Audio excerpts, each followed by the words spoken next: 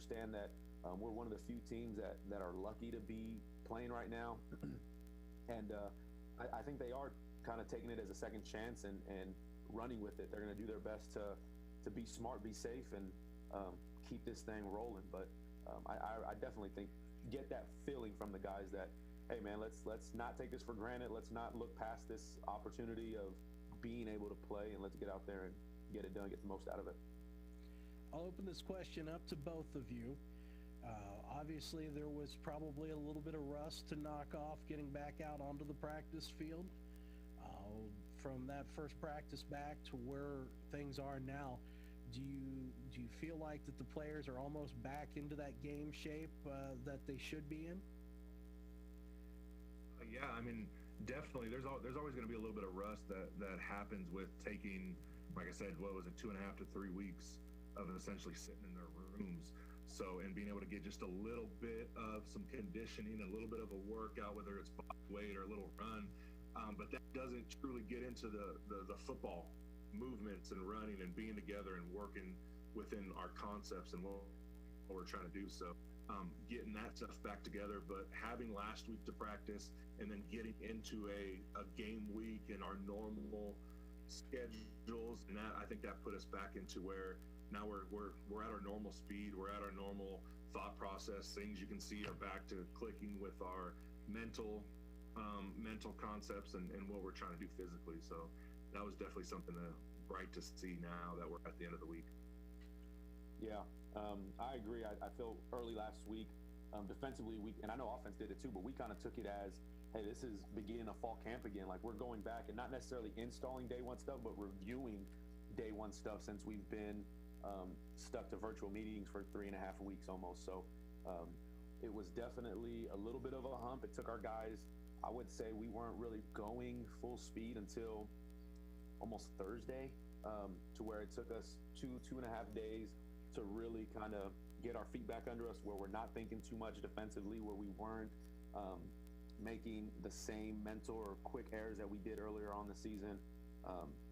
And about Thursday, Friday is when, okay, I think the guys figured it out. They're going now. And then this week, getting into a game plan week, and like Coach Mendes said, a game week, guys were able to now do both, understand what we got conceptually, defensively, and how that correlates to what Mac does offensively. So it was tough sitting out of football for that long, but it definitely helped us out getting that extra week and a half to. Coach Mendes, for the offense, did you are you guys looking at kind of again week one mentality, maybe not as open playbook wise, maybe it would be otherwise, or is it different now? I don't think anything's truly different. We're always, like I say, I mean, essentially every week for the last 11 times we've done, Bob, is we're going to run our offensive style. I mean, nothing's really going to get too crazy. It's not like we dialed everything back. We want to be us. We want to be able to play our scheme offensively, and truly just get good at what we do very well. So that's what last week was, an opportunity to get back, just like Coach Pearson said, was back to doing some of the basic things that we did, and then being able to now expand on some things. So we'll take our first break right here, and we'll also take a timeout to learn about an Ottawa University player, as we will have our player profile. But we'll return, and when we come back, we're going to talk about this McPherson Bulldog squad coming in. McPherson started out really well, but has run into some trouble here lately. And so we're going to talk about that and some of the game plans for the Bulldogs here this afternoon. You're listening to Ottawa University Braves pregame on 1220 at 103.7 FM KOFO and KOFO.com.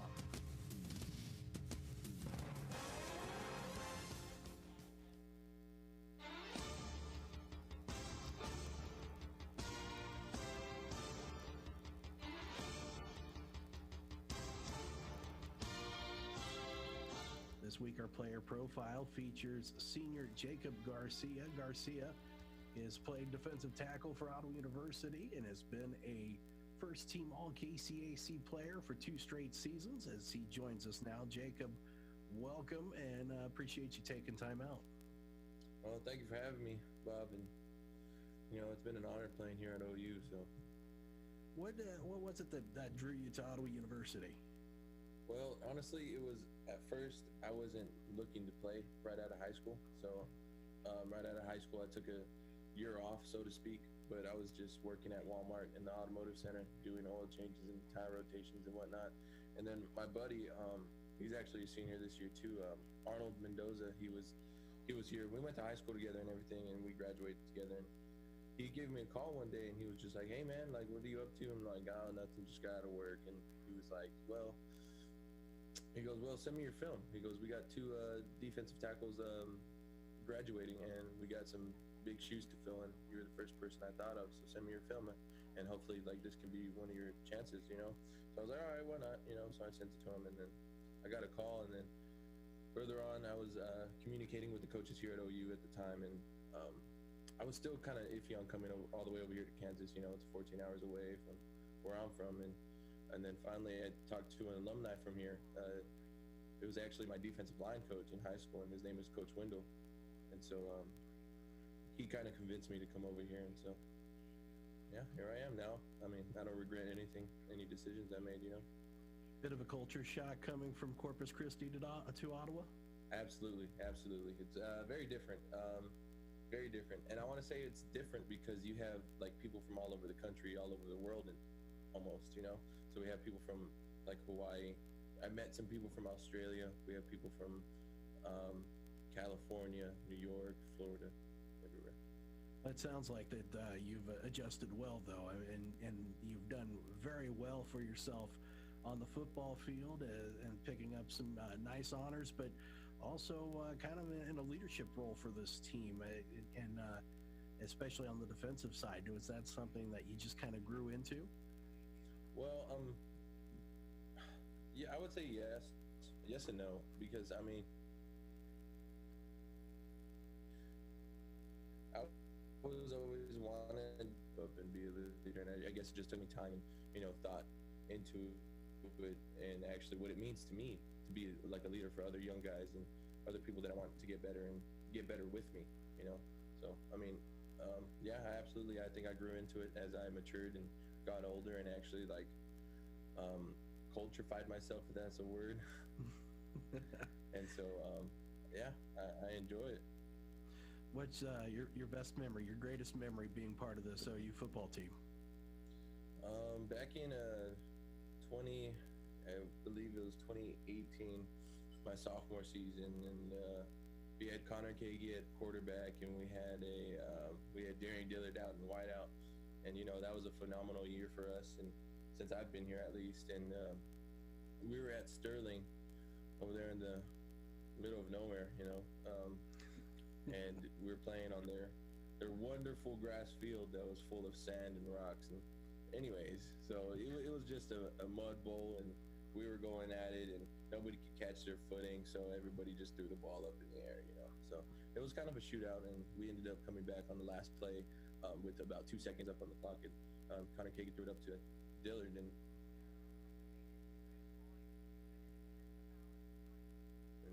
shoot, we all rushed it. And yeah, it was one of my favorite moments here at OU. You could literally feel the soul being sucked out of that crowd when that happened. It was a fantastic moment for Braves football. Oh yeah, absolutely.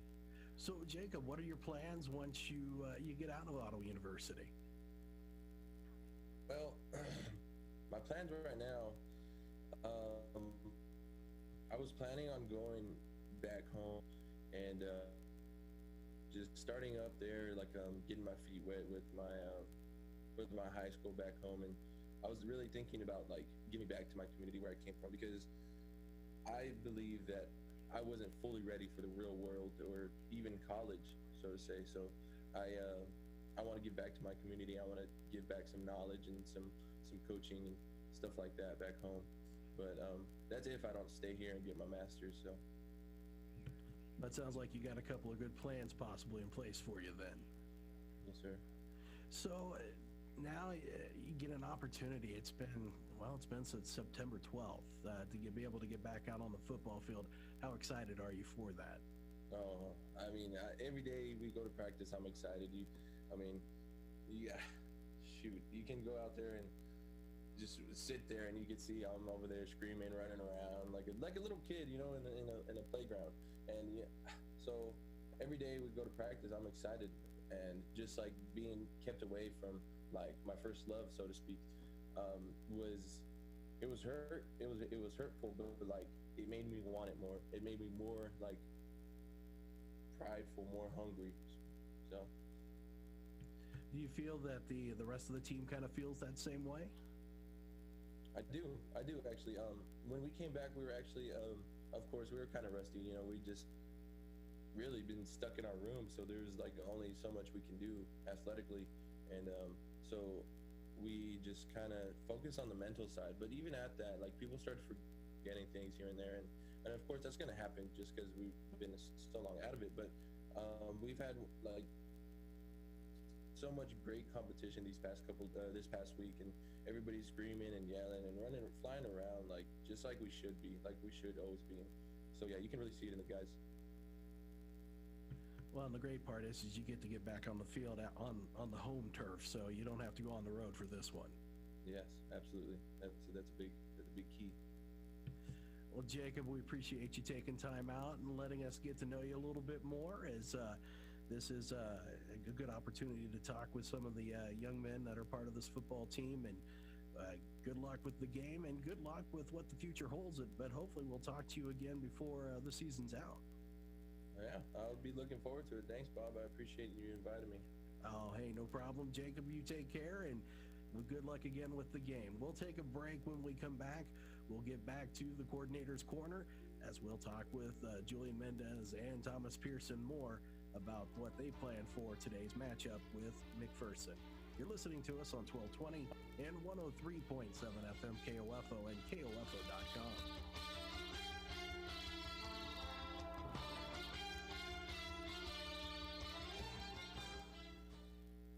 Advent Health Ottawa is keeping you safe by having all team members and visitors wear masks, practice social distancing strategies, taking temperature checks, and utilizing enhanced deep cleaning procedures. Your assistance and understanding are greatly appreciated, because at Advent Health Ottawa, nothing is more important than you. Looking for a great after-school program? Check out the ORC's Entertainment U.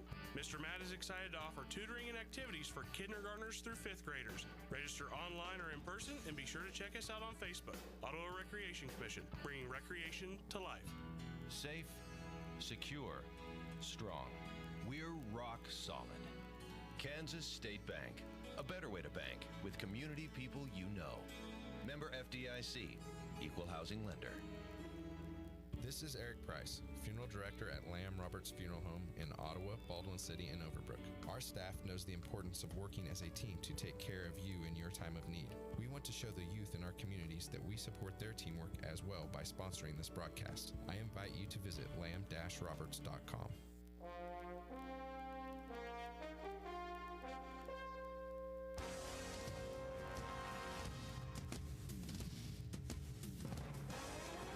Here with the Coordinator's Corner on this Ottawa University Braves pregame show here on 1220 and 103.7 FM KOFO and KOFO.com. Two California guys, very happy after some games last weekend, but we're going to not touch that. It's okay. I still have love for these guys, even though that we just won't even go there. We'll leave it as is. So, guys, get ready for McPherson today. You've got a team who started off pretty well, has fallen on some hard times here lately, as the American Dream Dusty Rhodes would say, and the injury bug has really struck them hard here. So I'll go with you, Julian, first, and then Coach Pearson, you can respond also. Has it been difficult to plan on what you're going to see out there from either side of the ball? Offensively for us, with their defensive scheme, I mean, they're going to have guys flying to the ball. We had a little bit of a dogfight with them. Obviously, the Bulldogs, but a little bit of dogfight with them last year. And so we understand kind of what their philosophy is going to be. They're going to get after the ball. They're going to put some pressure. And they already had a mentality of in my opinion, of next man up on defense. So you could see that from their film as they're playing some guys, rotating guys in. So I really don't think that's going to play too much of a factor for us. We're just going to try to play our game and work against a scheme issue of what we see, and trying to really play ourselves and do what we can against what they're going to show. Coach Pearson? It's been tough to an extent because they've played multiple guys, but from the depth chart that they showed us and what we've been practicing all week, they've played about 4 different running backs. I think the main back is a guy that they've had on their roster the last couple of years. He's been a pretty solid running back in Corey Davis. So I think him being the primary focus for their offense, and then the outside receiver Ben Nickel has been a constant in their offense for the last 3 to 4 years. So getting adjusted to a new quarterback, fortunately we get a chance to watch a couple games on him now, being that the original starter got hurt earlier in the season, so we got a chance to check out these new guys a couple times. But at the end of the day, like kind of how we say all week, especially this being week 2, we're going to focus on us and do what we try to do best defensively as Ottawa Braves, and let that lie where it may against this offense. But they could be productive at times, if we've seen throughout the year. Like you mentioned earlier, they've kind of hit a little lull right now with some injuries. The injury bug bit them a little bit, but I know those guys are going to be hungry. Like Coach Mendez said, they've always shown to have a next man up mentality, whether it was offensively, defensively. So we're just looking to line up, play ball, and get after these guys. One of the things that McPherson had last year was a 1-2 punch at that running back spot. And especially when they brought in Lamicio Hill, he picked up some big yardage and a tough man to bring down. He's not, right now, as far as we know, will not be on the field. But do you see any changes from last year to this year offensively, or are they still running that same scheme, Coach Pearson? The biggest thing is they don't got the magic man Ed Crouch back there playing quarterback, and when you don't have him at quarterback, that immediately changes your offensive scheme. So because he was definitely a difference maker. He was somebody that gave me nightmares the 4 years he was there. But the guys that they have up, they're not running the same scheme, where they kind of let that quarterback not freelance, what's the word I'm looking for, extend plays a little bit. Now it's a little more scheduled as far as, hey, we're gonna run, throw, it's gonna be more specific. They kind of lose that threat of the home run scramble. But like I mentioned, Corey Davis and Ben Nickel are 2 guys that have been staples in their offense the last 3 years or so, and they're still tough. They've always built themselves around a physical offensive line. They've always wanted to establish the running game, whether it was years past or this year, and I think they're the same. They're still going to try to power you up front a little bit, manhandle you wherever they could up front with their big offensive line, and keep a fresh back there and mow you down. Coach Mendez, on the offensive side of the ball, still, you had that first game, kind of found a little bit of some momentum, a rhythm, and an identity. Now how do you go about offensively to try to carry that on into this one against McPherson? And we had some identity with some guys, getting some new guys to the program in there, or guys that have been in the program get their opportunity. And so seeing those little bits of successes and then seeing some of the failures. I mean, we really want to be able to capitalize on some of the things that we may have missed in the first week, and now being able to progress ourselves and really understand that some of the reps we got in that first week, we want to be able to now improve that. Okay, you saw this look, this is what we got. Maybe if a little bit of technique worked here, is we may have been able to hit a home run on that. And that's kind of the thing that we're trying to do. We're trying to shore up within these couple weeks that we had to prepare, and then now mentally, really work on the scheme that we're going to see with McPherson, and being able to shore up some things, especially up front with the offensive line. That was one of the main focuses that I had, is talking to those guys. Is some of the breakdowns we had was, okay, why did we have it? What were we looking at? Getting back down to those basics to be able to now shore those things up. So, Coach Mendez, what are going to be your keys for this game this afternoon?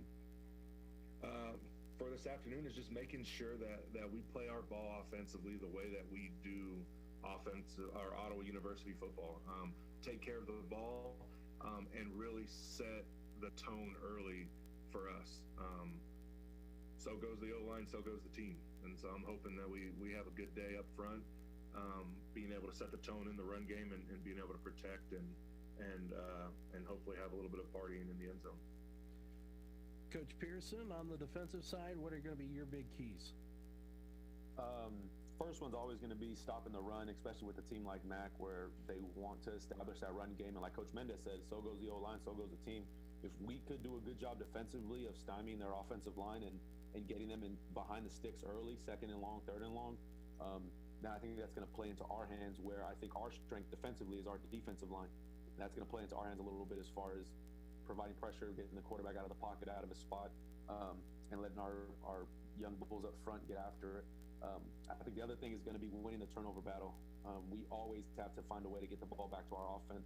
We've shown time and time again, year after year, that our offense could be something that moves the ball and puts the ball in the end zone when given those opportunities. I know Coach Mendez and Coach K do a great job over there capitalizing on those opportunities, and that's what we need to provide. So more turnovers, or more takeaways is what we need, and limiting and handicapping their running game. Guys, I appreciate you again taking time out, and we will talk again hopefully next week for another edition of the Coordinator's Corner.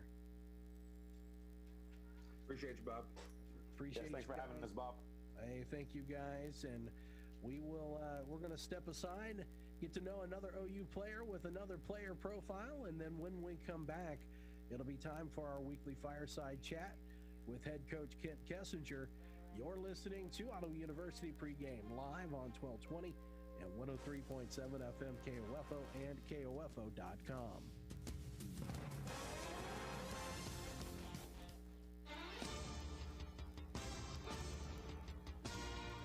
This week's player profile will feature Jalen King, a senior defensive back from Huntsville, Alabama.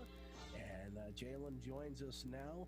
And Jalen says that Cam Newton is his friend and that he loves Cam Newton. And Jalen, we welcome you to this week's player profile. Thanks for joining us. Oh, no problem. Thank you for having me on. I really appreciate the opportunity. We are happy to have you on. We've really enjoyed watching you play over the last few years. Freshman year, you made some big plays, and sophomore, some big plays. Last year, just big plays have seemed to be. And shoot, the one game that we've played this year with Oklahoma Panhandle State, a big interception in the end zone, just seemed to always be the right place at the right time back there in that defensive secondary. Yes, sir. That's one thing that our defensive coordinator, Coach Pearson, he preaches. You know, we're all about the ball. We got that on every wristband he gives us every year, and just be all about the ball. So that's something that carries through each player, really, throughout our whole defense. Is, you know, just competing to get the ball. You know, whoever gets the ball first, you know, we got like a little competition of who's going to get the first turnover. So that's really all our mantra of the defense is the money team, and you know, the football is the money, so we got to get the money. You know, we got to get the bag every week. So that's really our mantra. So is that the chain then that you received that had the Benny bag on it? Yes, sir. So last year we did the turnover mask, and that was kind of like a unique spin for us. But this year with all the COVID restrictions, we didn't want to, you know, pass around the mask and, you know, touch other players' face. So we did the dog chain. So this year the dog chain just represents the same thing as the turnover mask last year. It's just another way to give the glory to that one person who called the turnover or who picked up the ball, like a fumble recovery or something like that. I had suggested to Coach Pearson maybe a bottle of hand sanitizer, and so you could raise it up and give a couple squirts in your hands or something like that. But the chain works well too. Oh yeah, that hand sanitizer idea, that would actually probably got us on Sports Center. They were like, oh, look at this thing, and we're getting hand sanitizer squirts. But me and since you're a wrestling fan, me and Coach Pearson, I gave him an idea talking about like turnover belt. You know, we have OU on it, but it was kind of like with all the COVID restrictions with different companies, you never know how long it would take for it to actually get into us. So we were like, you know what, we already have the dog chain, because we had the dog chain my freshman year. So we also so we had defense, we had the dog chain, and then we had like a sledgehammer. Yes. So I remember the sledgehammer was for the guy that worked hard that whole entire week and who deserves it for that particular Saturday.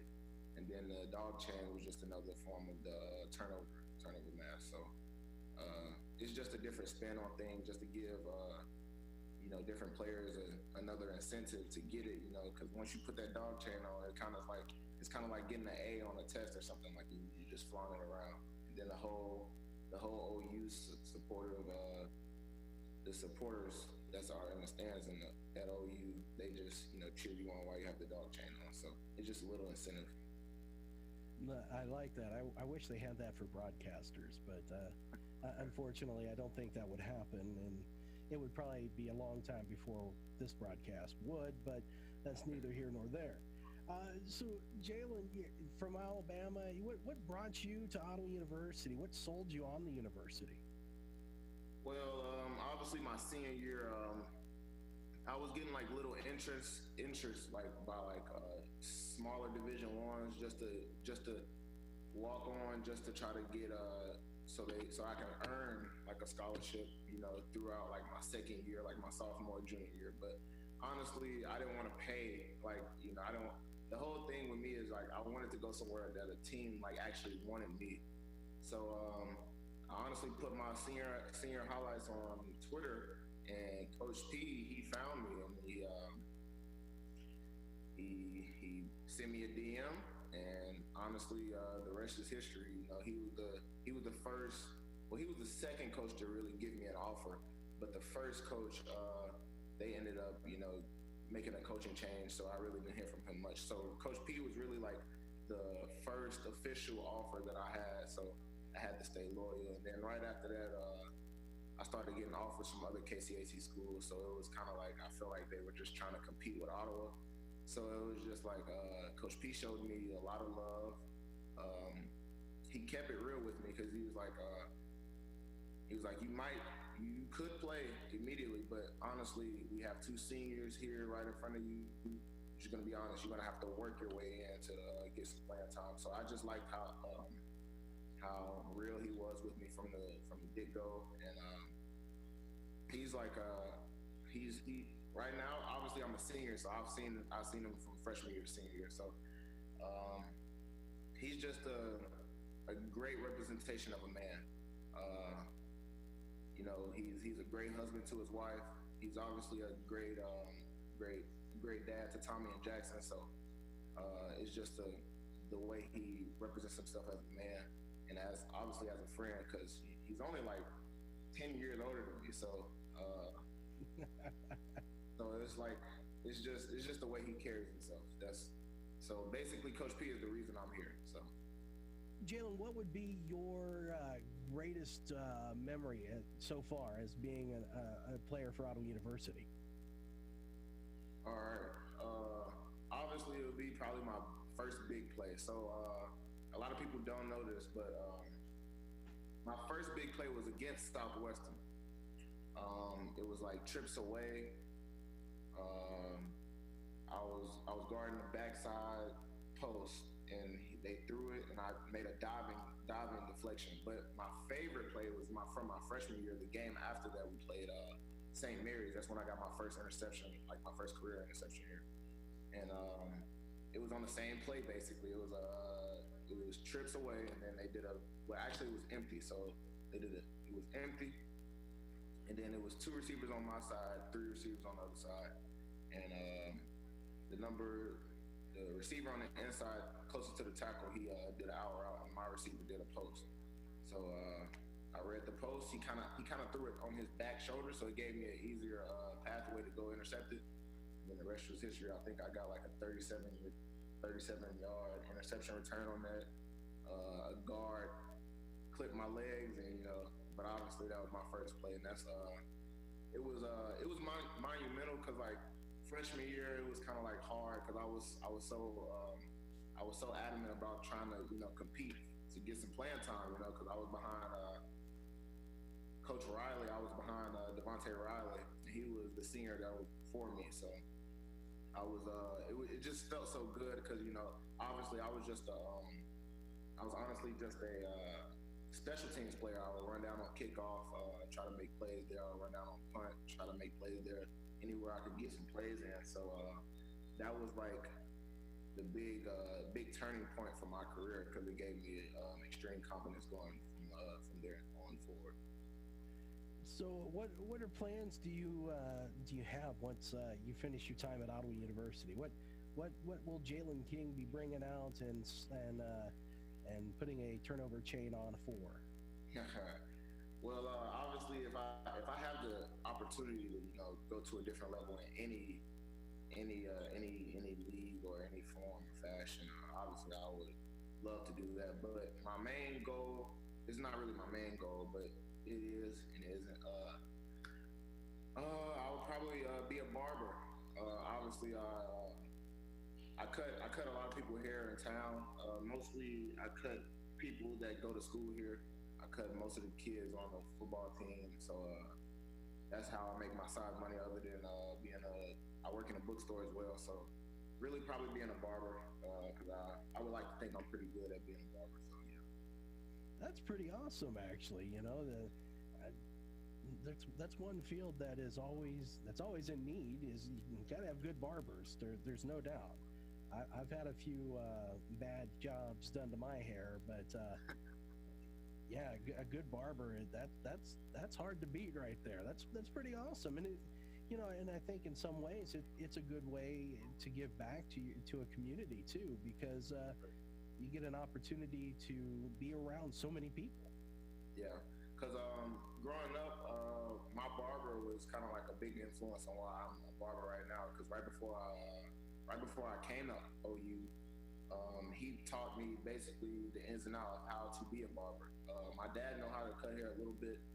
He taught me the basics, but my barber back home, he taught me, basically how to cut hair, professionally. And I would like to thank him a lot for that. But one of the other reasons, I just wanted to make an impact inside my community because, a haircut could bring a lot of smiles to a lot of people's faces, that before and after, that feeling you get out, when you get out of the chair, that feeling is like, immaculate. You think you're the man, you don't wear a hat because you want people to see your haircut. So it's just different things like that. I just want to bring smiles to somebody's faces other than,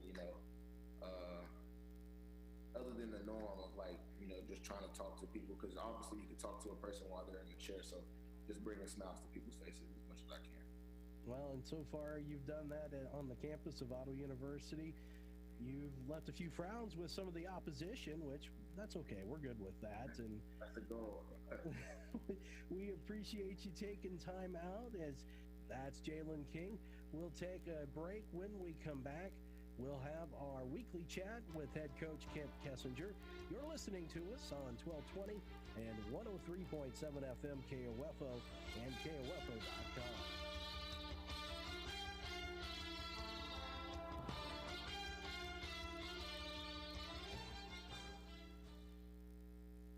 Napa know-how. Get all the quality parts you need at your locally owned Napa. Because right now, when you order from Napa online, you can pick up curbside at your local store in just 30 minutes. Or get your order delivered direct to your door with free one-day shipping on over 160,000 quality parts when you spend $35 or more. Quality parts delivered quickly and safely. That's Napa know-how. Napa know-how. At participating stores, standard ground shipping and exclusions apply. How much will you save at the Jcpenney Mystery Sale? You could get an extra 30, 40, or even 50% off peel and reveal coupon while they last during our in-store giveaway Thursday to Sunday. Rather shop online? Get an extra 30% off at jcp.com and shop all you want all 4 days. It's the perfect way to update your closet or your home just in time for fall. Surprise, there's always more ways to save. Jcpenney. Offers valid 10/15 to 10/18. Giveaway in-store only while supplies last. Must be 18 or older. Exclusions apply. See store or jcp.com for details.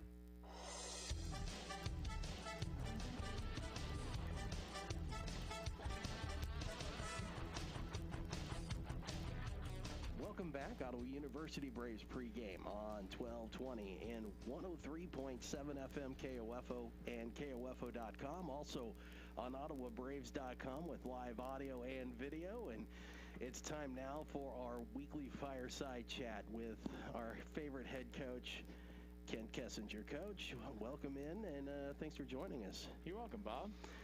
It's been a while. Yeah, since Tuesday. Since Tuesday. Since Tuesday. Yeah, it's been several days. Yeah. It's been a while since we've been in this broadcast booth. Yes, that has been a lot more longer. Yeah. That was back when it was still summer. It was. We have now turned to the windy season. It is we don't generally see winds like this on a regular basis in this part of the state. This is more of a central. Oh, this is definitely central western Kansas wind we got going for us here. And this one, as I made mention earlier on, this is going to turn into one of those Coach Kessinger special 2-quarter games, possibly. It could quite definitely be that. Yeah, there's a lot more strategy going into some of this stuff for sure. When you've got a game that, we're looking at gusts, wind's going to blow 20-25 and higher, but gusts up to 50. It's going to put a lot of pressure on special teams here today, but I think also going to put a lot of pressure on the defense because there are going to be some short fields. Yeah, it's going to be where you have to be able to get yourself in a position at times to be able to flip the field, and that might be, I got to get it to the 50-yard line and then hopefully hope for about 15-yard punt, into this wind and that sort of thing. Anything up in the air and that sucker is going to go backwards. It is about 25 to 35 mile-an-hour winds is what the forecast is, and it's easily that. And the gusts, like you said, up to 55. That makes for some, I guess you can take some chances with some field goals, some longer field goals, particularly with Michael Corrales and his leg. I think that you got an opportunity to that. But the punting game will definitely be adventures in kicking, that's for sure. Would we see more of a rugby-style low-line drive type? Is that kind of what we're going to have to hope for today? Yeah, typically what we've always told punters and this sort of thing is you got to figure out how you drive the ball into it. So it's got to be pretty much a tight spiral. I think the rugby is in the recent years has been I think a really nice addition to the kicking game where it should make a pretty favorable difference, for being able to try to get those low line, let it roll, get it down on the ground and let it roll as far as you can. Getting it up in the air and going for the 5.5 second hang time is not going to probably be happening today. It might be 5.5 seconds, but you'll probably lose 40 yards on the punt. We talked about on Tuesday night on the Kent Kessinger show that this is pretty much week one all over again in a sense because of the time off between games. How confident do you feel that everybody is in proper game shape coming into this one today? Well, I think we're in pretty adequate shape. The thing that I've been preaching to the guys, because I looked at the forecast early in this week and I told them it's going to be windy, and for guys that haven't played around here, the wind saps out as much as the water is a hot day too. So we've talked about their nutrition, we've talked about making sure that they're staying hydrated and everything like that, because the possibility for cramping, that's usually what you have in the first game, that sort of thing, is the possibility for cramping. We need to try to mitigate that as much as we possibly can. The thing that we're in an issue with is coming off the quarantine, coming off of that sort of thing, is we're still not back up to 100% when it comes to all of our guys on the field. I mean, we're going to be thin in a lot of spots. We're thin at receiver right now. We're thin at some defensive backs. So we're not coming in full strength. So we've got to be pretty smart and very strategic with what we're doing today. To me, I think an underlying component of this game is going to be the offensive line for Ottawa. Yep. Just because of making sure that the bodies that are out there are doing what they're supposed to be doing. But you're going to have to open up some holes for this run game because it's going to be a run heavy in a sense to me. I could be wrong. No, I think you're hitting the nail on the head when it comes to that. You get into 2-quarter games and you're gonna have to be able to be balanced. I mean, you can't, if you're just gonna only run the football, they're going to put a lot of people in the box. If you're only if you're only trying to throw, you might have a lot of 3 and outs and that sort of thing. So you've got to be balanced. We have to be able to establish a running game.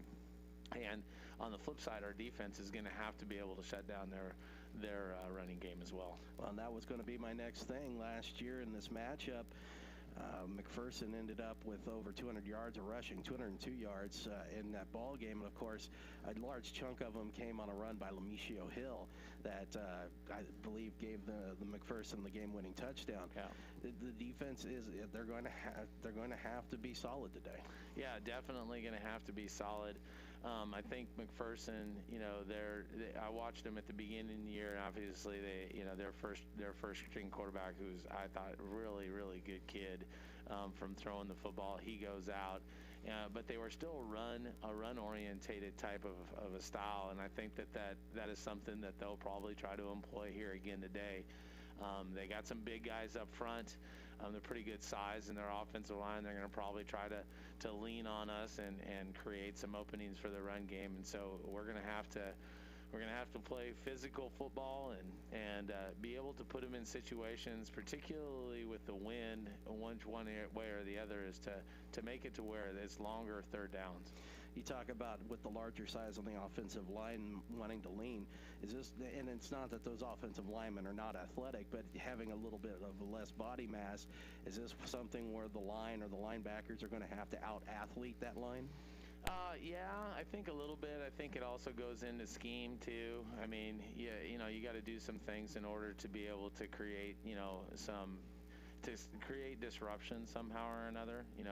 Teams that, like I've watched McPherson, they like to slant their front and they, with the basically a 34 front, and they play it more like your old school 52, 5-2 front where they got the guys up on the line of scrimmage. They do a lot of movement and slants to try to disrupt things, and I think you got to be able to do things like that. You got to be sound, and you have to tackle. I mean, it just comes back to those, and that's the concern coming into your first game of the season. That's concern with our layoff is, how are we going to tackle? How are we going to wrap up? We're going to fill the holes the way we're supposed to fit the holes, and hopefully we've tried to bring them along as fast as we can in the last week and a half to do that.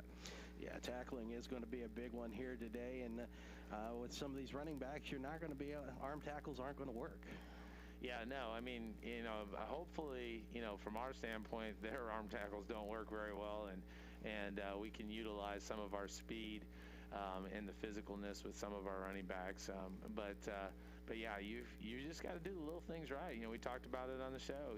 It's not like starting over, but I mean, you still got to do the same things. You got to block, you got to tackle, and you got to take care of the football. That's going to also play a role here with the way that wind is blowing. Any passes in the air today are probably going to get hung up going north to south. So defense is going to really have to have their heads on the swivel because you might see a pass get hung up and cherry pick one for an interception. Yeah, and that's one of the things that I left with our team, yesterday, the other day was that we wanted to be able to do what we did in the first game, which was, win the turnover battle, force some turnovers. We forced 4 turnovers in that game, and that makes a big difference. So I think that is, again, what we want to be able to do, and hopefully that works out for us. Breaking out the yellow pants today?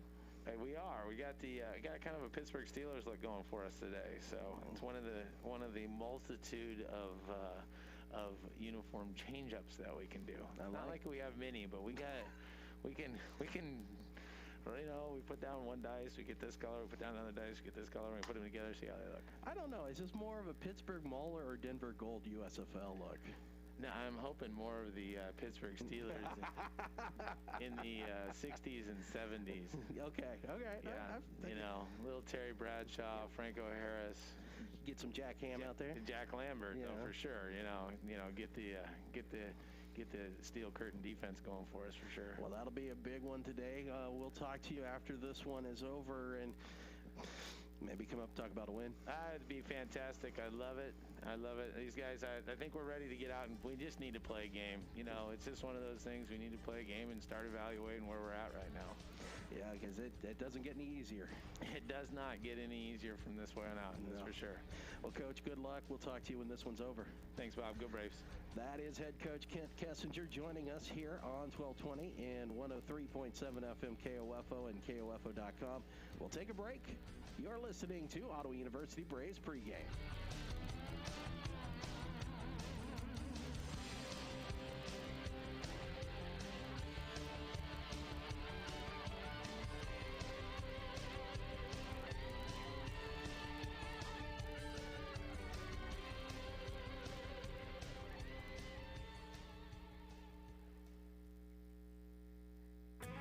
Music lovers, this is Kelly Clarkson from The Voice. I am so excited for the new season with John Legend, Blake Shelton, plus the super amazing, incredible Gwen Stefani. Oh my God, it's going to be so much fun.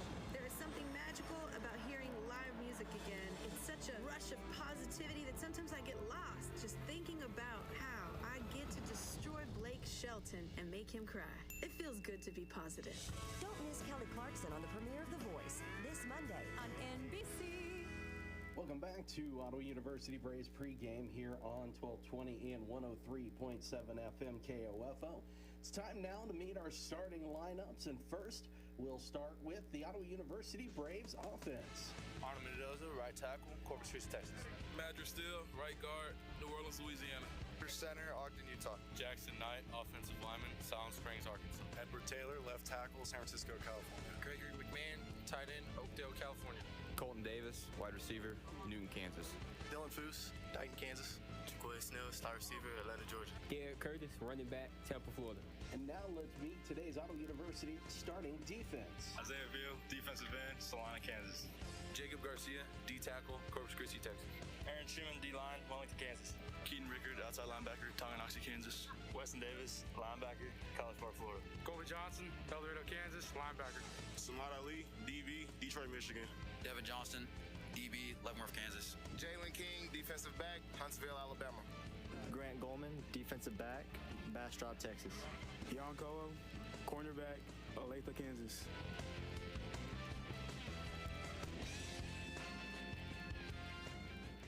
And here is today's starting McPherson lineup. On the offensive line at left tackle, a 6'5", 260-pound sophomore from Cushing, Oklahoma, Dalton Womack.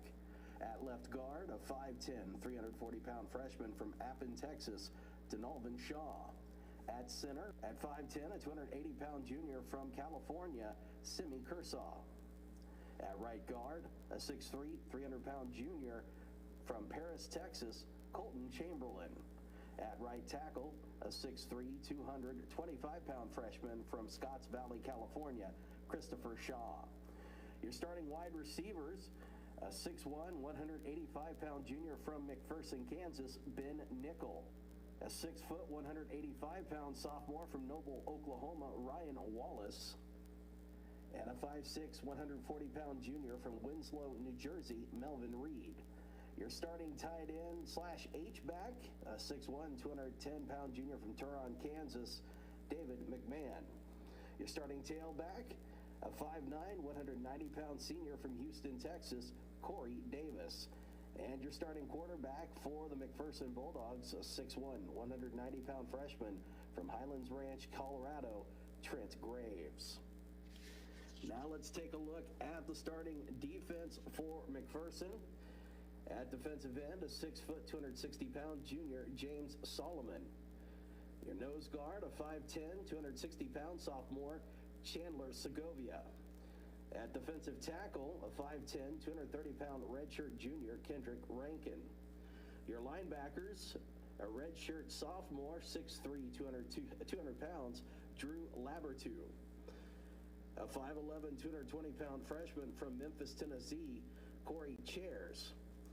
A 6'1", 215-pound junior from McPherson, Kansas, Colin Gehring. And a redshirt sophomore, 5'11", 205 pounds from Holcomb, Kansas, Caden Tishner. Your secondary at defensive back, a 5'11", 160-pound freshman, Aaron Cyrus. At strong safety, a 5'10", 170-pound freshman, Ian Smith. Your free safety, a 6-foot, 190-pound junior, Bailey Seitz, and your other quarterback, a 6-foot, 160-pound freshman, Michael Akita II. So that's a look at your starting lineups here this afternoon at Advent Health Field. And we'll take a look at your weather forecast here in Ottawa. It's a bit of a breezy day. We're going to expect some high winds. Shouldn't have any precipitation, but let's take a look at what we're going to see here through the afternoon as the wind is gusting very, very hard. So right now in East Central Kansas, sun with a little bit of clouds, some straight clouds overhead right now. Wind advisory is in effect until 8 a.m. or went into effect at 8 a.m. this morning and until 3 o'clock this afternoon. So we'll see some real high wind gusts during this ball game.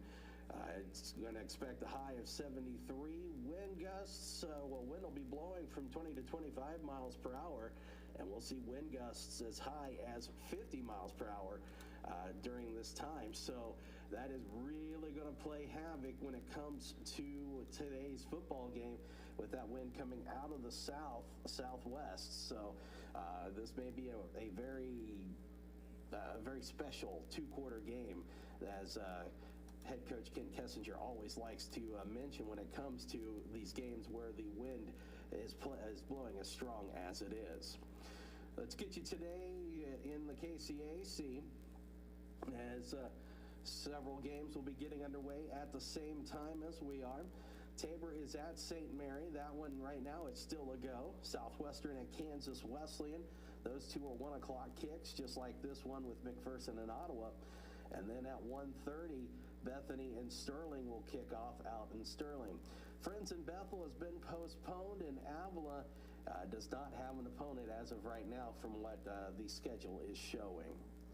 So we'll take a timeout as we'll wrap up the Ottawa University Braves pregame show, and when we come back, we will be joined by Casey Weeder as we get ready for the kickoff between Ottawa University and the McPherson Bulldogs here on 1220 and 103.7 FM KOFO and KOFO.com. Sports, information, and entertainment in East Central Kansas. KOFO K279CS Ottawa, where keeping you informed comes first. Welcome back to Advent Health Field. The Braves will have the ball as the Bulldogs kicked it off. They won the toss. They're deferring there to the second half. Greg McMahon took the squib kick from about the 39, but found his way back almost to the 30 of Ottawa.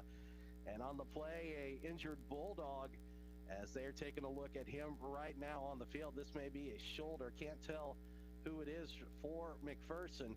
I'm Bob Johnson. Casey Weeder with you from Advent Health Field. Casey, welcome in. Thanks, Bob. Glad to be here. And you can cut the electricity with a knife here, Casey. It is everyone's ready for some football. It's a little different for sure than a month ago, to say the least. First day game is always different, especially when you play under the lights. You kind of get a little bit more energy. It's lacking right now, so hopefully that changes here on the field as Ottawa takes the ball at their own 30. As Greg McMahon actually broke a couple tackles and bounced off and went backwards. That was the injured Bulldog coming off. Looks to be Ryan Wallace, the sophomore wide receiver from Noble, Oklahoma, as the Braves will have the wind to start the first. The way he's dangling that arm leads you to believe it is a shoulder injury. The Braves will have in quarterback, it looks like Connor Davis. He's going to hand that off to Jaquez Snell on a jet sweep as he'll take it from near side to the far side. He'll pick up about 3 up to the 33 of Ottawa. McPherson's defense on the field a lot last Saturday. They gave up some big plays on third down. Ottawa trying to pick up some chunk yards here on first and second. Braves will split out 2 to the near side, a single to the far side. Davis shotgun, 1 back to the left of him. They'll hand it off this time. That's going to go to Derek Curtis. He's up the middle, finds a hole across the 40, 45, 50. He's past midfield, 25, 20, 15, 10, 5, touchdown Braves! Curtis just slow played it the whole way, Bob. Waited for his block to develop and then bounced it outside and beat the corner all the way to the pylon, and what a start. 67-yard TD run by Derek Curtis. We've heard a lot of good things about this kid coming into this season, and we saw why the Braves were excited for him as he took that one to the house on the second play of the game. And we've seen running backs sometimes get nervous when they're in the hole there, try and just run it behind their blockers, and he just slow played, let the blocks develop, big hole in the middle, and then just took it right down the sideline. Extra point coming up for Michael Corrales, the junior kicker. He's going to get just enough underneath it to put it through the pipes. And with 14-14 to play here in the first quarter, the Braves are up 7-0.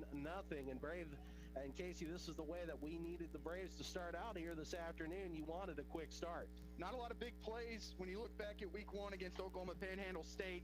And nice way to get it going, especially for the run game, too. Ottawa had some success running the football against Panhandle, got away from it in the second half. But if you can get some chunk plays, and Derek Curtis, plenty of speed to run it down the sideline and score. So 2 plays into this one, and the Braves are on the board. Other action we'll keep an eye on for you today as St. Mary and Tabor are underway. Bethany Sterling will be underway shortly, I do believe, and Kansas Wesleyan and Southwestern. Still no score in those 3 here at 7-0. Corrales will be on to kick it off from right to left as he'll have the wind behind him as it's blowing pretty hard out there. Flags on the goalpost are sticking straight out at times as they are now. And Bob, maybe the best kick returner in the conference back there for McPherson and number 10, Melvin Reed. Reed with 1 touchdown on kick return so far this year. That's going to be short. It's going to go off the Bulldogs' hands, and it was Nickel with it. He'll pick it up, gets past the 10, and he'll be tripped up at the 15 and brought down at the 16. And Bob, it had to be Santino G, right? Going back to the 2-block punts in week 1, reminding us that he is quickly becoming a star on special teams with that tackle at the 15, and can't ask for a better start if you're Coach Kessinger.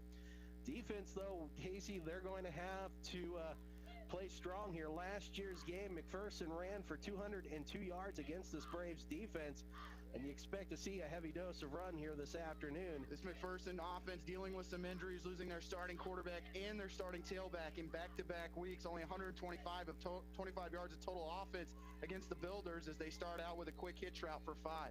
Graves will sling it over to the far side and get it up to the 16 for that gain of 5. Or excuse me, to the 21.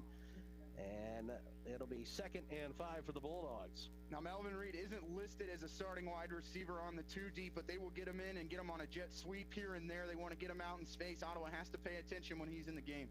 Ben Nickel here to the near side. He leads the Bulldogs in receiving yards with 279 on the season. Graves will look this near way, and he will throw it. It'll be caught, and a gain up to about the 26 as that one went to the wide receiver for the Bulldogs. So we take a look. They're getting a lot of people in here. Kyle Brooks, freshman from Donaldsville, Louisiana, and just took a little 3-yard spot route. Came around, got back into the middle of the field. That's always, as a wide receiver coach, you're holding your breath as you see receivers go back to the middle, but picked up enough for a first down. So 5 on that one, and 2 plays and a first down for the Bulldogs. Both runs back there for McPherson. In the tailback spot is going to be Corey Davis. Graves will hand it off. Davis wants to take it up, and he'll go right up the middle to the 30 for a gain of 4. And McPherson isn't going to change, their mentality. They're a ball club that likes to throw the football going back to the early part of the season. Looking for some tunnel screens, maybe not see as many deep shots as you saw when Pissick was in there for them, but they're going to try and get the run game going here early, use as much clock as possible as they're going into that strong wind that's gusting at 35 to 50. Reed will split out to the far side for the Bulldogs. Nickel here to the near side. It'll be shotgun for Graves, Davis to the right of him, and it's going to be an option that'll be taken back by Graves. He'll go right up the middle. He crosses the 30 up near the 35, and that's where they'll mark him down. That'll be a gain of 5.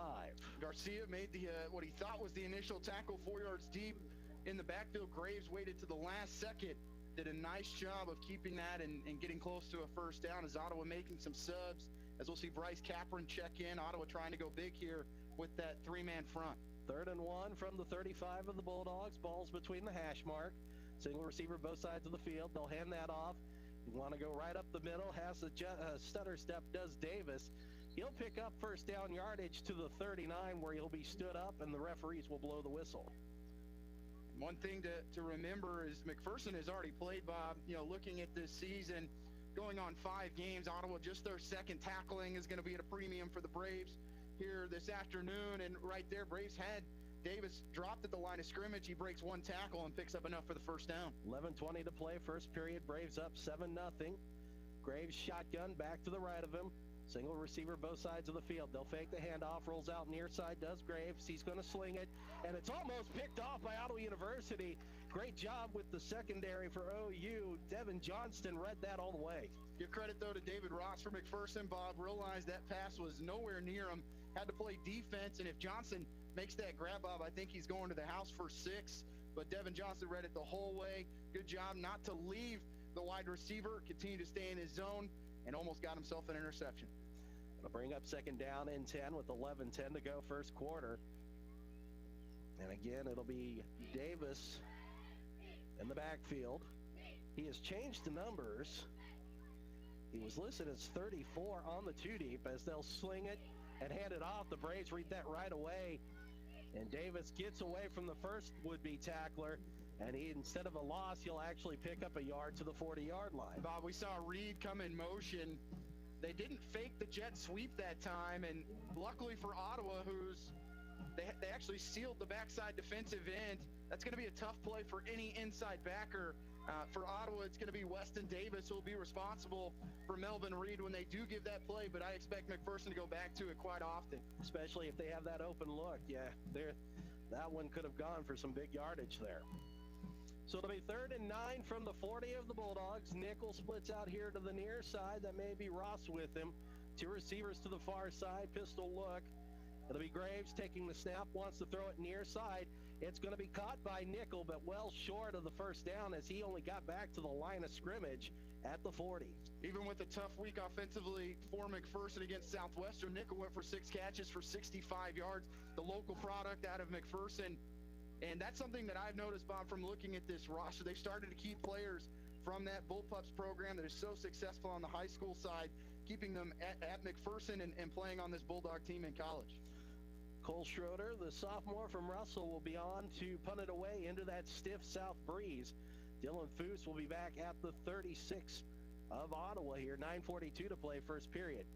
Kick is away. It'll be caught up in the wind. Foose calls us for the fair catch, and it goes off his hands, and it's going to be picked up. No, it's still loose on the ground there. It's picked up by the Bulldogs, and it'll be Bulldogs ball inside the 20-yard line of Ottawa, as Foose should have just let that one go. Yeah, that turned into a missile. As soon as it turned over, beautiful spiraling punt, tailing away towards the McPherson sideline, and Foose has just got to let that go, and Ottawa has a player down on that far side right now. But a big break for McPherson as Ottawa was able to get off the field. But in this wind, no idea where the football is going to go, especially into the wind. So that's going to keep the drive alive here.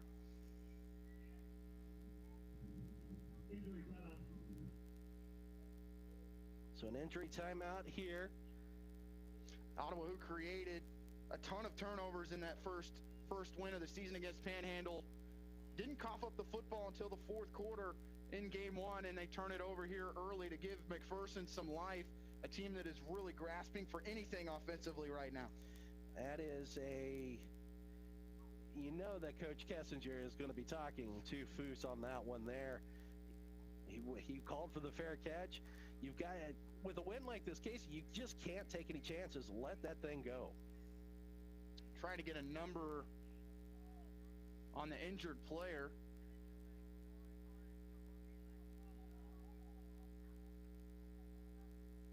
And Bob, that looks to be, we'll go ahead and wait till we get closer. Sometimes tough to tell with the number font on there, but yeah, that is going to be Murphy Theodore, number 25, the junior from Miami, Florida. But great field position here for McPherson as Ottawa turns it over. So it'll be 1st and 10 from the Braves 21. I'm going to jet sweep it this time here to the near side. Braves not able to contain it, makes a man miss. Across the 5, pushes forward. I think he's into the end zone. Touchdown, Bulldogs. On that jet sweep carry there, that was Melvin Reed. There is a flag back at the 20, though. And I think Grant Goldman's going to earn a holding penalty here on McPherson. Came in like a bullet, shot through the offensive line. I believe the tight end that was blocking or trying to block him got a hold of the shirt. Ottawa might have caught a break. So we have a zebra meeting. But what did I talk about on that last drive, Bob? That you knew they were going to go back to that jet sweep, and it is going to be on Ottawa. So Reed with the 21-yard touchdown. We'll see if we can get the official. Are they going to wave this off? And Coach K's looking for the explanation.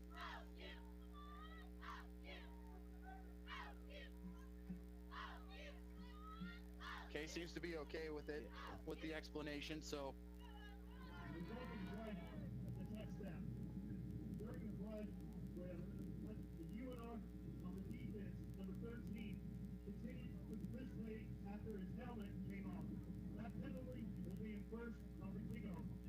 Could say that's the first time I've heard that one, Bob. Yeah, I did not know that was a penalty to continue to play after you lose your helmet. Yes, but we learn new things every week when we do a broadcast. And field goals have been an issue for McPherson.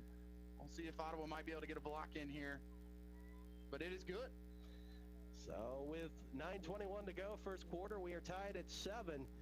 And we will take a 30-second break. You're listening to Braves Football on 1220 and 103.7 FM KOFO. Buy all your metal supplies from QSI.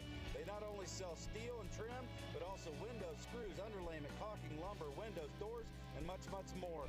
Visit us in Richmond or give us a call at 785-835-6100. It's never too late to become who you're supposed to be. However, sometimes you may need a little help. Ottawa University can get you there. Their faculty and staff are dedicated to preparing graduates for a lifetime of significance. With dozens of degree programs, including accounting, engineering, human services, and marketing, as well as graduate degrees in business administration and education, Ottawa University will prepare you for whatever or whoever you want to be. Don't wait. Get started today. Find out more by visiting online at ottawa.edu.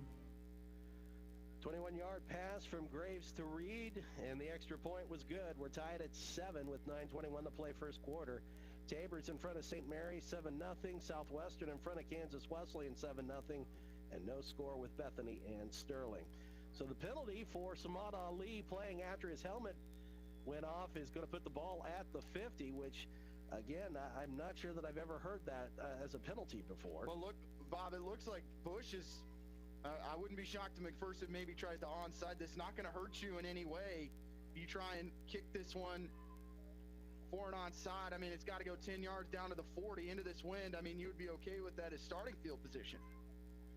So the Bulldogs will kick it away. Squibb, again, taken by McMahon, the tight end. And he will cross the 25, gets up to the 30 where he'll dive like Superman near the 35.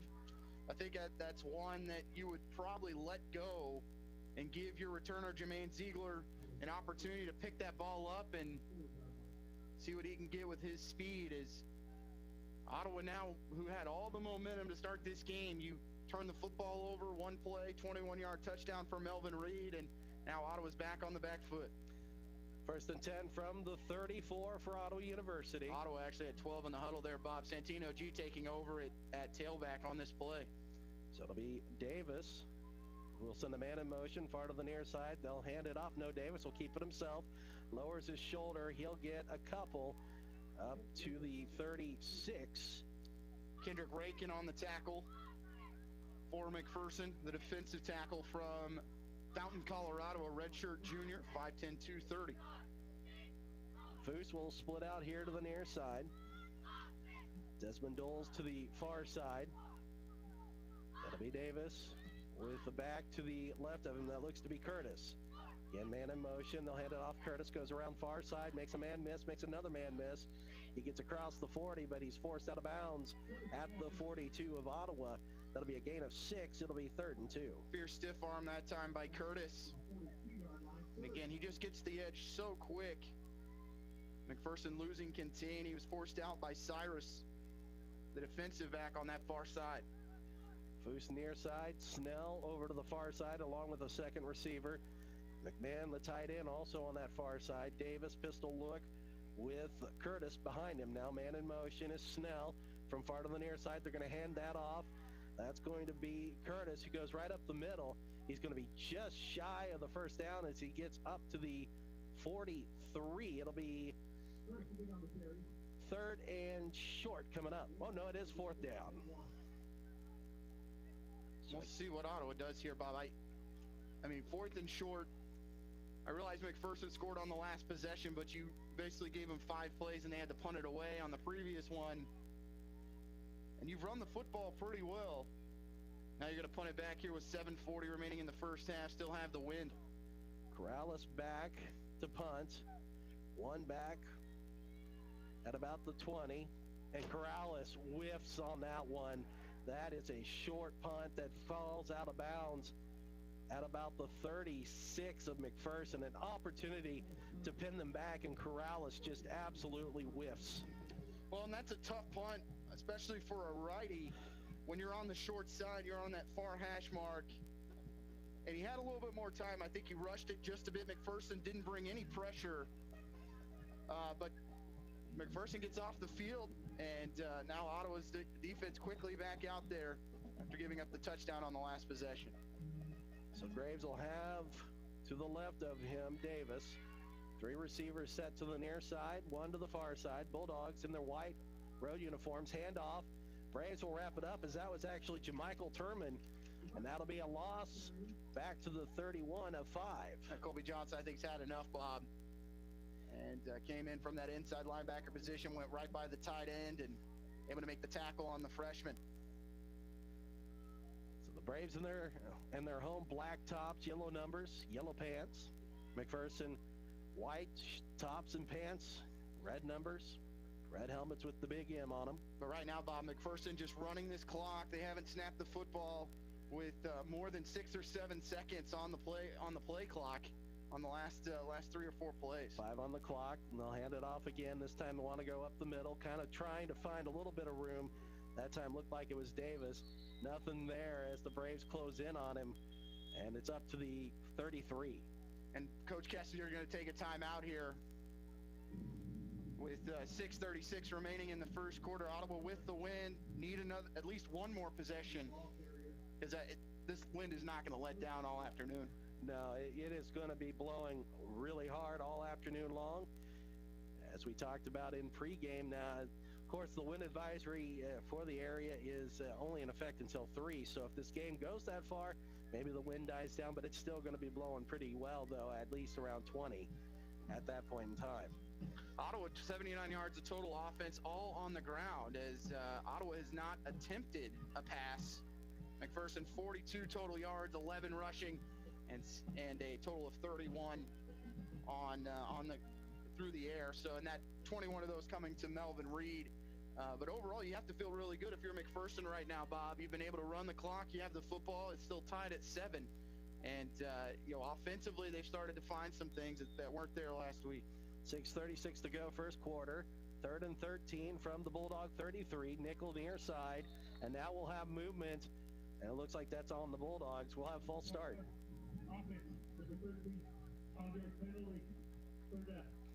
So 5 yards, move that back. That'll put it at the 28 after the penalty. I believe, that is the Bulldogs' first penalty of the afternoon. So now 3rd and 18 from the 28. Nickel near side, along with the second receiver, 2 to the far side. Shotgun, Graves. Graves will sling it quickly, wants a bubble screen, as that's going to go to Neely. He's caught, makes a man miss, spins around. He'll gain a couple of yards up to the 30, so a gain of 2. Oscar Palacios able to clean up the receiver after the initial tackle attempt by Jalen King. Read the play on the bubble screen. Nice job by the defensive line, too, to recognize that really no space for the receiver to move, as Dylan Foose will go back as the timeout pays off for Coach Kessinger. Foose this time really needs to make sure no mental errors on this one. Last punt attempt ended up in a play later for a touchdown for the Bulldogs. Kick is away, caught up in the air, and they're Peter Call, as Casey likes to say it, took a bounce at the 40 and went backwards as it crosses the 35. The Bulldogs weren't paying attention, and it goes all the way down to the 33, it looks like, and that's where the Braves will start. Cole Schroeder actually is the one who downed the football, the punter. And I can say I've done that as well, Bob. That is not a good feeling as a punter when you have to be the one that actually downs the punt. That's what I was going to ask you. How did that make you feel? It was also in the Senior Bowl, so that made it even better. To be quite honest with you. So perfect. And a win very similar to this one. Foose out to the far side. Snell near side along with the second receiver. Davis in shotgun, one back to the right of him. That's going to be Curtis, who will bring it around the near side. Gets away from one tackler, but he's tripped up. He'll be brought down. They're going to mark it at the 28, but it looked like he got closer to the 25. Drew Labadou ended up making the shoestring tackle on Curtis. Might have had a little bit of turf monster there, too, to trip him up, but good gain on first down. Gain of 5, 2nd and 5 from the 28 of the Bulldogs. Hand off again. This time that's going to go to Snell, and that's going to be a loss. As that'll be back. Are they going to say he got back to the line of scrimmage? They did. You can take your time on the read option when you've got your tailback with you, but when it's a receiver coming from that jet on the far side, you've got to decide whether you're going to give it or hold it. And especially coming to the near side, not a lot of space. The receiver's got to try and cut it upfield. That's going to be a tough play for Snell every time. So no gain, 3rd and 5 from the 28 of the Bulldogs. Davis shotgun. We're waiting for the first pass to be thrown by Ottawa. And Davis to the right. There's the pass. And he's going to overshoot, does the Braves. Colton Davis had one man to the far side. That was Jaquez Snell. That'll bring up 4th down. Ottawa's going to kick it here, but Snell just trying to cut it back to the pylon, and Davis let it sail as that was about 20 yards past him. Just got caught up in the wind. Had Curtis on a little swing route to the near side. McPherson really didn't send anyone out there to defend him. This is a tough one here for Corrales from 45. Corrales from 45 at the near hash. We'll have the wind behind him. 4:33 to play. Kick is up, and it is going to be short.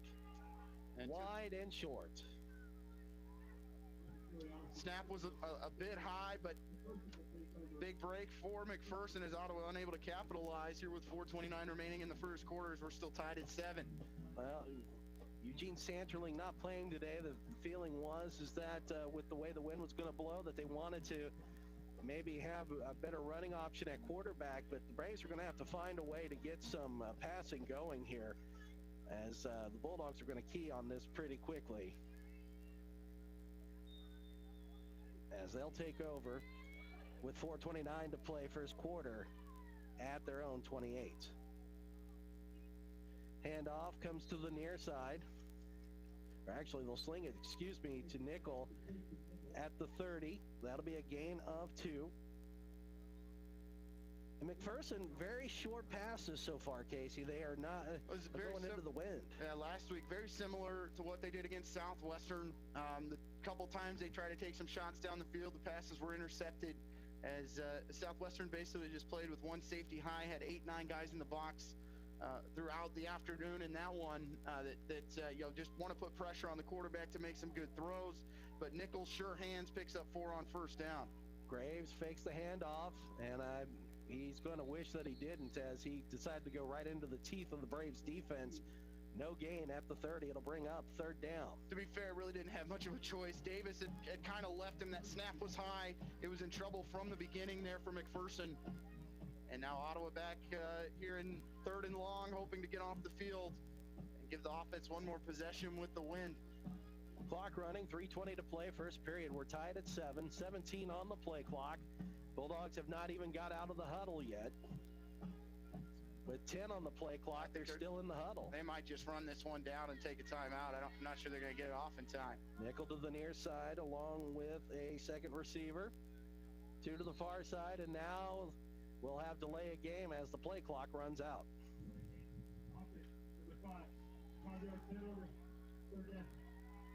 Guzman was here to the near side and was in motion, but by the time they got this thing going, it was a penalty for the delay of game. That'll put it back at the 25, so 3rd and 13. They're going to hand it off. Nichols going to take it on the screen, and he will be tripped up at they're going to give him a yard to the 26. Weston Davis was having none of it. As this first action for him, the senior from Orlando, Florida. And we saw McPherson run that jet sweep for the touchdown on the previous possession coming to our side. They try and run it to their sideline, and Davis not fooled. And he forces McPherson into 4th down. Braves call a timeout. We'll take it here. 2:43 to play, first period. 7-7. You're listening to Ottawa University Braves football on 1220 and 103.7 FM KOFO. How much will you save at the Jcpenney Mystery Sale? You could get an extra 30, 40, or even 50% off Peel and Reveal coupon while they last during our in-store giveaway Thursday to Sunday. Rather shop online? Get an extra 30% off at jcp.com and shop all you want all 4 days. It's the perfect way to update your closet or your home just in time for fall. Surprise, there's always more ways to save. Jcpenney. Offers valid 10/15 to 10/18. Giveaway in-store only while supplies last. Must be 18 or older. Exclusions apply. See store or jcp.com for details. 2:43 to play, first period. Fast-moving first period. It'll be 4th down and 12 for the Bulldogs from their 26. They will punt. It'll be Schroeder on. Foose will be back for Ottawa near midfield.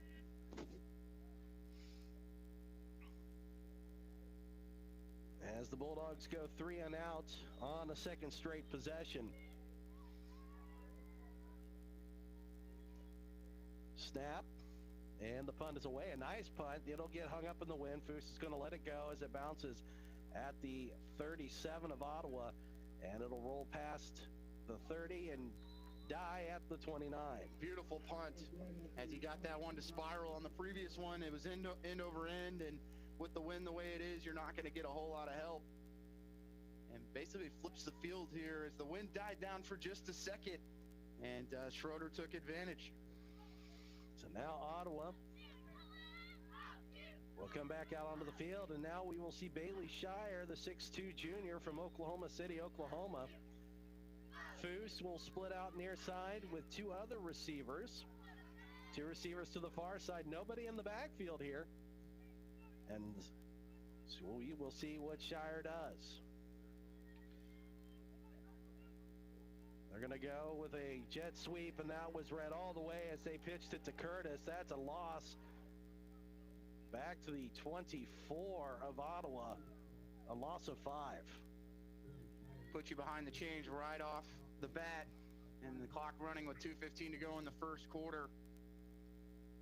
Well, we expected to not see a crisp game here from Ottawa after being off since September 12th. But now the Braves got to find some momentum here as it is 2nd and 15 from their 24. Shire shotgun, 2 receivers both sides. Shire faces some pressure, throws it. Oh, he looked for Foose here on the near side.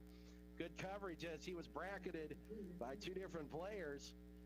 And Foose was able to get a hand on it, but that was it. Good protection as well. McPherson brought a blitz from the backside linebacker spot.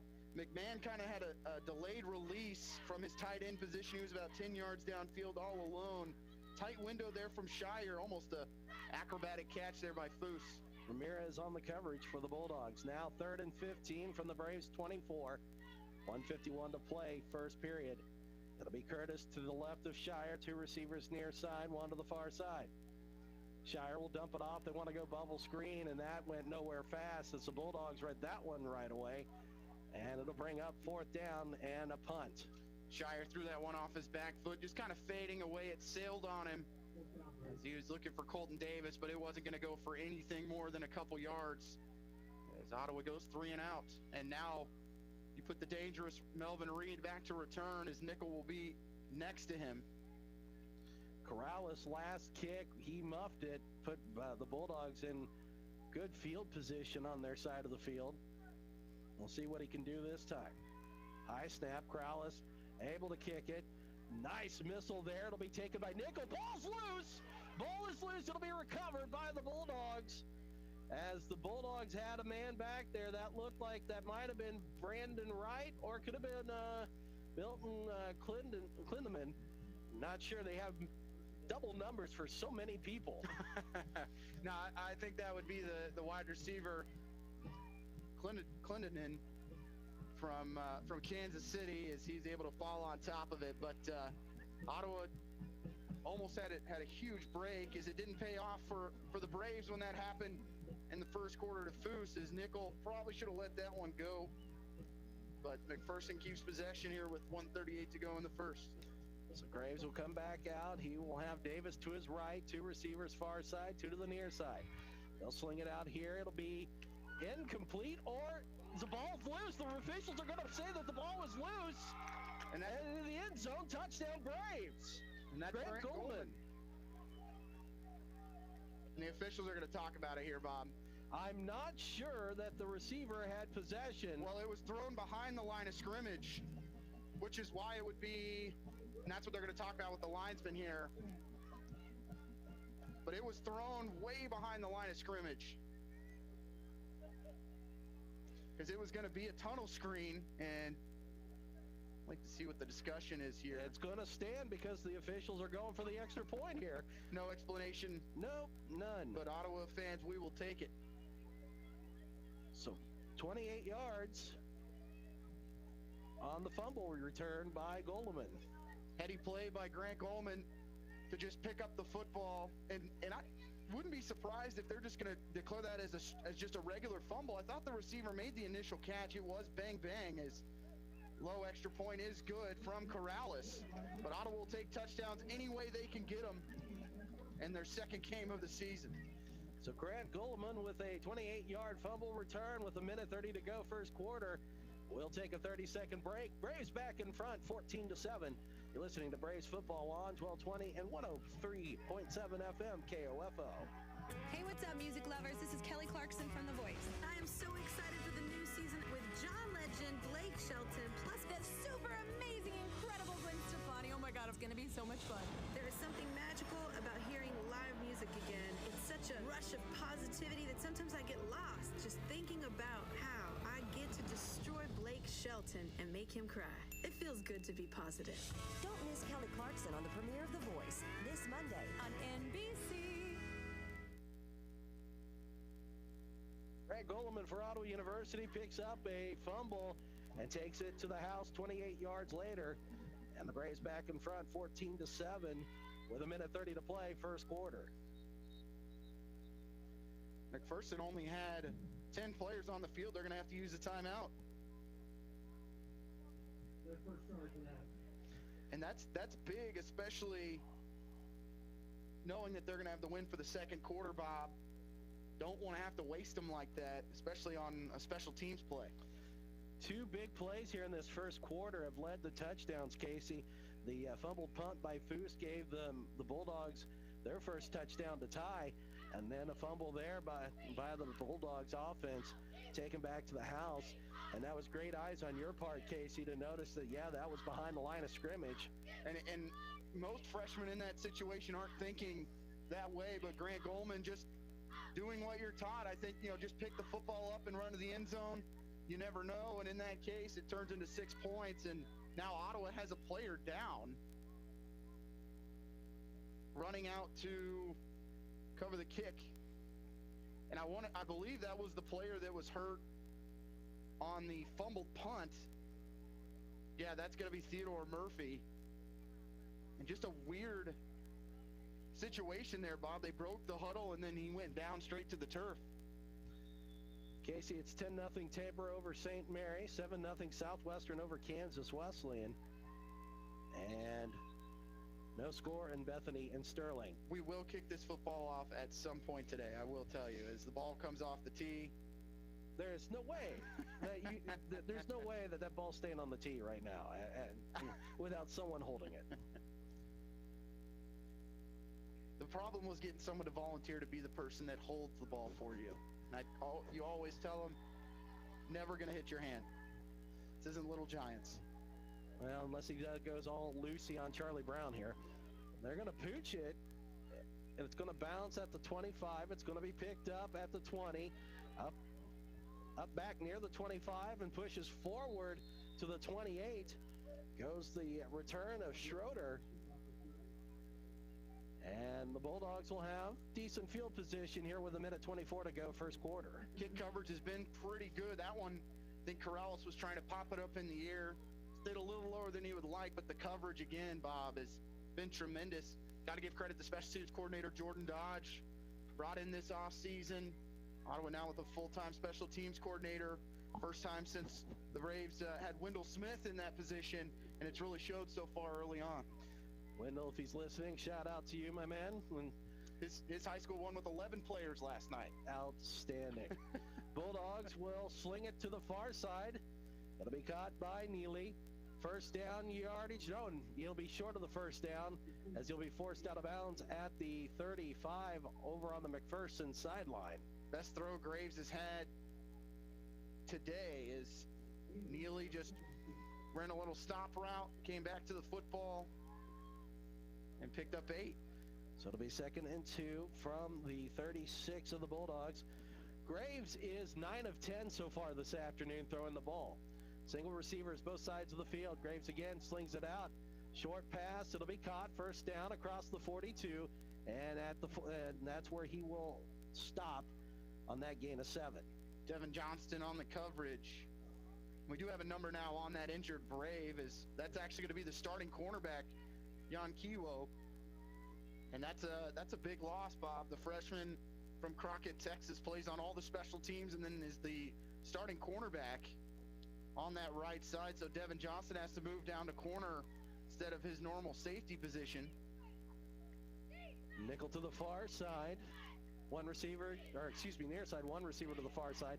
Handoff, that's going to go to Davis. He has plenty of room. He's in the Braves territory as he took it to the far side of the field, and he'll be forced out of bounds at the Braves' 43-yard line. That's going to be Jacarl Davis, the freshman who is the backup cornerback on this near side, who's had to step into that role that was left by Kiwo. And they are coming back here. Oh, they are, because there is a flag on the field there, right at the 43. So we may have had a hold. We'll get the official call here, or will we?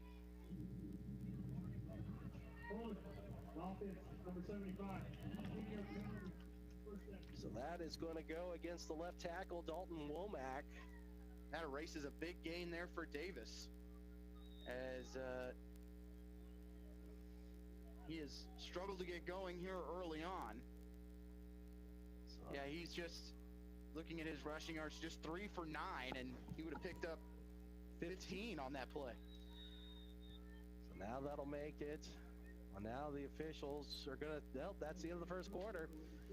And so one in the books here, and Ottawa is in front 14-7.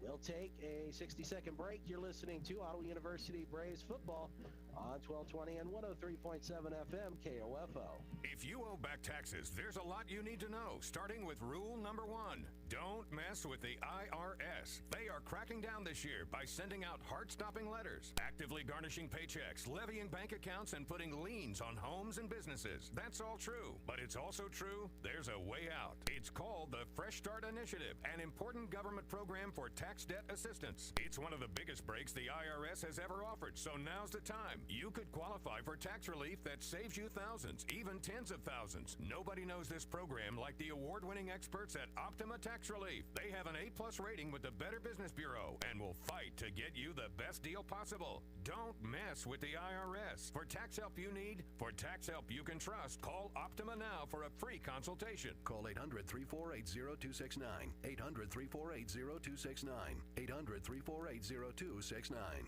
Optima Tax Relief. Some restrictions apply. For complete details, please visit OptimaTaxRelief.com.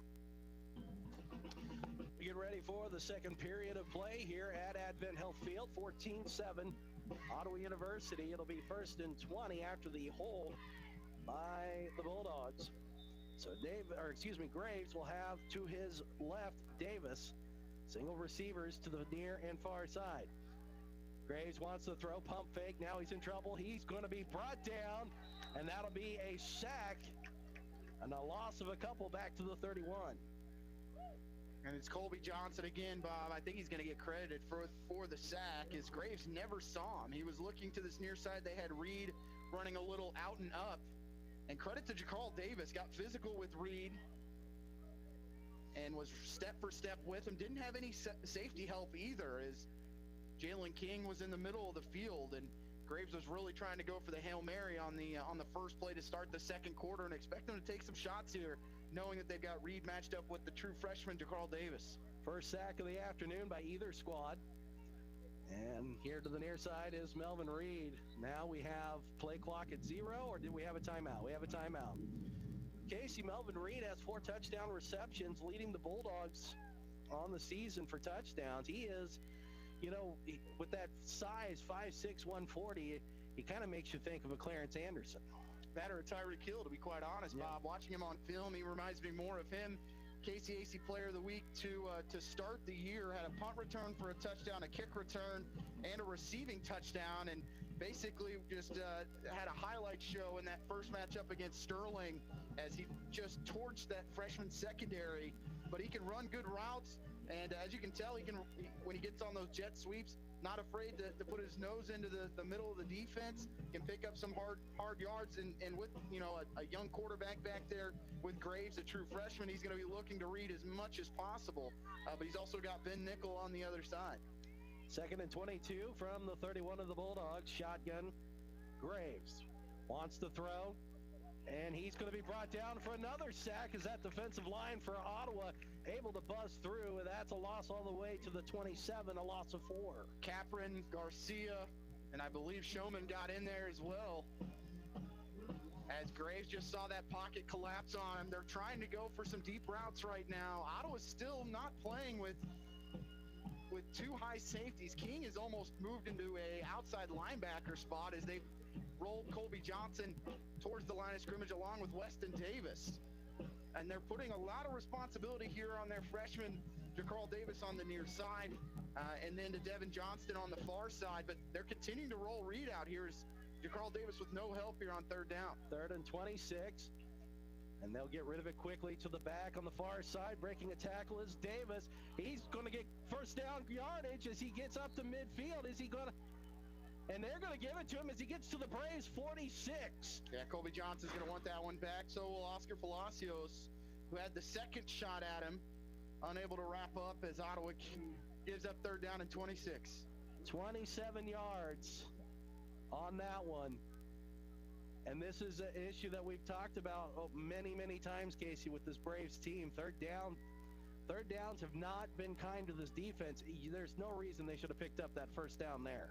Got to rally to the football. Everyone else just expected that Colby Johnson was going to make that tackle. 9 times out of 10 he does, but that time he did not. As a short hitch route that was read both by King and Johnston on the far side almost gets intercepted, as that was intended for, I believe that was Neely. Graves looking the entire time at that far side of the field, and it looks like it may have been Nickel. And that is one thing here with Graves, Casey. He is telegraphing his passes here at times. He is really not surveying his field very well. Near side is Neely. Nickel to the far side. This time they'll hand it off, and bouncing it out here to the near side. That's going to be the running back. That is Jacob Duke. He's a freshman from Rush Springs, Oklahoma. He's going to get up to the 40. Ottawa lost contained. Jalen King came barreling in there, but he kind of just threw his head in and didn't see where the ball carrier was. Actually created some space for the tailback. Got to keep your head up, especially coming from the safety position, because if he goes by you, he's going to the end zone. 3rd and 4 from the Braves, 40, 12-18 to play first half. Neely near side. Single receiver to the far side is Ross. They're going to hand it off, and that time it's going to be Duke. He's going to be stopped at the 40 as he tried to split that guard and tackle on the right side, and that was not going to happen. I think McPherson's going to go for it here, Bob. You're kind of in no man's land. Field goal attempt probably not in the cards for the freshman, Caden Bush. And you don't want to punt it away here with the wind, as they will take their chances here on 4th and 4. I guess when you convert it on 3rd and 26 on the drive, 4th and 4 seems pretty easy. See if Ottawa can prove me wrong here on 4th and 4. 2 receivers split to the near side, and they'll fake the handoff. They're going to look, throw, it's caught. And that's going to be caught by the tight end, David McMahon, the junior from Turon, Kansas. First down yardage across the 35 to the 34 on the near side.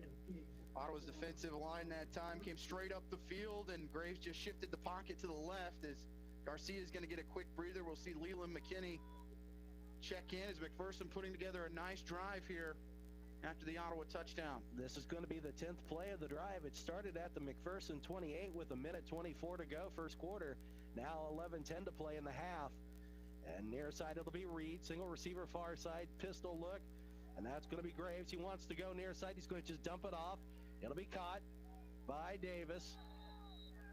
And he will go out of bounds at the 31 of Ottawa for a gain of 3. Weston Davis along with Palacios there. As Palacios in there for Colby Johnson in there as well. So there was Samad Ali was on the 2 deep to start this one, as Palacios will come in and check in for him. But we saw Palacios come up with a interception against Panhandle State, also had a fumble recovery, as the senior from New Mexico having to play some big plays. Nickel and Reed near side. They're going to hand it right up the middle. That's going to go to Duke. He's going to get up to the 35. He's going to be just short of first down yardage, or excuse me, up to the 25 for a gain of 6. The defense is gassed right now, not having played meaningful snaps in over a month. You can tell they're hands on hips, leaning over just a bit. They need a turnover here, or McPherson's going to find themselves in the end zone. So it'll be Graves, pistol with Duke behind him.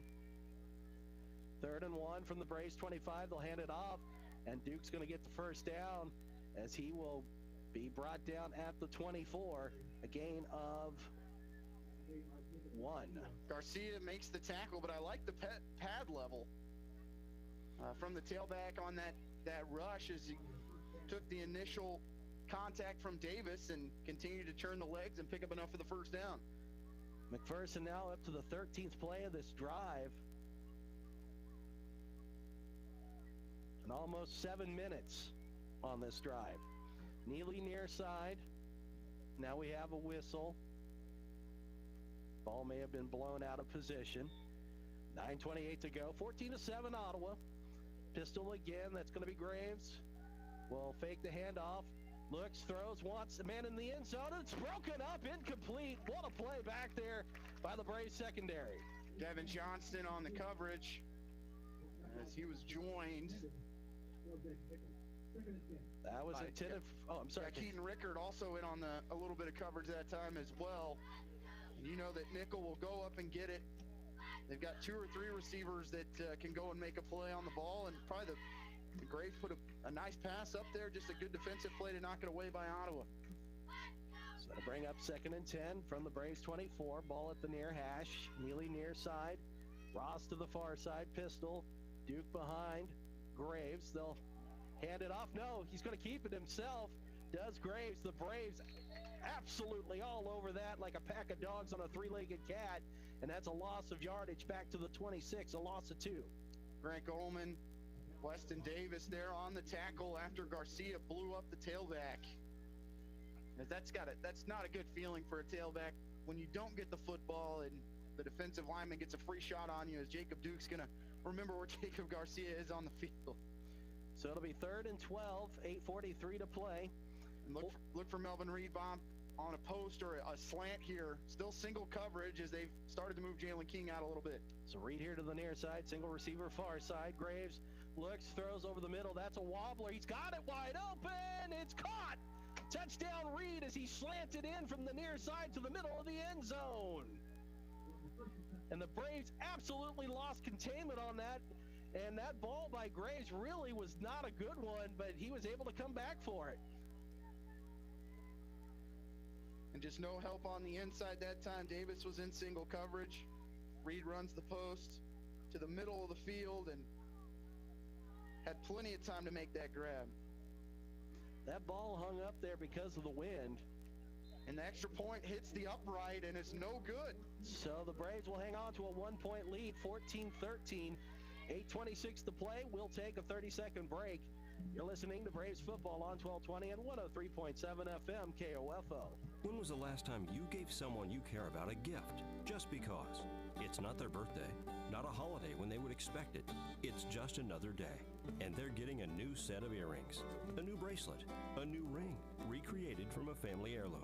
Just because. It doesn't have to be a special occasion for you to visit Sutton's Jewelry in downtown Ottawa. Their friendly and knowledgeable staff can help you pick out the right gift from their vast selection anytime, even when it's just because. You've got it made at Sutton's Jewelry, 213 South Main. So the Braves will catch a break after a 26-yard reception by Melvin Reed ended in the end zone. Extra point failed, and it's 14-13. Ottawa in front, and that secondary for Ottawa got torched on that play.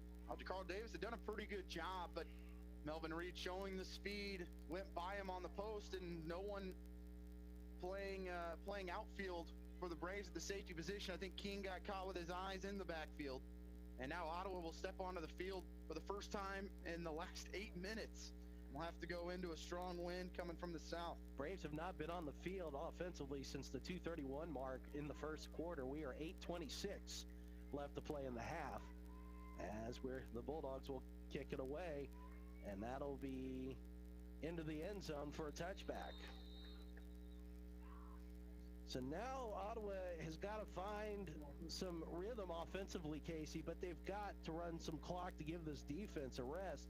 Absolutely gassed after that 14-play drive, and that is all with almost 7 minutes, almost 8. It's over 8 minutes almost. Well, the last two drives have been 3 and outs. One of those was a loss of 5 on first down, and then 2 incompletions. Like to see him go back to the run game and try and stick with it with Derek Curtis. Shire quarterback shotgun. Curtis to the right of him. They'll hand it off this time. Curtis will find a little bit of a gap, and he's brought down at the 29 after a gain of 4. Arnaldo Mendoza leading the way. Preseason all-conference tackle. Snell along with Colton Davis here to the near side. Single receiver far side. McMahon, the tight end, moves from far to the near side. Shire shotgun. Landed off again to Curtis. Little counter trap play as he will snake his way through the line, through some bodies. He crosses the 30, and he'll be brought down at the 32 after a gain of 3. Shire's going to have to put the ball in the air here. He's going to look for his tight end. Ottawa was unable to get Greg McMahon involved in that win over Panhandle State a month ago. Like to see him go to his senior tight end here, use him as that outlet. Has been open a couple times, or at least maybe find Foose or Davis and get comfortable with a 5-yard out or a slant. 3rd and 3 from the 32 of Ottawa. Ball at the far hash. Shire back to throw. He's in trouble. He's going to get rid of it. It's going to be caught. That's Davis. First down yardage. 45 spins and gets brought down at the 47. And a nice job there to make something happen. Love the pocket awareness from Shire that time. Kept his eyes downfield. Felt the pressure. Moved a little bit to his left and found Colton Davis just sitting right at the sticks. He beats one man, picks up good yardage, and Ottawa near the 50. Gain of 15, 1st and 10. Hand off to Curtis. Curtis wants to bounce it outside. Near side does. Gets across midfield. Stiff arms a man, and he'll be forced out of bounds at the 47 of the Bulldogs. Curtis really nothing there on the initial read and able to just bounce it out, pick up 6 yards. See if Ottawa gets Devon Randall in there, or maybe Santino G. Maybe spell Curtis here for a play or two here in just a second. 2nd and 4 from the 47 of the Bulldogs. Jaquez Snell on the jet sweep, takes a hit, bounces off, but they're going to say he stepped out of bounds at the 44 of the Bulldogs. A gain of 3. He took quite a hit, bounced off. But Snell's got to make a decision, Bob, coming around that end. He's going to cut it up, especially on 2nd and 4, knowing the sticks, trying to bust it for a big play. If you cut that up, pick up 3, maybe 4. But here, Ottawa at 3rd and 1, and big play here as you continue to run the clock in the 2nd quarter. 3rd and 1 from the 44 of the Bulldogs. 6:15 to play. It's going to be Davis now at quarterback. He's going to keep it himself. The C's part. He's going to go right up the middle, cross the 40, and down to the 37, and picks up nice yardage on that gain of 7. Can't run it any better than Colton Davis just did. They actually went with a blitz with both inside linebackers, and they were keying on Curtis as he was wrapped up 5 yards behind the line of scrimmage. They forgot about Davis, and he easily picks up the first down. Shire back at quarterback. Curtis will be to the right of him. It'll be Davis, Foose, and Snell to the far side. The tight end McMahon against the line near side. 5:47 to go, first half. 1st and 10 from the Bulldog 37. They'll swing it out. Foose, he'll be tripped up and gain just a couple to the 35 on the far side. Even though it comes up for just a short gain, I like the confidence from Shire. First time we've really seen him step into a throw, didn't double clutch it, got it out there into space and just let Foose make the catch. Just use it as a short run play, but gain some confidence for your transfer quarterback. That'll be Snell and Foose near side. Davis to the far side. Shotgun for Shire. Hand it off this time. That's going to be Curtis. He's got some room. Makes a man miss and puts on the Jets. 15, 10, 5. No one's catching him. Touchdown Braves. As he shook the safety Cameron Jones out of his shoes. And again, following his guard, that pulling guard from the left side, Madrid Steele leading the way. And Ottawa able to get another big run with Derek Curtis and his second touchdown of the afternoon. 35 yards for Curtis, 67 on his other touchdown. Extra point coming up by Corrales.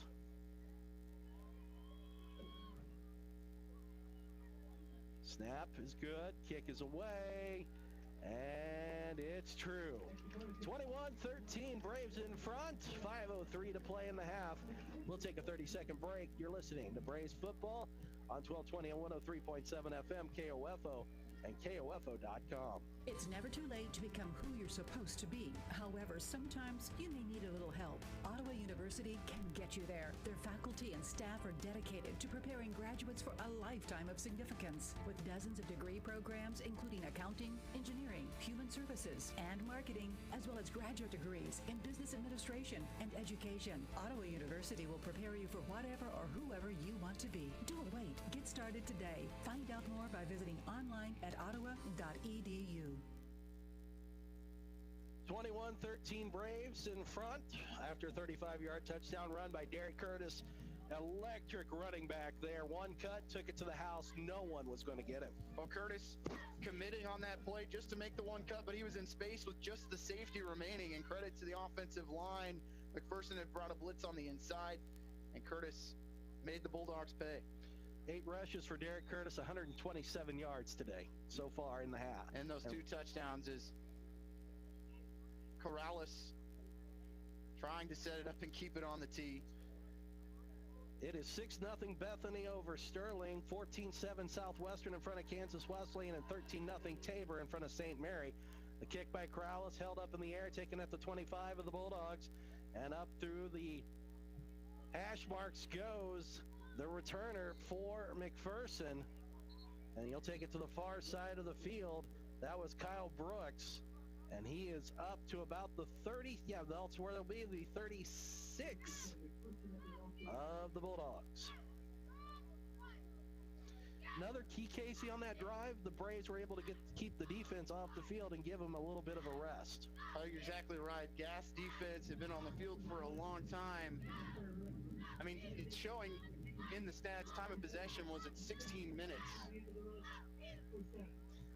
A roughing penalty against Ottawa, personal foul, puts the ball now at the 49, and that was after the play.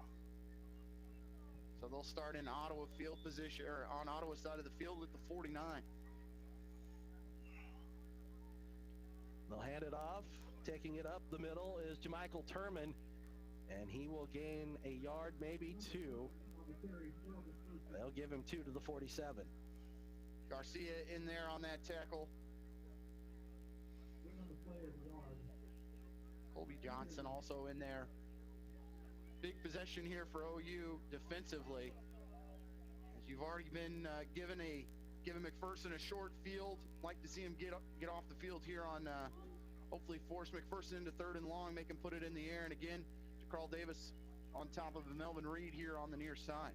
Oh, bad snap goes over the head of the quarterback, and he's just going to go down.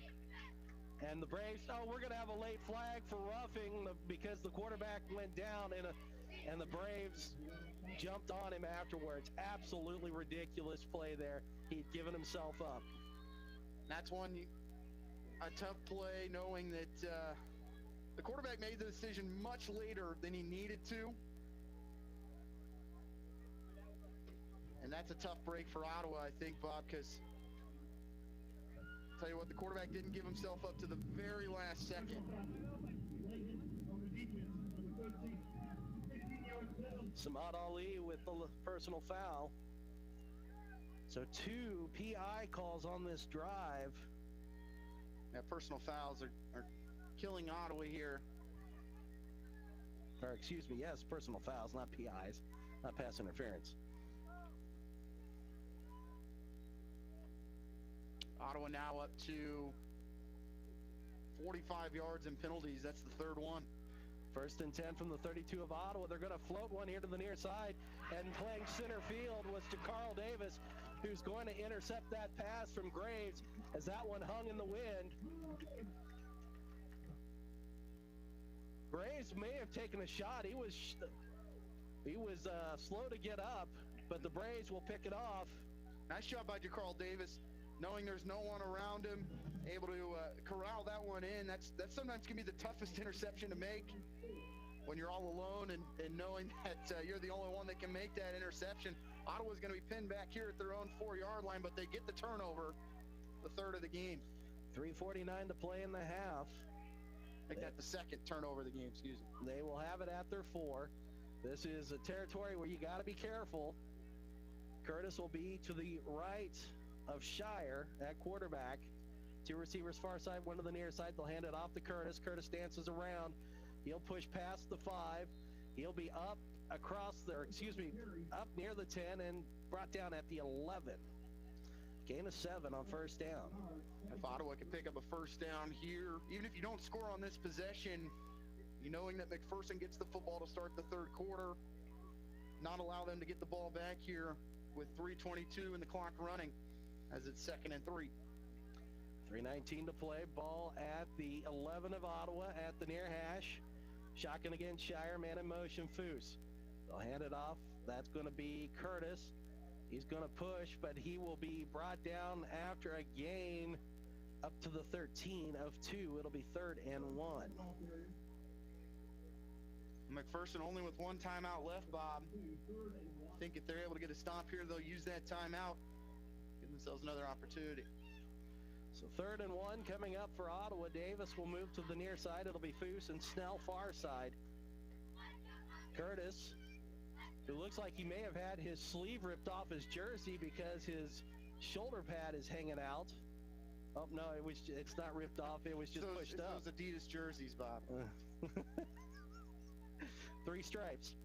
Shire will hand it off and taking it right up the middle. I don't think he got it. He's close. The official on the near side has him short by about half a yard. The far official's going to give it to him. I tell you what, that is about as close as you can get without needing a measurement.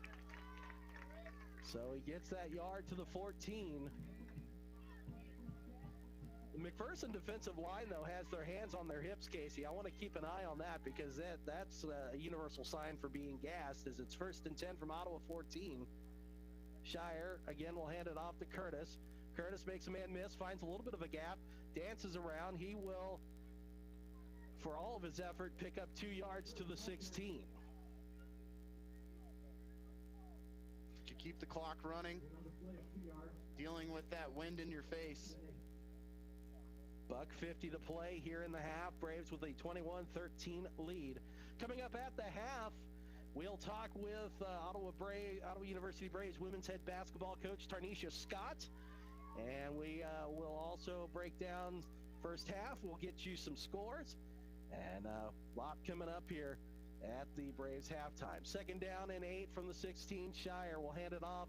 Again, that's going to go to the running back Curtis. And he will push up to the 18 for another gain of 2.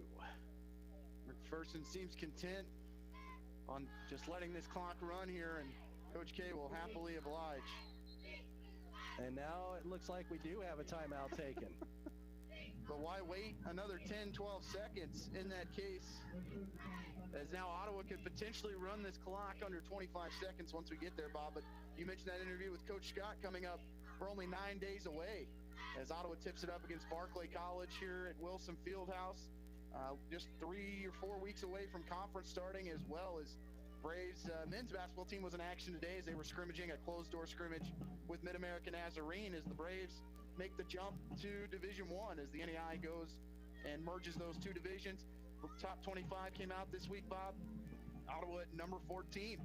And that is that's an impressive ranking, knowing that you're playing D1 ball in the NAI now, because there are a lot of incredible D1 NAI Well, and you teams. mentioned, Ottawa is actually the smallest school listed in that top 25, so only 3 schools in there have less than 1,000 students, and Ottawa is the smallest one. So David is definitely in the running here as we start a 2020 season that, Ottawa picked to finish second in the KCAC at the media and coaches poll this week. So Coach Siebenthal returning a lot of starters from a year ago, ready to see them play in Wilson Fieldhouse here in a few weeks. You can hear all that on KOFO as KCAC starts in early November.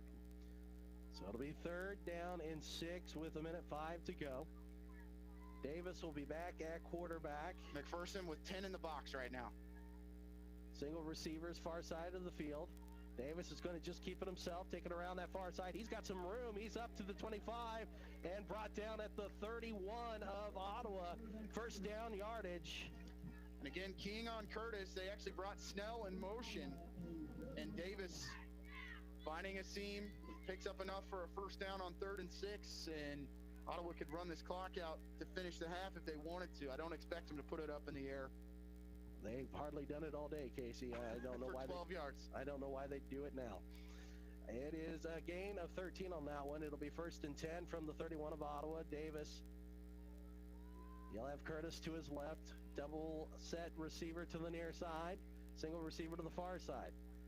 Davis on the option dances around, and he will actually end up losing a yard back to the 30. Now we have a flag as the umpire lets that one sail high in the air. And this could get interesting here. If it's on McPherson, Ottawa could get to the 45. We'll see who starts moving backwards. A little pushing and shoving on that interior of the offensive and defensive lines after the play. McPherson starting to walk backwards here. Coach K he's used there's still 1 timeout remaining. The official's still chatting. Man, that umpire launched that flag in the air. I thought that thing was going to end up in the dorm room if the wind caught it just right, but woo, you got an arm on him, Casey.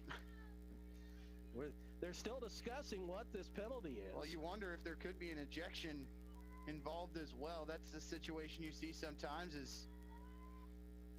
And the umpire now coming over to talk to the coach of McPherson. On the defense, number 51. Number 51 has been disqualified from the contest. So that is Corey Chairs, the linebacker. I'm not sure what he did there. Well, just a little bit of pushing and shoving after the play, and that's got to be a situation where it's a punch thrown of some kind. But the freshman from Memphis, Tennessee, your starting middle linebacker, that's a big loss for the Bulldogs. Corey Chairs from Memphis, trying to be like Jerry the King Lawler, apparently, and dropping the fist or something along those lines. We'll have to check and see what officially happened. Coach K just going to let this one run out, but credit to Ottawa's offense, Bob. Went through a lull there halfway through the 1st quarter, started to find it near the end of the half, and they're going to take an 8-point lead at into the break. So 1 half into the books here at Advent Health Field. The Braves in front, 21-13, and we will take a 60-second break. When we'll come back, we'll have our interview with Tarnisha Scott. You're listening to Ottawa University Braves football on 1220 and 103.7 FM KOFO. Sports, information, and entertainment in East Central Kansas. KOFO K279CS Ottawa, where keeping you informed comes first. This is Craig Dingle of Dingle & Son Mortuary. All of our locations sell monuments. We have talented people who are experts in bringing your ideas to life to help you create the monument you envision. The possibilities are unlimited. Dingle & Son Mortuary, 785-242-2323. Today on Hey Culligan, better water, better food. Here's Gary in Chicago. Hey, Culligan, my water smells like a swimming pool, and my hot dog tastes like one. Sounds like your water comes with a little chlorine. Chlorine? You know, you could get a great for cooking water, delicious for drinking water, Culligan reverse osmosis system. Yeah, I'll take one of those and 2-3 more hot dogs. No can do on the dogs, Gare, but one Culligan reverse osmosis system already on the way. Get started for as little as $10 a month for 6 months at participating Culligan dealers.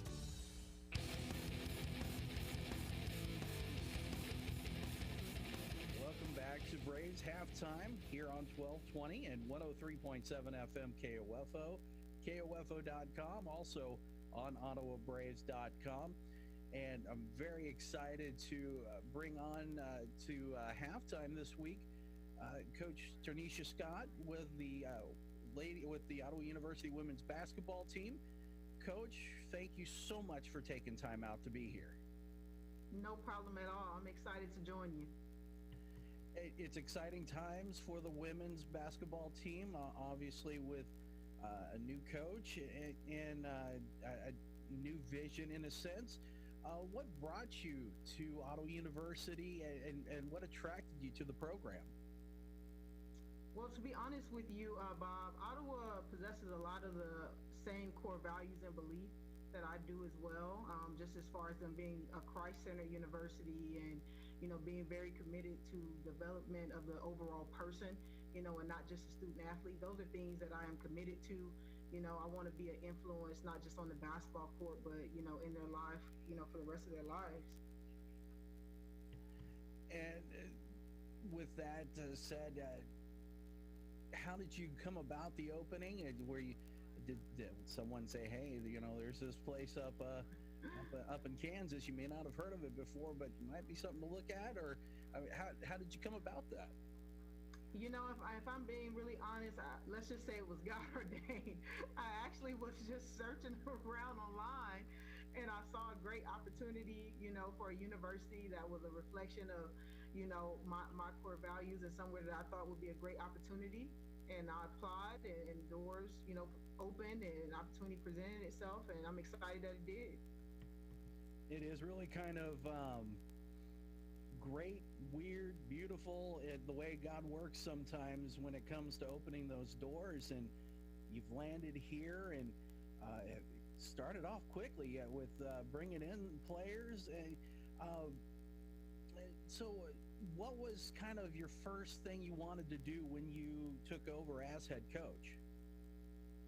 You know, my first thing was to do research, do more and more research. You know, I'm just one of those, I want to learn as much as possible. So I started, you know, looking at the conference and looking at the history of Ottawa and all the things that, you know, they've accomplished over their years. And I wanted to be one to carry on that legacy and, you know, have the program to be one that everyone would be proud to say that they were a part of, and, you know, come out and see us play, and it would be some exciting competition.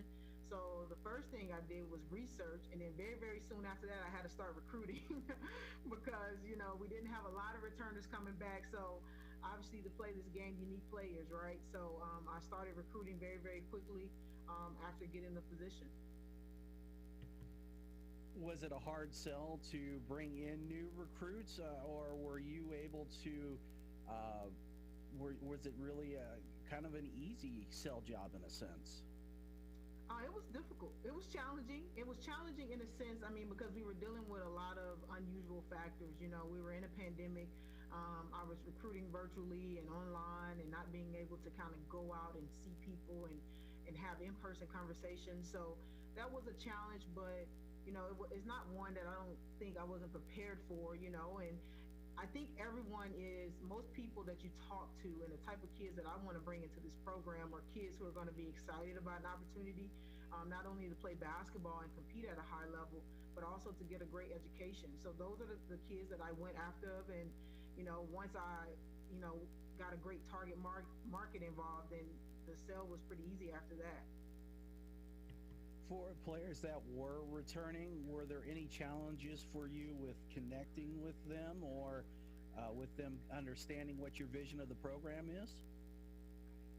Not really. You know, the players have been pretty good. You know, they've been welcoming and open, just they've kept an open mind throughout this process, and I made sure I was intentional about reaching out to them individually and just trying to develop a relationship and say, hey, I'm not here to, you know, to discredit anything that you guys have done, but I'm here, you know, to make everything better, and so that we'll be successful as a unit, you know, and I'm in this thing with you guys. What is, if you were to explain to somebody your coaching style and what you're looking for, or what you want to bring to the table as far as the team goes, what would you describe it as? I'm a defensive coach, you know. I wanna play a lot of intense defense. I want to mix it up a lot on the defensive end of the floor. I want to play quick, you know, quick tempo game and fast pace, and I just want it to be exciting and competitive. So I think that, you know, you look at our team, you come to some of our games this year, it's going to be exciting. We're going to compete at a very, very high level, and we're going to just be confident in our abilities. And so with the defensive style, what is it about that defensive style that has attracted you to that? Well, you know, for defense, to be a great defensive team, all you need is a little bit of effort, you know. So you don't necessarily have to be the most talented team to be great at defense. You know, you just got to commit to it. It takes a commitment and a dedication and a grit about yourself. And the type of kids that we're bringing into our program are kids who are going to be gritty, kids who are going to want to compete, you know, and just get after it. So I think you can be consistent. There's consistency in defense. You know, offense, I don't care if you're the Golden State Warriors, you might have a bad night every once in a while, you know. So I just think you can be really consistent with defense. So it's the consistency that I like. Is there a way that I could put defense into my broadcasting style to make me better? Could you be my coach? Hey, I'm open to it. Whatever. Hey, we can make this thing work. Whatever, we can sit down and I'll do some research first, because I don't know what that entails. But hey, I'm open to helping you out, Bob. I am all for as much help as I can get. For people who are interested in the program and they want to get in touch with you, what would be the best way? You know, you can reach me through our website, you know, and you can fill out a player inquiry questionnaire there, or you can email me directly. And my email address is tarnisha.scott@ottawa.edu, and that's spelled TARNIESHA.Scott, SCOTT@ottawa.edu. You mentioned the research. I got to ask, is there one team that in this conference that you are looking forward to playing and hanging a loss on? Is there one? Oh man, you put me on the spot right there. I can't give away all the secrets. I can't give away all the secrets. Let's just say this: I want to beat everyone. Anybody that steps on the court against us, I want to win. So I don't care who that is. It can be conference, not conference. If we're competing, if we're taking score, how about that, Bob? I want to be on top at the end. When one goes off, I want to be on top. That works for me. I think that is a great way to sum everything up right there. Just doesn't matter if it's by 1 or 20, as long as you get the dub, that's all that matters. Absolutely. Coach, I appreciate you taking time out and getting us this opportunity to get to know you, and we're excited for basketball season. It's not too far away. It's not. It's right around the corner. So we'll look to tip off here really soon in October. Looking to kind of solidify and confirm that schedule here really soon. Coach, thank you so much, and we look forward to talking to you again during basketball season. Absolutely. Thanks a lot. Thank you. That is Coach Tarnisha Scott of the Ottawa University women's basketball program, and we're looking forward to, of course, we'll have the games for you this fall and winter here on 1220 and 103.7 FM KOFO. When we come back, we're going to find out what Clarence Anderson has been up to since his time at Ottawa University, and then we'll also run through some KCAC scores for you. You're listening to Ottawa University Braves Halftime on 1220 and 103.7 FM KOFO.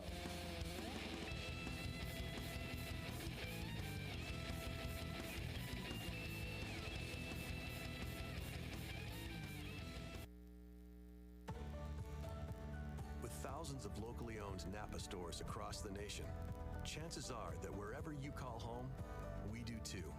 And that's why you can find us in big cities, small towns, and everywhere in between, doing what we've always done to help keep our local communities moving forward. So whether you stop by a Napa Auto Parts store, Auto Care Center, or visit us at Napa online, you can count on Napa know-how.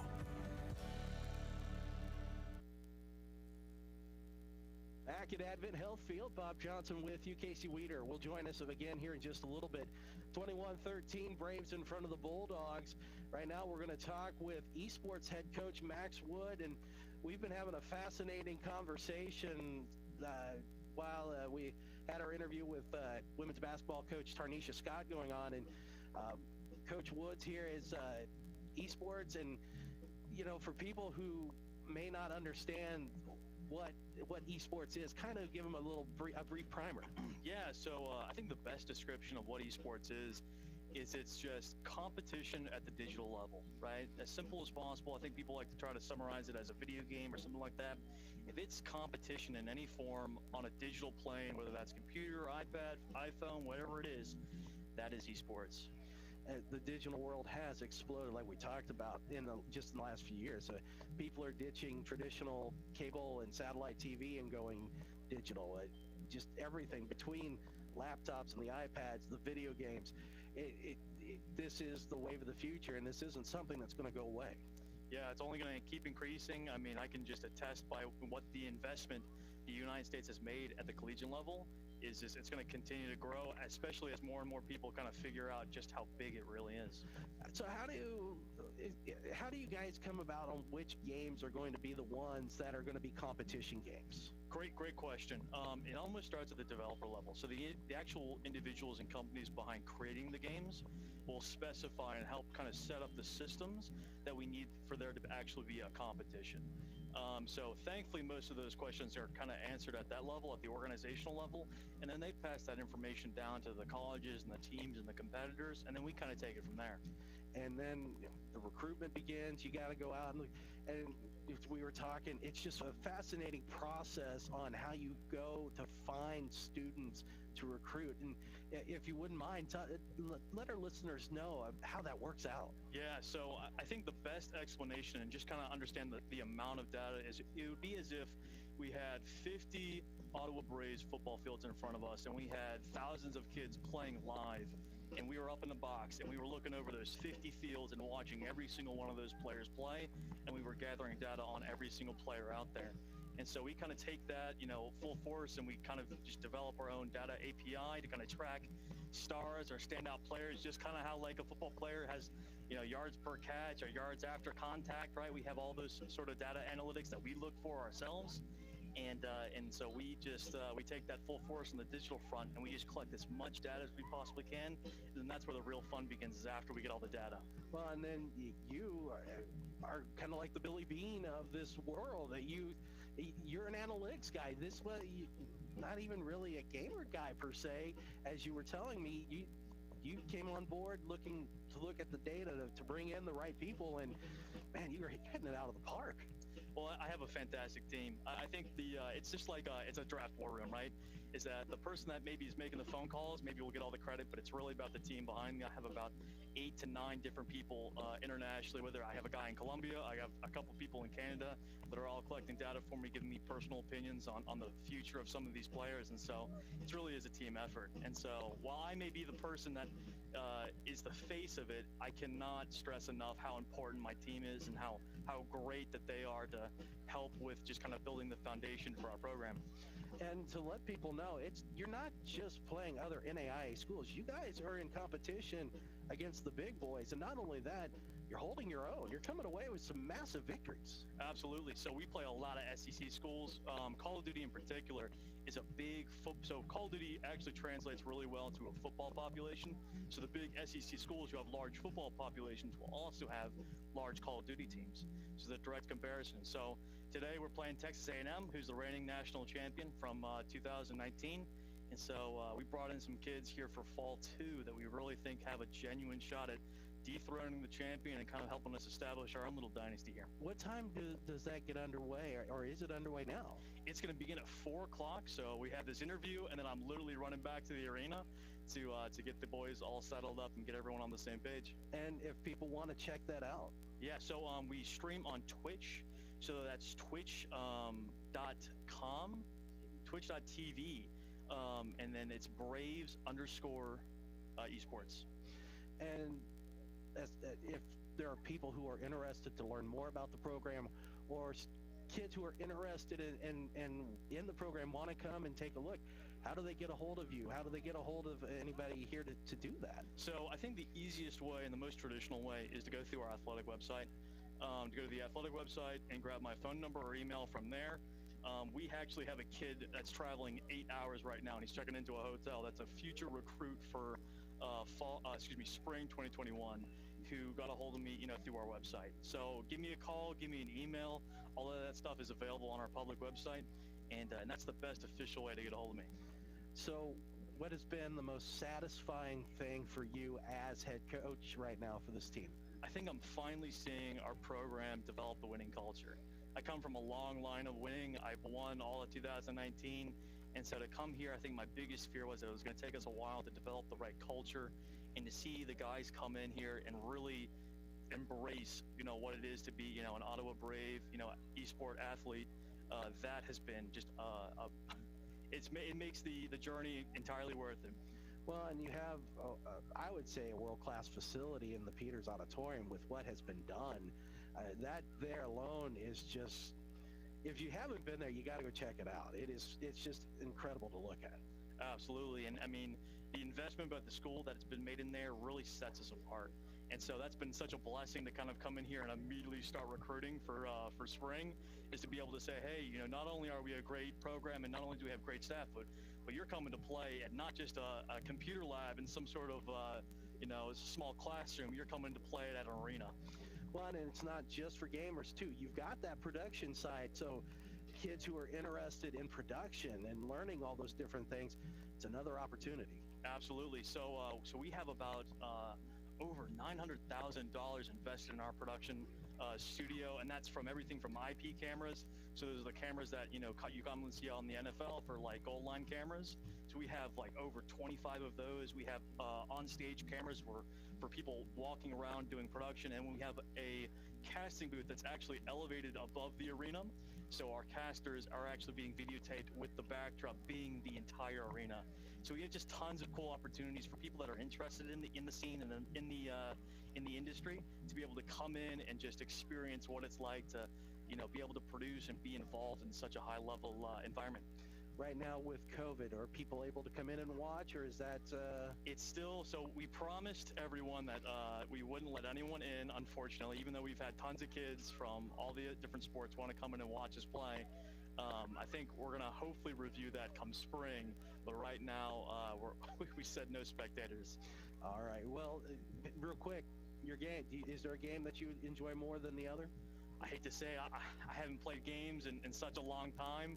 I think that just because of how well the team is doing, I'm kind of enjoying watching Call of Duty, but that's more or less watching them win and beat all the other schools than me really playing. Coach, I appreciate you taking time.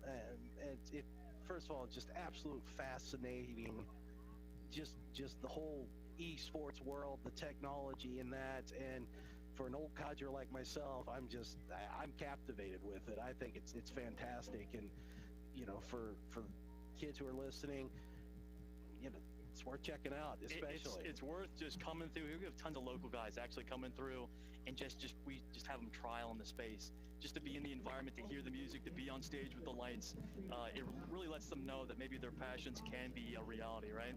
Definitely. So good luck today, and appreciate it. Let's knock off the Aggies. Hey, that's right. Start off the season with a win. That's right. Coach Max Wood joining us here, talking about the esports program.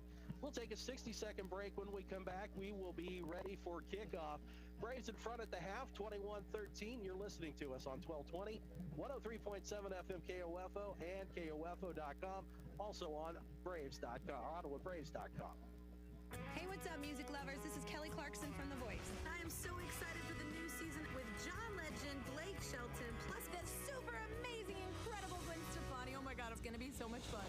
There is something magical about hearing live music again. It's such a rush of positivity that sometimes I get lost just thinking about how I get to destroy Blake Shelton and make him cry. It feels good to be positive.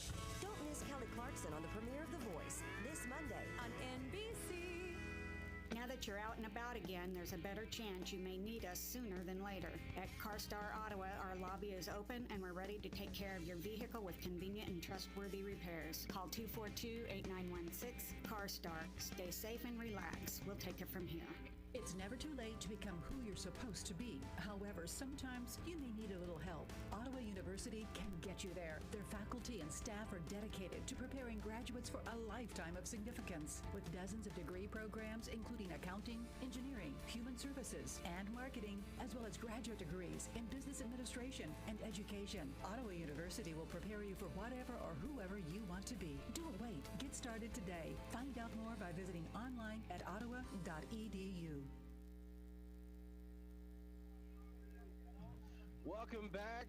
I am Bob Johnson. I had to think about that for a second, mainly because I'm just still trying to wrap my head around what we talked about with esports coach Max Wood. Casey Weeder back with us as we get ready for kickoff here in the second half. 21-13, Braves in front. Real quick, Sterling 7-6 over Bethany. And then it is 13-0 Tabor in front of St. Mary. And then 14-7 Southwestern in front of Kansas Wesleyan. Those games are getting close to the half. Casey. And Braves athletics updates. Lady Braves soccer falls 2-1 at Avila.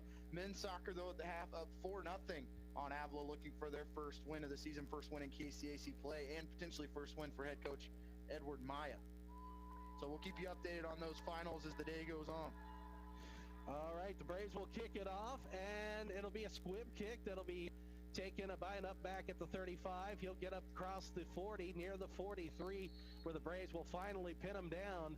We'll see if we can catch who that was on the return. That looks like... That's Corey Davis, yeah, or the original 34, which I think Corey Davis is wearing 20 today. That might have been David McMahon, the tight end. That was the tight end, you're right. And so the Bulldogs will have great field position. Yeah, that squib kick turned in just more of a holy roller type kick. Drove it into the turf a little more. You want to get a solid hit before it bounces. And great field position for McPherson to start the second half. And they're going to go with two tailbacks here on their first play of the third quarter. They're going to hand that off. That's going to be Duke, who will try to split the tackle and guard on the far side. He'll dive forward. He's going to pick up a couple to the 44, and it'll be second down and 8. Jacob Garcia, Aaron Showman in on the tackle that time for the Braves, and interesting to see them go with a two tailback set out of the shotgun. You can kind of do a little bit more, and you're going to have a lead blocker as well, as now they'll go back to the single back set, and then they'll move McMahon, or the tight end over there to block on this near side. Single receivers on either side of the field. Again, they'll hand it off, and that time Corey Davis wants to go up the middle. He'll plow forward to the 45 for a yard. He paid for it as Grant Goldman came downhill. Garcia held him up, and Goldman finished him off for just a short gain. Smoky skies overhead, wispy little thin clouds with the sun. The wind is still blowing pretty good right now out of the south. McPherson with the wind at their back, moving right to left here in the third quarter. 3rd and 7 from the Bulldog 45. We will have a whistle and a timeout called for by McPherson. And Casey, were you able to get any information on the ejection there at the end of the first half? I didn't receive any. It's a mystery. I'm not sure. We saw some commotion after the play, as I mentioned, with the offensive line and some of the defenders. But I'm sure it was whoever was the last one to, make the decision if you want to throw a punch or a push. That's what's going to cost you, and that's a big loss for McPherson. Luckily, they had time at halftime, to get that backup prepared. It would be Zane Cornejo, a 5'11" freshman from Wellington, Kansas. We'll see if Ottawa can get off the field here. We'll find out pretty quickly on a big 3rd and 7. And McPherson on 3rd down has looked the way of Ben Nickel, but they do have the win right now, so wouldn't be shocked if they try and find Melvin Reed again on that post, as Ottawa's still staying with one high safety with Goldman, and then rolling Jalen King down to that outside, more of an outside linebacker position as part of that 3-3-5. Bulldogs are 4 for 8 on first down, 50%. This Braves defense has got to do better. 3rd and 7 at the 45. Rolling out far side is Graves. He's going to throw it, and it is going to be caught. Braves territory at the 44. And that'll be first down yardage. That was the backup tight end, Ty Salas, redshirt sophomore from Alta Vista, Kansas. Big tight end at 6'2", 240, and Samad Ali has to come off again, lost his helmet, making the tackle. And it's a gain of 11. And so the Bulldogs, with 13:26 to go in the quarter, driving now into Braves territory. 1st and 10 from the Braves 44. Near side is Reed. Now he's in motion near to the far side. Graves shotgun. They'll jet sweep it again here to Reed. He looks for some room. Gets away from a tackler. Got a man around his ankle, and he's going to be stood up at the 41 with a gain of 3. So dangerous is Melvin Reed. I thought he was going to go for more, as Ottawa was able to contain him. Was trying, the goal there was trying to bounce it outside, and Ottawa kept him in the middle of the field. And still gave up 4, but just an electric player. So it'll be 2nd down and 7 from the 41. Braves will make a substitution here. They'll bring in Bryce Capron. They'll go with 4 down linemen, as they'll remove Palacios from that linebacker spot. So Ottawa playing with Davis and Johnson in the middle. Neely near side, Ross far side, back to the left of the quarterback. Going to hand it off to Duke. Duke wants to bounce it, has to bring it back in. And the Braves say that they got the football, that there was a fumble. It did pop out as Davis was... That ball was stripped before. The near lineman said that it was down. Now they got an injury timeout. The ruling on the field is the ball carrier is down before the ball came out. So the ruling on the field was the ball carrier was down. It'll bring up 3rd and 6. Huge break there for McPherson. And usually when there's an injury like that, you don't worry about the football anymore. And that's limping off was the running back Davis. And huge break for McPherson. It brings up 3rd down and 6. 12:09 to play, 3rd quarter. 3rd and 6 from the 40. Bulldogs have already converted on 3rd down on this drive. Graves shotgun, wants to throw, faces some pressure. It's thrown over the middle. It's going to be caught by Neely, but he is met immediately and driven into the ground. And just a gain of a few up to the 37 of Ottawa. Colby Johnson with a bang play as he lifted Neely off the ground at 6'3" and drove him into the turf. All form tackle. Those rugby fans out there have been really proud of that one. That's about as good as you can teach it. Helmet to the side instead of straight on. I'd say Pete Carroll is probably more a fan of that, as he's been known to bring in some rugby coaches to work with the Seahawks defense from time to time as McPherson goes for it here on 4th down. It'll be 4th and 3 from the 37, and knee is well short. I'm not even sure he gained a yard there. I think some miscommunication. I don't think that was the play that McPherson wanted. A little surprising to go with the dive there on 4th and 3, and Ottawa turns the Bulldogs over on downs. That may have been Jamad Jackson. Again, we have double numbers on this team. Well, it's double numbers, but also they both play offense, so it's something, sometimes you can figure it out when it's offense defense. So a turnover on downs. It'll bring up 1st and 10 for Ottawa with 11:12 to go here, 3rd quarter. Braves in front, 21-13. So Bailey Shire in at quarterback. He'll hand it off. That's going to be Curtis, and he'll be undercut. He got some steam here to the near side, but it'll only pick up 2 to the 38 of Ottawa. And on the tackle for the Bulldogs was Bailey Seitz, a 6 foot, 195-pound junior from the safety spot. And Curtis was just kind of waiting, seeing if anything would open up, and Seitz came downhill and trips him up for a short gain. So it'll be Shire again, fakes the handoff, slings it out far side. It's going to be caught by Colton Davis. But he's going to go nowhere quickly. Gets up to the 40 for a gain of 2, and it'll bring up 3rd and 6. Big hit that time from the Bulldogs. Is making that hit was Kaisi Ramirez, a 5'8 freshman from Gonzales, Texas, and he met Davis as that ball just floated on Shire a little bit. So it'll be 3rd and 6 for Ottawa from the 40 of the Braves. 10 minutes to go here, third quarter. Braves with a 21-13 lead. Shire will have Curtis to the right of him. Single receiver far side, one to the near side. Shire wants to throw. He'll dump it off. It'll be caught by the tight end, McMahon, right at the sticks, and he will get across to the 48, and a great job picking out the tight end right there. Great protection for Bailey Shire as he was able to look at reads 1, 2, 3, and 4 before settling on McMahon, and just sat right at the sticks, just how you teach it. Hand off this time. That's going to be Curtis, but we'll have a flag. Everyone moved except for the center, Bob. Kind of need the football to run a play. What? Get out of here. So false start on the center, Trevor Concher. And that'll push it back 5 yards to the 43 of Ottawa. Now Ottawa behind the sticks here on 1st and 15. They're going to run a little bunch here to the near side with Snell and Foose. Shotgun.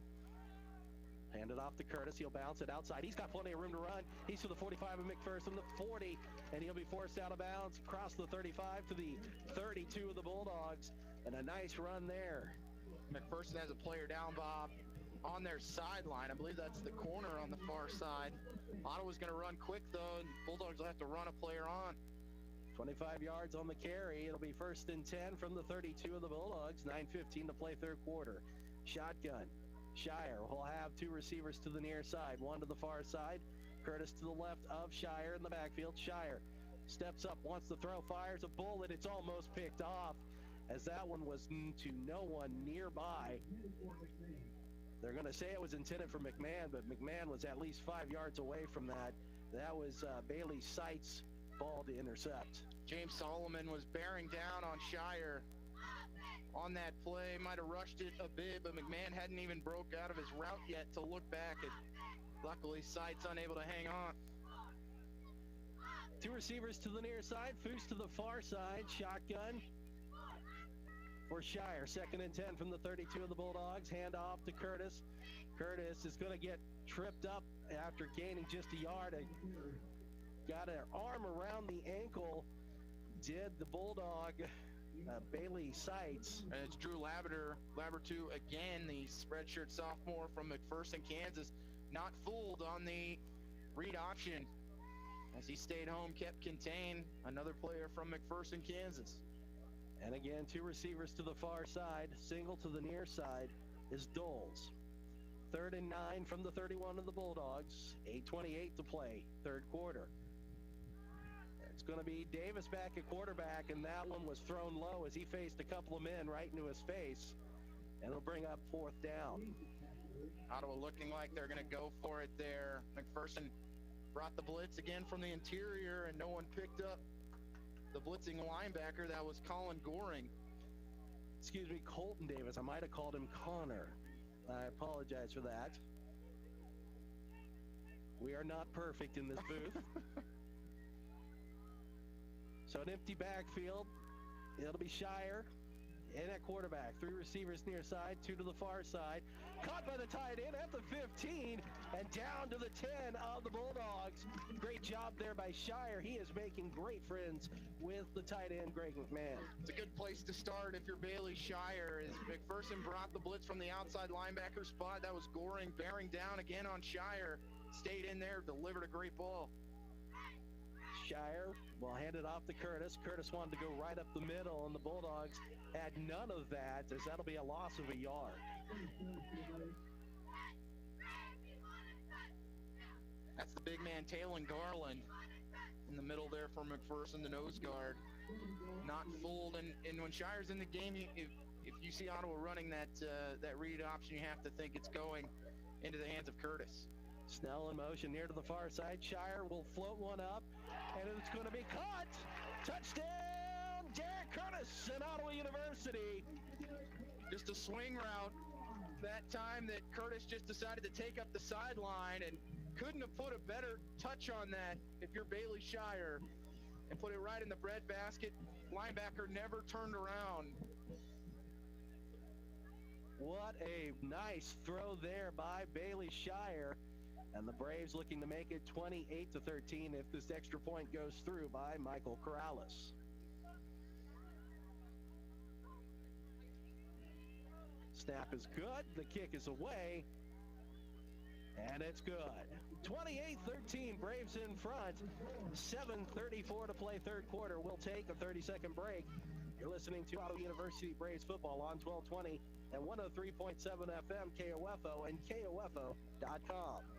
Providing the finest barbecue around, Smoked Creations at 222 East Logan in Ottawa. A proud sponsor of Ottawa University Braves football. Dine in or order for pickup by calling 785-242-4227. Let's get back to business with Local IQ. Get the power of a national expert marketing team combined with deep roots in 260 communities, making them the partner you need to jumpstart your journey to full recovery. Results matter now more than ever, and Local IQ provides uniquely engaged local audiences, industry-leading technology, intelligent creative design, deep digital marketing expertise, and insights from partnering with hundreds of thousands of businesses nationwide. Talk to Stephen Bradley, your local IQ marketing expert today at 785-242-4700, extension 108. Nice play from Shire to Curtis, 11-yard touchdown pass, and the Braves now have a 15-point lead with 7:34 to go third quarter. And Casey, definitely drive of the day for the Braves there, going into the wind. Had pretty good field position, but managed to, more importantly, run out the clock there in the third quarter. As it's now just 7:34 remaining in the third inning, able to score 7. There's some miscommunication on receiving the punt by the Bulldogs, and taking that for McPherson was Kyle Brooks. After getting mixed up with another Bulldog, he's going to make it to the 34. Pooch kick seems to be working pretty well right now. That's about all you can do in this win, especially if you work it between the numbers and the sideline. And I'm surprised they haven't tried to pitch it back to Reed at any point. He hasn't returned a single kick today. And sometimes when those up backs see the ball coming, they just kind of get sucked to it and want to pick it up and run. You know, I wonder sometimes if maybe... Nah, never mind. We'll come to that thought here in a second. As it'll be 1st and 10 from the 34 of the Bulldogs.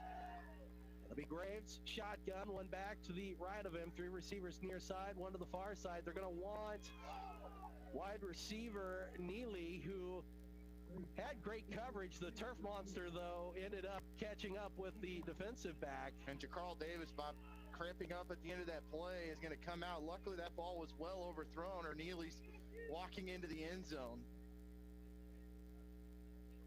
And Jacarl Davis now laying on the turf, dealing with those cramps, Bob. That's one thing Ottawa is going to be dealing with here. Not playing a game in over a month, trying to get the sea legs back. So again, 2 receivers to the far and the near side. Hand it off to Duke. Duke's going to take it around far side. Speedy little man across the 40. He'll be forced out of bounds at the 43. And he'll be a yard shy of the first down. And I don't think Jacarl Davis is the only one dealing with cramps. Oscar Palacios at the end of that play holding his leg. And he's going to check out. They'll get Garcia back in, but the longer this defense has to be on the field, the more opportunities you're going to see for them to start having some issues. I see Isaiah Veal doing the same thing. 7 minutes to go, third quarter, 28-13 Ottawa. It'll be 3rd and 1 from the 43 of the Bulldogs. Pistol formation. Graves now sends a man in motion. Neely from near to the far side. They're going to hand that off. That's going to go to the speedster Davis, who has plenty of yards to gain as he gets across the 50 and brought down at the Braves 47. That will be a gain of 10. McPherson now starting to find their way running the ball. They only had 30 yards rushing coming into this possession. On the last 2 plays, have picked up 16. And they're seeing the same thing I am, Bob, with hands on hips for the Braves defense. Run it straight at him. And they've moved Jalen King over to deal with Reed, so he's having to play corner and move Keaton Rickard back to the safety spot. Excuse me, make that Keith Waltrip, and that's got to be a holding there. And it will be. There comes the flag. It's coming out. Is going to be Graves here to the near side as he'll just go down. He was going to face the wrath of Weston Davis if he didn't. Well, and he actually caught Weston Davis on the lower leg, and now he's going to check out of the game. He ducked his head, and it actually caught the right leg of Davis. So Davis trying to avoid the hit. And in the end, it's a holding penalty. That'll put the ball back. Ottawa with a lot of second-string players in the game defensively right now. As you see Keaton Rickard out there, Bob. You see Keith Waltrip out there. Well, this is the time for this Bulldog team to try to take advantage if they can, but after that hold, it'll be 1st and 20 from their own 43. Also, James Gladden. Melvin Reed out here to the near side, single coverage. Graves sees him, but he's going to throw it over the middle. It's incomplete. That was intended for the tight end, Trevor Furman. They've got a whole slew of tight ends, Bob, that they can use. And first time we've seen Furman targeted, but they've got some big bodies at 6'2", 6'3", and 6'4" that they can go after. We haven't really seen Graves go after his tight ends a whole lot, but they've had some success at times. So 2nd and 20. Ottawa's defense trying to get off the field here. Near side is Reed. Graves going to keep it himself. And Graves just sliding into some contact, and I'm not sure what a defender is supposed to do in that case, Bob. He's sliding at the last second, and it's going to cost Ottawa 15 one more time, but this is not a slide that's on the sideline or in space. Well, and he's just not wanting to take the hit, and to me, it's almost like flopping in soccer. You know the guy's getting ready to hit you, so if you drop down and he makes contact, they're going to throw the flag on that. Well, now the worry is if it's helmet to helmet, it's going to be an ejection.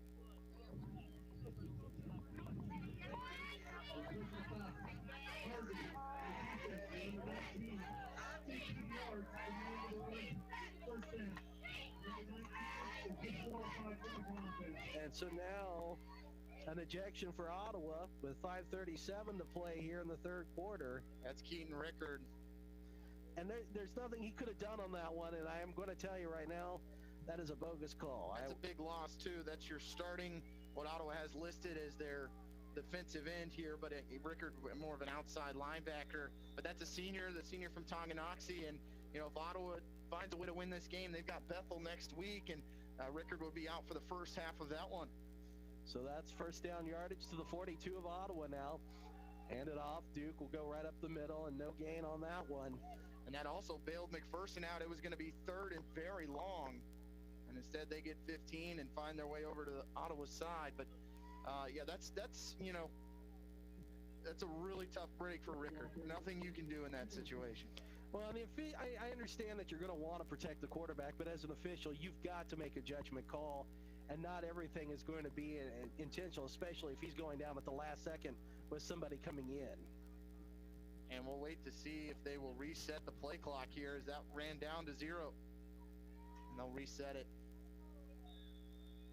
It'll be Nickel and Neely to the near side. Graves shotgun. Back to the right of him. 2nd down 10 from the 42 of Ottawa. Graves wants to throw.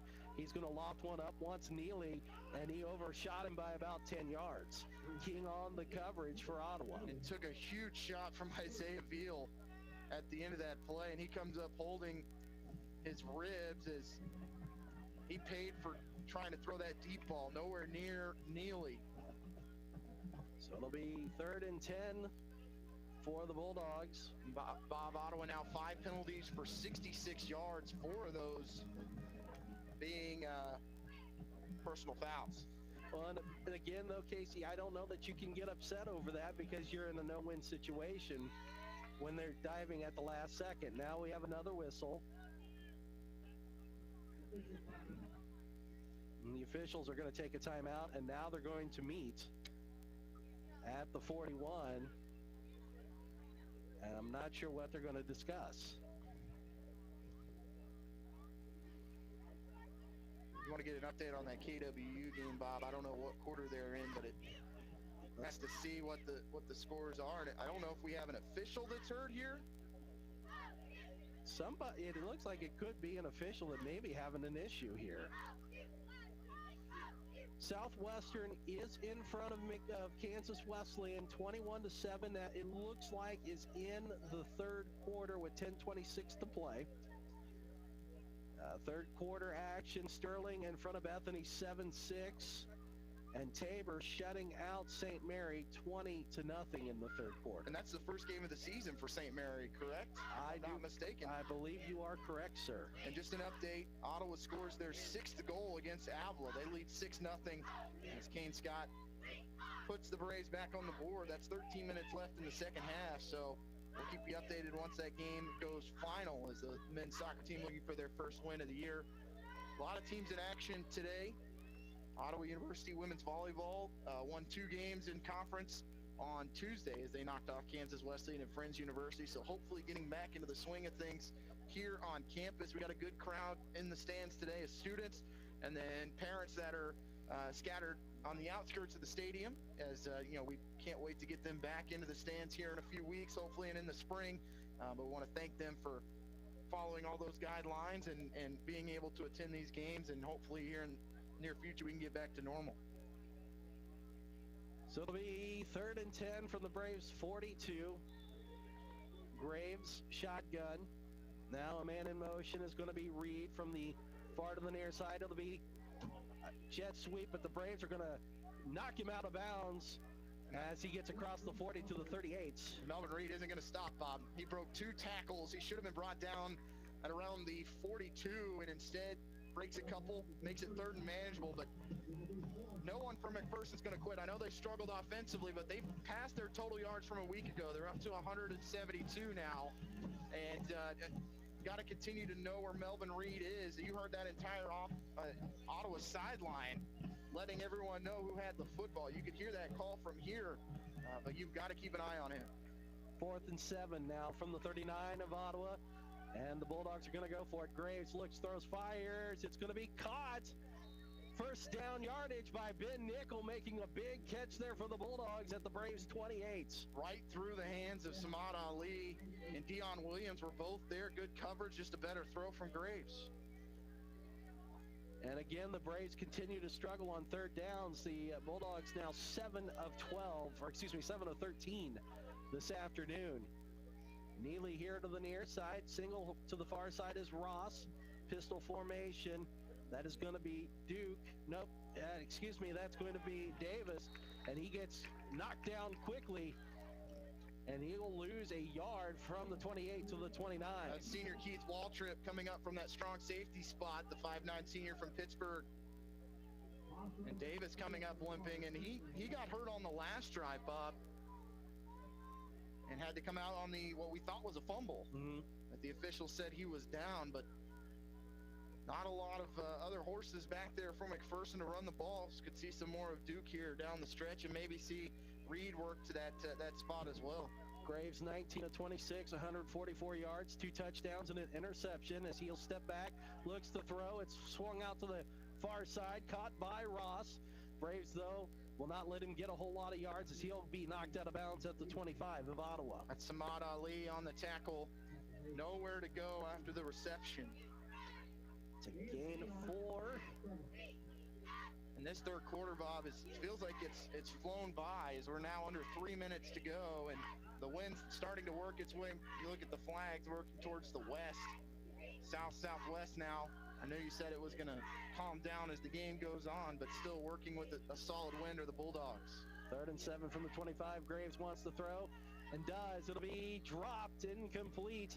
Kyle Brooks, it was thrown behind him. He had to come around, but he was able to get his hands on it. It wouldn't have mattered, though. Weston Davis was going to blow him up if he makes the catch. Luckily, the receiver able to go to the ground, but Davis read the little mesh route in the middle, did a good job of staying in his zone. He's ready to make the tackle. Would have been for a short gain, and now 4th down. for the Bulldogs. They are 2 of 3 on 4th down today. 2:38 to play in the quarter. 12th play of the drive. 4th and 7 from the Braves 25.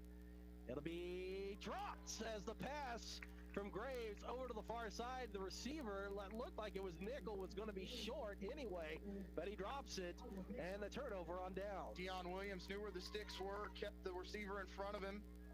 Whether that catch was made or not, it was going to be 3 yards short, and Ottawa turns McPherson over on downs for the second time in the third quarter.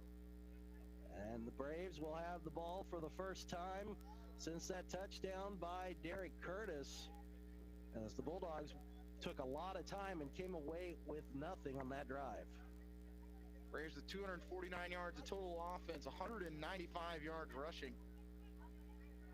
So it'll be 1st and 10 for Ottawa from the 25. Pistol formation, 2 receivers near side, 1 to the far side. And the handoff is going to go to Curtis, who'll squirt through and cross the 26 to the 27, just a gain of 2.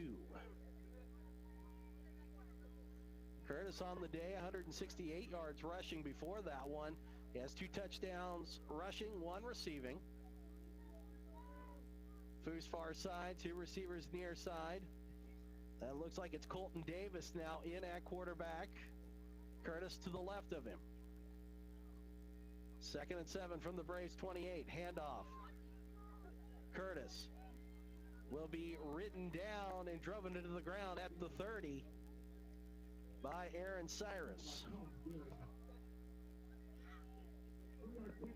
So that's a gain of 3. It'll be 3rd and 5 now from the Ottawa 30. Braves will have the wind at their back in the 4th quarter. If they can get a first down here, that would certainly be nice with 90 seconds to play in this 3rd quarter. Colin Gehring able to avoid that stiff arm from Curtis and wrap him up. That's probably the hardest hit we've seen on Derek Curtis today, as Gehring got all of them. Shire will now be back at quarterback. Foos here to the near side, Davis far side. Curtis in the backfield. Shire in trouble. He's going to loft one, sends it near side. It's caught by Foos. He's able to stay in bounds at the 45, get to midfield where his jersey was almost ripped off of him. He'll dive forward to the McPherson 47. And Shire got hit after the play, but McPherson seems to think it's a hold on the Braves. Well, we're going to find out, as the defensive line was waving the Bulldogs back.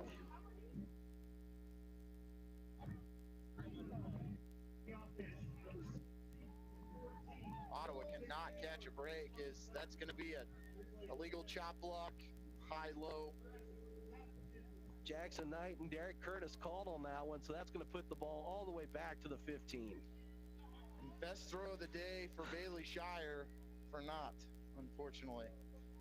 So that's huge now, because if you're Ottawa, you have to think McPherson's going to take a timeout if you run the football here and force you to punt into the wind before the end of the 3rd quarter, and Ottawa's has to run the ball here, Bob. No doubt on that one. It'll be 3rd and 20. You can't really take a chance here at a turnover. The clock does run, which will work its way down to about 35 seconds if Ottawa just waits it out. Shire, shotgun, nobody in the backfield. No, that is going to be Colton Davis, who's going to keep it. And he'll just get back to the line of scrimmage, and it'll bring up 4th down. And now Ottawa's going to have to punt into the wind. Well, they didn't take, I saw one coach saying he wanted a timeout, and he was signaling it, but nobody has stopped the play. And now they will stop it with 21 seconds. So the Bulldogs will take a timeout. We'll take one with them. 28-13 Braves in front. It'll be 4th and 20 when we come back. You're listening to Ottawa University Braves football on 1220 and 103.7 FM KOFO and KOFO.com. Sports, information, and entertainment in East Central Kansas. KOFO K279CS Ottawa, where keeping you informed comes first. This is Eric Price, Funeral Director at Lamb Roberts Funeral Home in Ottawa, Baldwin City, and Overbrook. We're proud to be involved in the communities we serve and support the youth of today, because they're our leaders for tomorrow. Lamb Roberts Funeral Home, providing compassionate care when you need it most. 4th and 20 coming up for Ottawa. Penalties an issue, but we kind of expected maybe that could be a case. One thing that they really reiterate to you in special teams is hidden yardage. You look at what that chop block does to the Braves. Basically lost 60 yards, and now your punter stands at his own goal line looking straight into the wind, and Melvin Reed on the other side. Brooks will be at the 50. Reed will be at the 40 of Ottawa.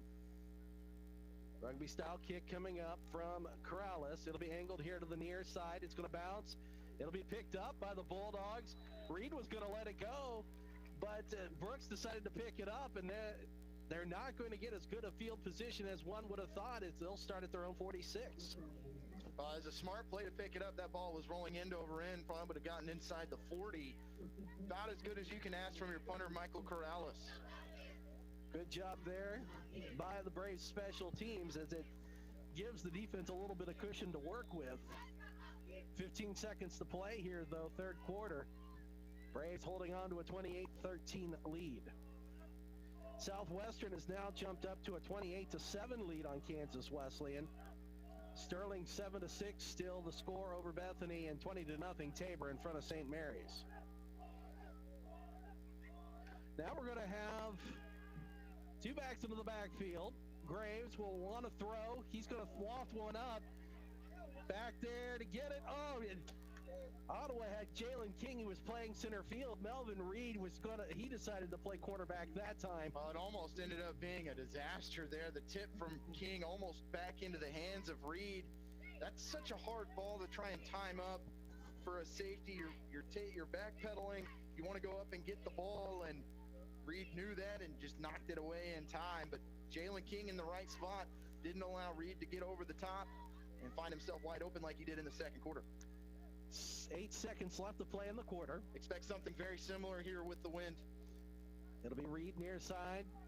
They're going to dump it off quickly. That's going to be taken by Kyle Brooks.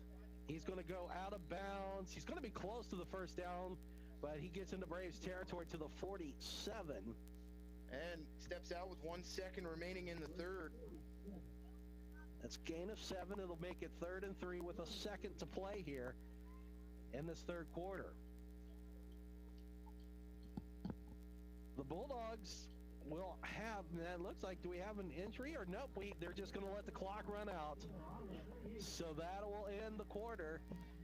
At the end of 3, it is 23-13 Ottawa in front. Or excuse me, 28-13. And we will take a 60-second break. You're listening to Ottawa University Braves football on 1220 and 103.7 FM KOFO and KOFO.com. If you owe back taxes, there's a lot you need to know, starting with rule number 1. Don't mess with the IRS. They are cracking down this year by sending out heart-stopping letters, actively garnishing paychecks, levying bank accounts, and putting liens on homes and businesses. That's all true. But it's also true there's a way out. It's called the Fresh Start Initiative, an important government program for tax debt assistance. It's one of the biggest breaks the IRS has ever offered, so now's the time. You could qualify for tax relief that saves you thousands, even tens of thousands. Nobody knows this program like the award-winning experts at Optima Tax Relief. They have an A+ rating with the Better Business Bureau and will fight to get you the best deal possible. Don't mess with the IRS. For tax help you need, for tax help you can trust, call Optima now for a free consultation. Call 800-348-0269. 800-348-0269. 800-348-0269. Optima Tax Relief. Some restrictions apply. For complete details, please visit OptimaTaxRelief.com. 3rd and 3 for the Bulldogs. Graves going to look. Slant caught by Reed. He stays on his feet. He's across the brace. 35-30. He's got speed to burn. 20, 15, 10. He's going to be dragged down at about the 3. But there is a flag here at the near sideline. This one may be coming back. Bulldogs are coming back. Let's see what the call is. Reed, though, with speed to burn, took it from the far sideline, cross field to the near sideline, and almost made it into the end zone before being drugged down at the 3. The officials now discussing this. A lot of zebra conventions here this afternoon at Advent Health Field.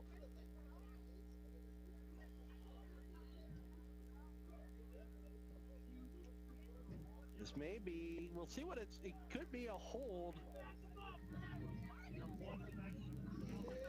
It's an illegal block in the back against the offense. So they'll stay third down. But from where that foul took place, it'll make it 3rd and 1.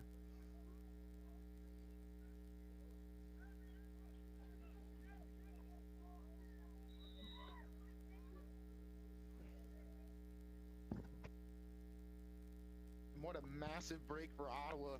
Again, Melvin Reed, just a simple hitch route. As soon as you get him into space, you know you're in trouble.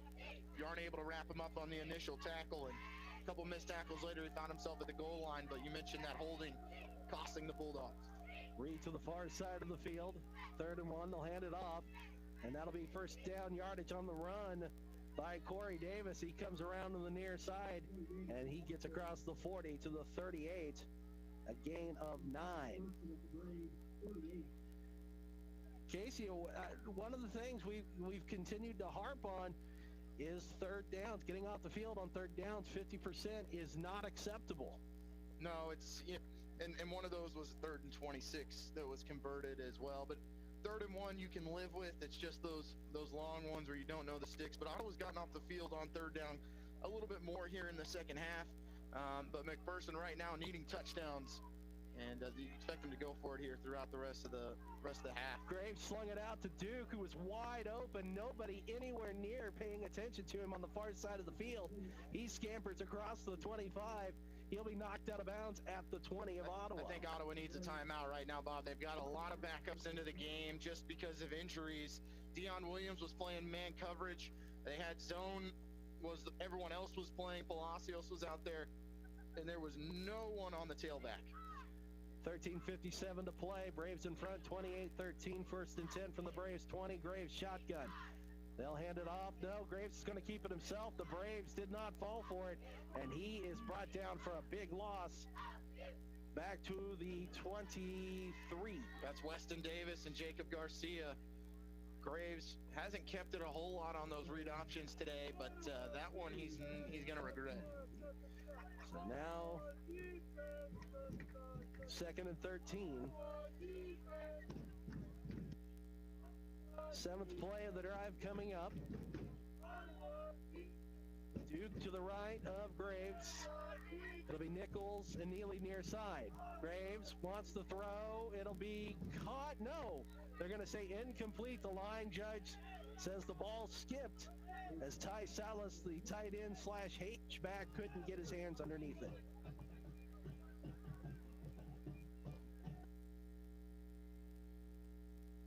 That's a tough throw for a quarterback. Had to throw back across his body. Tight end almost made a great catch. 3rd down, 13 from the 23 of Ottawa.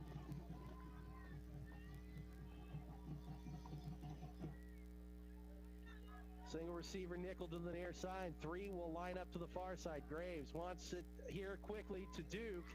It'll be caught. He'll be forced out of bounds. Duke will get across the original line of scrimmage and up to the 17. Been really impressed, Bob, with Jacob Duke, the 5'9" freshman from Rush Springs. As he's come in for the injured Davis, and now, and more importantly, has made some good receptions. As he is now 2 catches for 22 yards, has had some good carries as well. And here we are again with 3rd down, as Ottawa's going to have to take a timeout. 4th and 7 coming up. We will take the timeout with them. 13:03 to play. Braves in front, 28-13. 30-second break. You're listening to Ottawa University Braves football on 1220 and 103.7 FM KOFO and KOFO.com.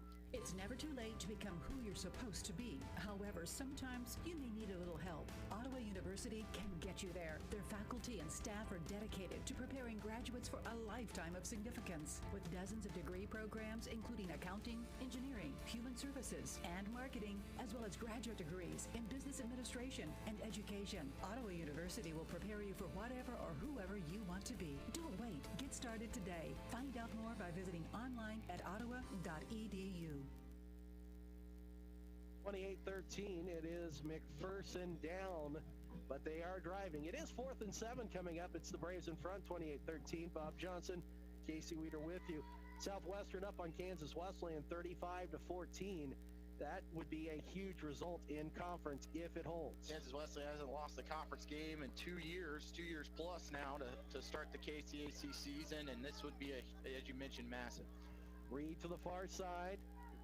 Graves looks, throws, fires. It's going to be dropped, incomplete. It was in Nichols' hands, and he lost it. Turnover on downs, and the Braves will catch a break. That's not something you see from Ben Nickel ever, Bob. He has the surest hands on this team, and that I'm not sure he would have had it. He was probably a yard or two short, but if he turns upfield, he was probably going to pick that up. Was maybe thinking about what he was going to do when he got in the end zone, but shocking to see him drop that ball. Absolute shocking. He is an incredible player for this Bulldogs team and has been for several seasons. Yeah, he's been starting since he was a freshman, and he's given Ottawa problems the first 2 times he's seen him, and he's going to want that one back. Shire will have Curtis to the right of him as the Braves take over 1st and 10 at their own 17. Snell in motion. They're going to use that motion to get Curtis over to the far side on the handoff, and he's going to be upended and close to first down yardage at the 27, and it will be a first down. Ottawa has used Madrid's steal a lot today, pulling from that left guard position. Madrid has played very well this afternoon for this offensive line. 3 receivers to the near side. Oh, they're going with, oh my goodness, just 3 offensive linemen. It's going to be thrown to the far side. It's going to be caught close to a first down. Who was that on the catch? That's McMahon on the catch, but Ottawa's going to be called for another illegal chop block down the field, as that's going to go on Arnaldo Mendoza, or a hold. Yeah, that's him being out in space, a lot of space. Something he's definitely not used to. But I'm not sure if he doesn't make that hold, Bob, that it's either intercepted or you're losing 5 or 6 yards anyways. But an interesting quirk there from Coach K. Well, the 3 offensive linemen, I can't remember what he called it. It was something duck. He would talk to me about this during the coach's show at one point in time. And we saw it here today. It'll be 1st and 20 for Ottawa from their own 17. Handoff Curtis. He slips a little bit, and that's going to hamper his running efforts as he'll be brought down right at the line of scrimmage. He was in trouble from the beginning, lost his footing on the initial handoff. I think him and Shire actually got their feet tangled on the handoff. I see Shire shaking off his left leg a little bit after the play. But right now, you're fine with the clock continuing to run, have the wind at your back, 11:33 to go, 15 points in your pocket right now. And Coach K just trying to get this team across the goal line at this point and come away with the win with 11:20 to go. Davis far side, Snell and Foose to the near side, Curtis to the left of Shire. Shotgun, 2nd and 20 from the 17 of Ottawa. Handoff Curtis. He's going to juke around a little bit. He's going to be brought down at the 15 with a loss of 2. And McPherson right now just keying on this run game for Ottawa. Well, as I mentioned, when Shire's in there, he's not looking to keep it on those handoffs, and so you might as well key on Curtis, as Santino G will spell Curtis here on 3rd and long. Haven't seen Ottawa go to the halfback screen yet today. We'll see if maybe they try and work something in, but before then, Ottawa's going to take a timeout. 10:58 to play, 28-13, Braves in front. We'll take a 30-second timeout. You're listening to Braves football on 1220 and 103.7 FM KOFO and KOFO.com. There's no doubt a cold Kansas winter is headed our way. Is your heater up to the challenge? Call the pros at Adamson Brothers to make sure. 785-242-9273. Adamson Brothers Heating and Cooling, maintaining your comfort for over 30 years. This is Craig Dingle of Dingle & Son Mortuary. Pre-arrangements make the difference of a family that is stressed and a family that is free to grieve, to celebrate a life. Consider making your pre-arrangements to lift the burden. Dingle & Son Mortuary, 785-242-2323. 10:58 to play. Braves will have 3rd and 22 from their own 15, Casey. You don't want to get too crazy on this one. You do have the wind at your back that you could get a good punt off here.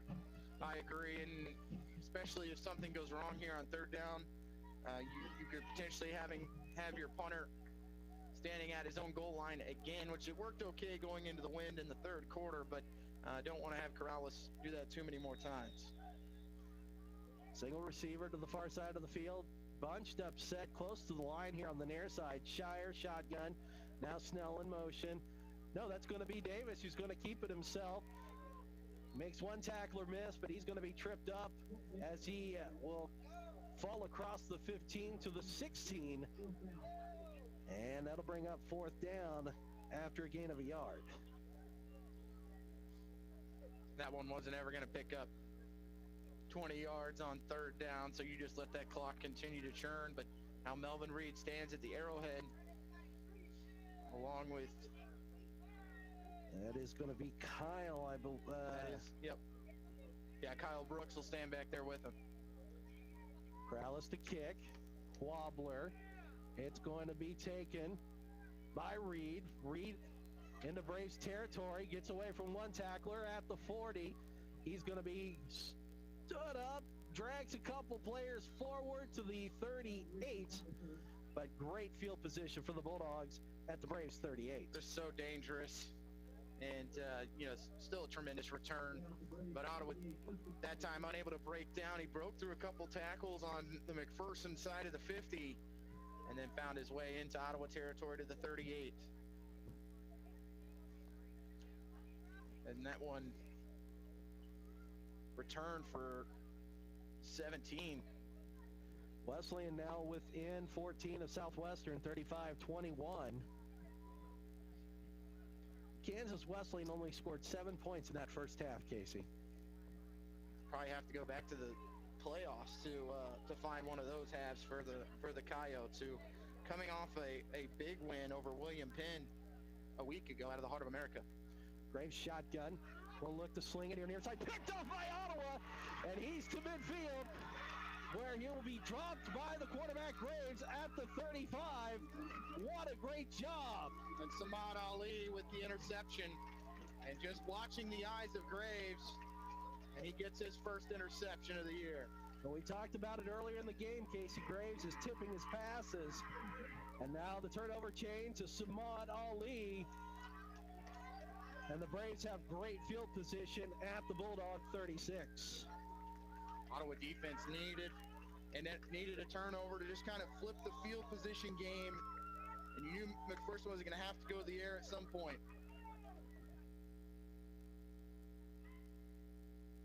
So the Braves offense will come back out. It'll be Shire at quarterback.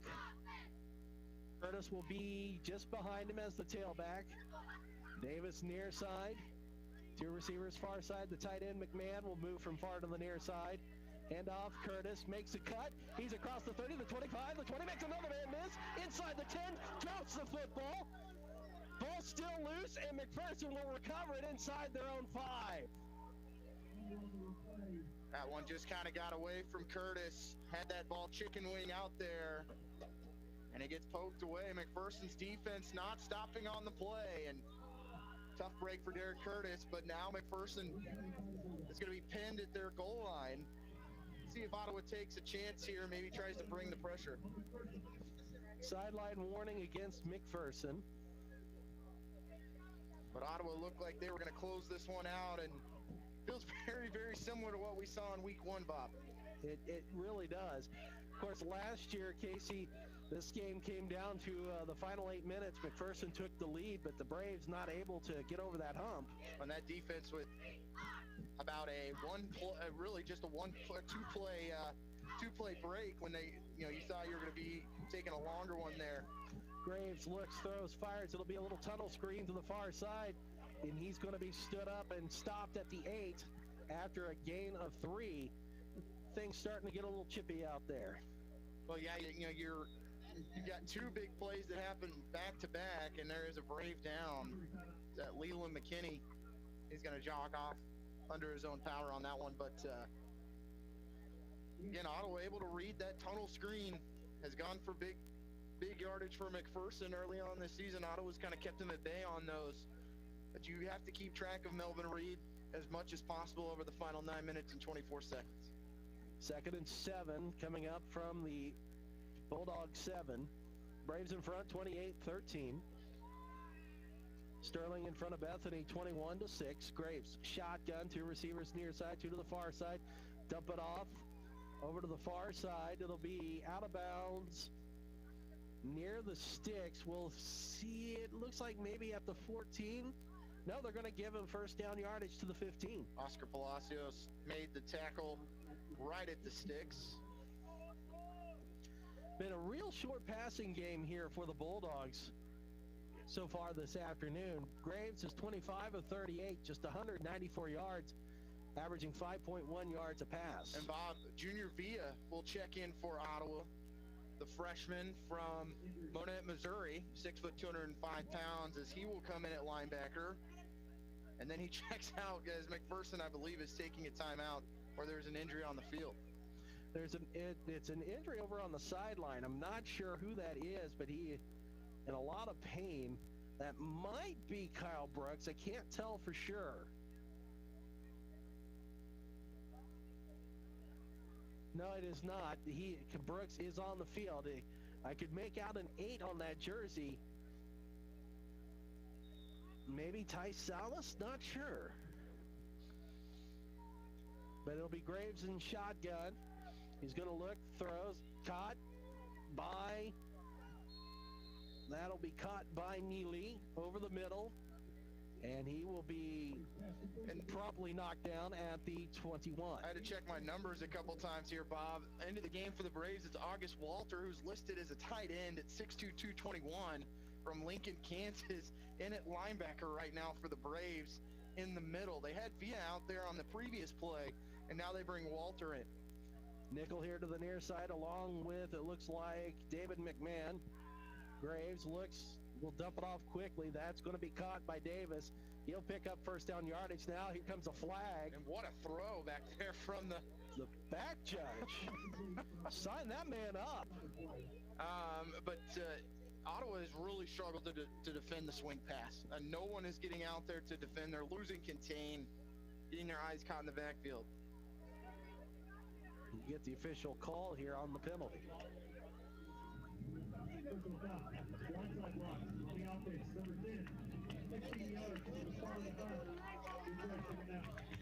So it's going to be called on Melvin Reed, a blindside block, personal foul. And a big that's a big loss there for McPherson. Again, they've had 2 plays now that have been brought back. One was for that holding that looked like McPherson was going to score on the next play. They got them down to the 2-yard line, and then that one, which was going to get them a first down near the 30-yard line. 2nd and 11 from the 14. Graves looks, lost one up, has a man wide open. That's going to be Kyle Brooks. And he stepped out of bounds at the 43. He lost his footing, but again, this Braves secondary lost containment. And he early stepped out at around the 42, 43-yard line. And Ottawa just all over the place right now. And the secondary, you've got guys in different positions trying to figure out if they're in zone or man. That is a gain of 44 right there. Or excuse me, 34. Yeah, as it was brought back. So it'll be 1st and 10 from the 43 of the Bulldogs. Graves again wants to throw near side. He's in trouble. He's going to dump it off quickly. It's going to be caught by Melvin Reed over the middle. He gets into Braves territory to the 40, and he just will not go down. Junior Villa in on the coverage. You just found the gap there between Villa and Johnson as they had dropped into that cover 3. And Melvin Reed continuing to stay involved in the McPherson passing game as he's up to 6 catches. Gain of 18 right there. Checking in, it's going to be Nicholas Santini, who's listed as a quarterback. He'll split out to the far side. There'll be two receivers to the near side. Graves shotgun. Looks slant pattern. It'll be caught. And that'll be David Ross for a gain of 5 to the 35 of Ottawa. Jalen King trying to strip that ball out at the last second. But McPherson started to find some success throwing the ball. Well, they have no choice here, down by 2 scores. You got 6.5 here, Casey. They're going to have to kind of get into a little bit of a hurry here because the time is ticking away. Well, they just crossed over 300 yards of offense. Braves are just 295, 241 on the ground. Again, twin receiver set to the far near side of the field. Graves, shotgun, dumps it off, and it's going to be picked off. The Braves read that little dump off safety valve play. It'll be returned across midfield to the 45 for Ottawa University. And who else but Colby Johnson? Read it the whole way. They had seen that enough times today. Colby Johnson with a big interception.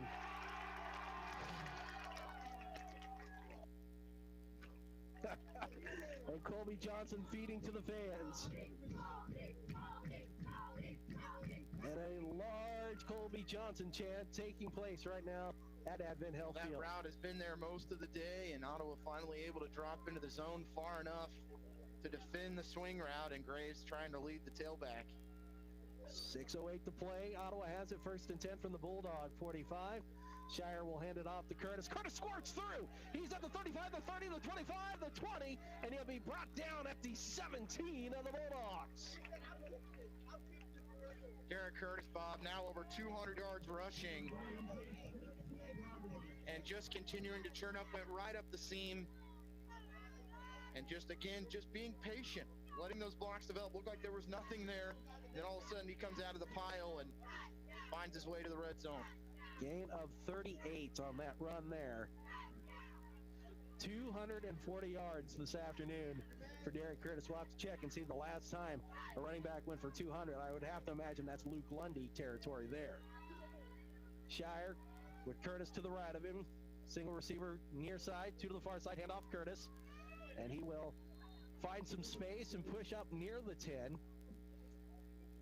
They'll say he's down at the 12, a gain of 5. So 2nd and 5 coming up, 5:10 left to play. Touchdown here, one would think, would put the nail into the coffin. As Colton Davis will be at the near side. 2 receivers to the far side, Snell and Foose. McMahon, the tight end, moves from near to the far side. They're going to hand it off to Curtis. Curtis brings it around the near side, hurdles a man, and he'll be forced out of bounds. He is at the 7, it looks like. That will be close to first down yardage. We'll see if and it is a first down, so it'll be first and goal. That extra hurdle actually got him enough for the first down. So 1st and goal from the 7. Foose to the far side. Snell, Davis to the near side. You give it to Curtis and let him finish this one off here? I think so, Bob. Shire shotgun. 5 on the play clock. Hand off Curtis. And he will duck his head and pick up 2. It'll bring up 2nd down and goal. 5th play of the drive. We're under 4 minutes now. Yeah, Ottawa making their way towards 300 yards rushing. Last time they ran for 300 was October 29th, 2016. 48-3 win over Southwestern when they rushed for 318 yards, trying to get the individual rushing. Shire shotgun, Curtis to the right of him. McMahon near to the far side is the tight end. Hand off Curtis. Curtis finds a gap, and he will be brought down at the 2. It'll be a gain. That'll be a gain of 3. It'll bring up 3rd and goal. So now it will be Colton Davis's turn at quarterback.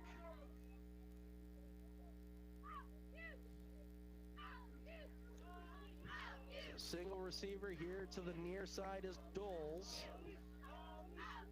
Two to the far side, Snell and Foose, the tight end, also on the far side. Curtis to the right of Davis. 3rd and goal from the 3. Davis will keep it himself, and he gets tripped up, and he will lose a yard.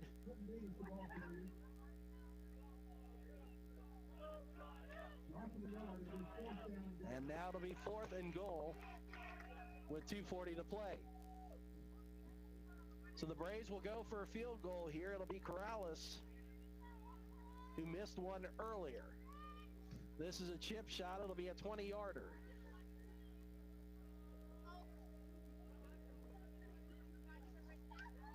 It'll be really almost right into the middle of the field.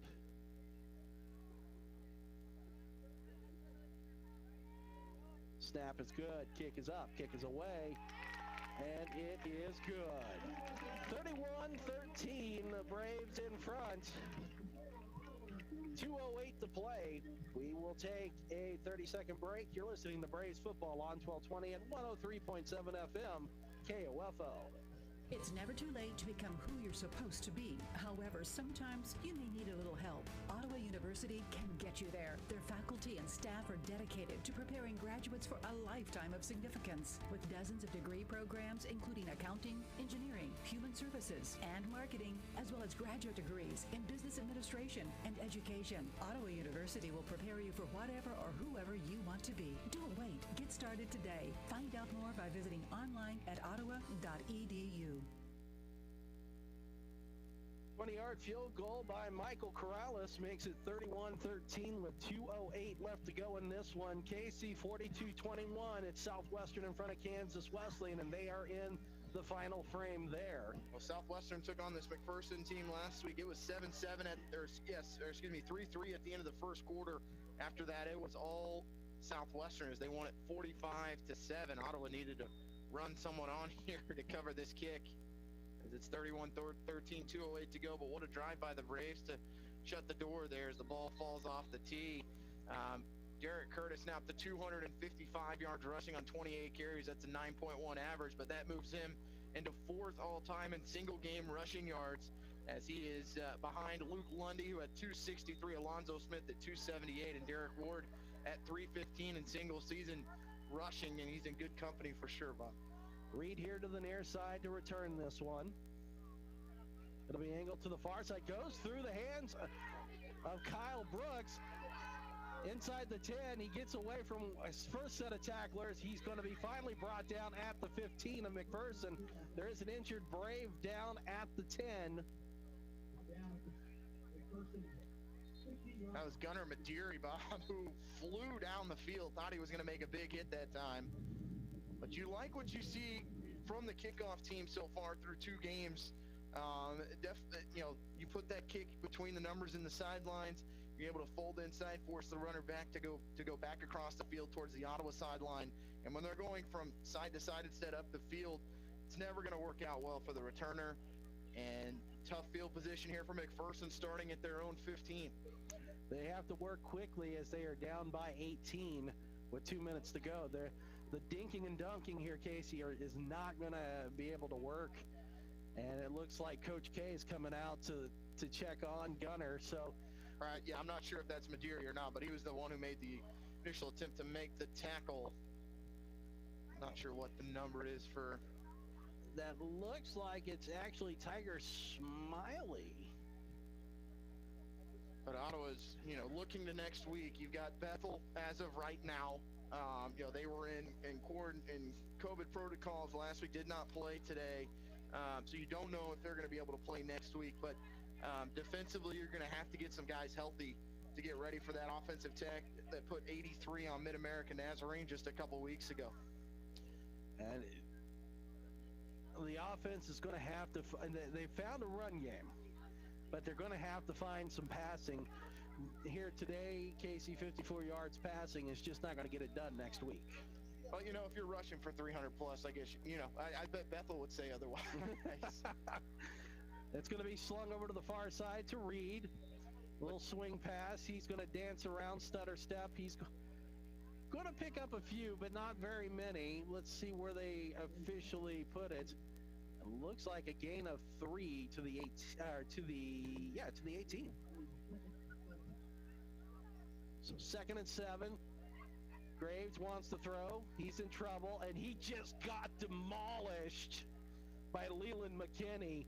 Leland McKinney looked like Jaws as he leapt out of the water and on top of the quarterback Graves. And that'll be a loss of a couple back to the 16. 3rd and 9 with 1:12 to play. McKinney, who came in a little slimmer this year, playing defensive tackle, was around 255 last year. He's around 235 this year. Graves will swing it out to the far side. It'll be caught by Davis. But again, the Braves read that well, and that is another negative play inside the 15 to the 14 for another loss of 2. McPherson unable to try and stretch the field right now with the clock running down. But Ottawa looks like they're going to pick up their 2nd win of the season and their 1st win in KCAC play. And credit to these guys who have been off since September 12th to come out here and put together an effort like they did, especially being shorthanded in some areas. Graves will send 2 receivers both sides. He wants to throw, dumps it off quickly. It'll be incomplete. And the Braves will take over at the 14 of McPherson. And the Braves can just take a knee here with 16 seconds to play. And with what happened today to Kansas West, it's not over yet, correct? It is still, what quarter are we in? 4th quarter, it's 42-21, Southwestern in front. With how long to go? 7:45. Sets up for an interesting matchup next week. When you look at that Bethel team, they feel, watching, just kind of seeing what they've done so far, they have to think that if K-Dub goes down today, they are the front runners. But Ottawa stands in their way next week, and we saw what happened last year, Bob, here at Advent Health Field. Some special teams blunders that didn't go the Braves' way. You put those back on the board. Ottawa wins that game as they fell in overtime a year ago. But today, able to finish it off. Don't give up any points in the 2nd half, and you win at 31-13. Fantastic performance here this afternoon by Ottawa University. They had their struggles. At time, it wasn't pretty, but 31-13, your Braves are a winner. We'll take a 2-minute break. When we come back, we'll talk a little bit about this one. You're listening to Ottawa University Braves football on 1220 and 103.7 FM KOFO and KOFO.com. Text us to receive up to 5 marketing texts sent via automated technology to your number. Consent not required to purchase. Message and data rates may apply. Membership automatically renews. Cancel anytime. Hi, you ever heard of Beachbody On Demand? Hold on a second.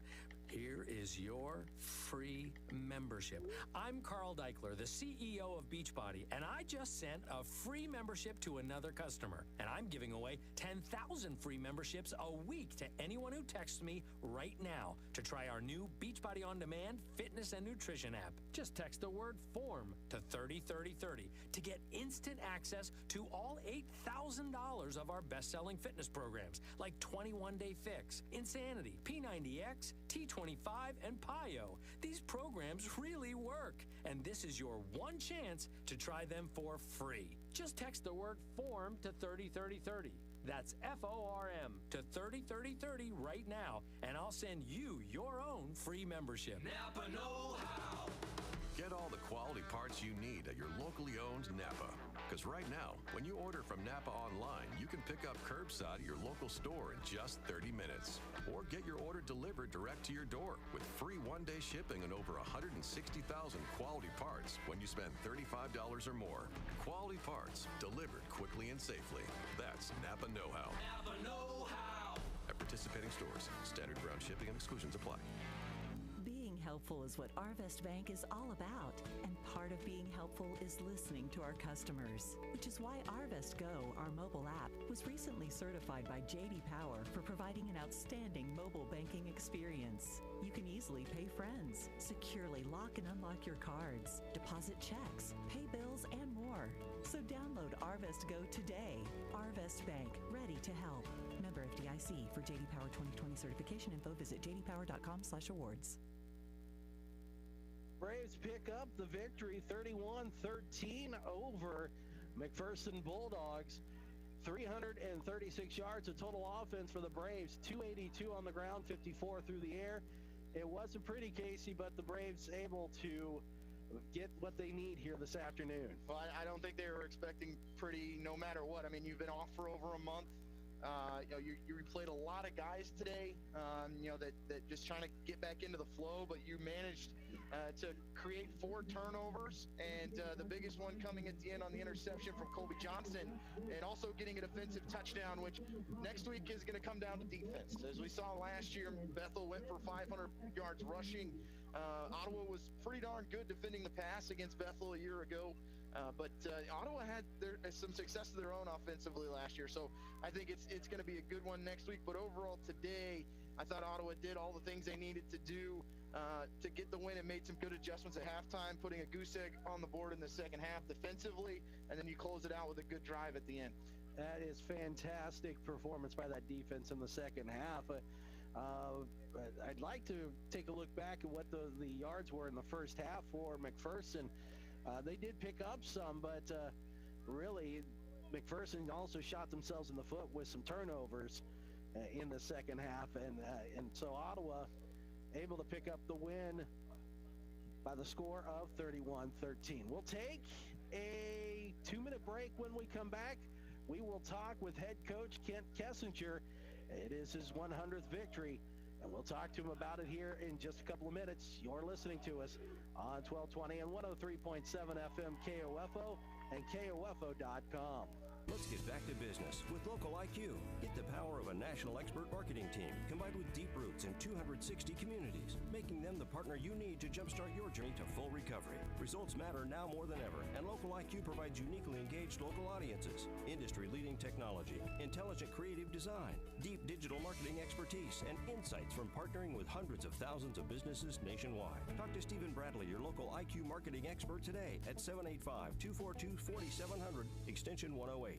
It's never too late to become who you're supposed to be. However, sometimes you may need a little help. Ottawa University can get you there. Their faculty and staff are dedicated to preparing graduates for a lifetime of significance. With dozens of degree programs, including accounting, engineering, human services, and marketing, as well as graduate degrees in business administration and education, Ottawa University will prepare you for whatever or whoever you want to be. Don't wait. Get started today. Find out more by visiting online at ottawa.edu.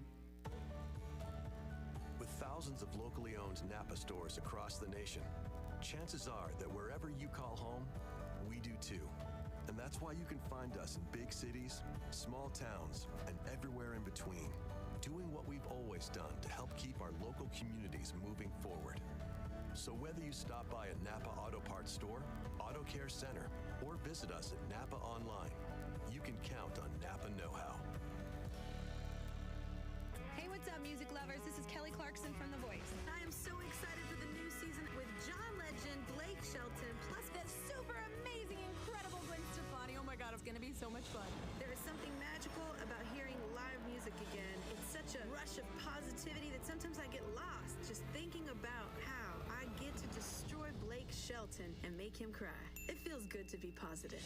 Don't miss Kelly Clarkson on the premiere of The Voice this Monday on NBC.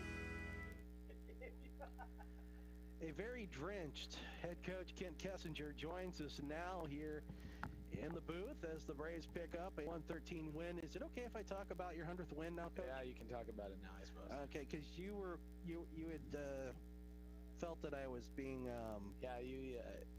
talking about it early. We went into a 4-week almost quarantine because of it, Bob. Yeah, well, you know, you had to wait, and sometimes waiting is worth it. Yeah, it is. It was, we did some really nice things. You can tell that we hadn't played a game in 4 weeks. We did a lot of first game things that we need to remember. I mean, there's so many football things that our guys can learn from this game. You know, taking care of the football. Communicating. We give up basically almost a touchdown. Thank goodness that there was a block in the back on a real long catch and run by Reed. He is a good football player, a really good football player for him. Trying to kick away from him and on the punts and everything like that, and we punt it right to him. Sometimes it's things like you say, just don't do this, and then that's what they do. So we've got to, obviously those are things that, what's nice is you got a win that you can work with and you can teach them some of those things. And we do have a lot of young guys out there. I mean, you look at Colton Davis, who played, basically a couple different positions for us and that sort of thing today. He's just a sophomore. He's just a sophomore, and you've got Bailey Shire came in here, and he's a brand new guy into our system as a quarterback.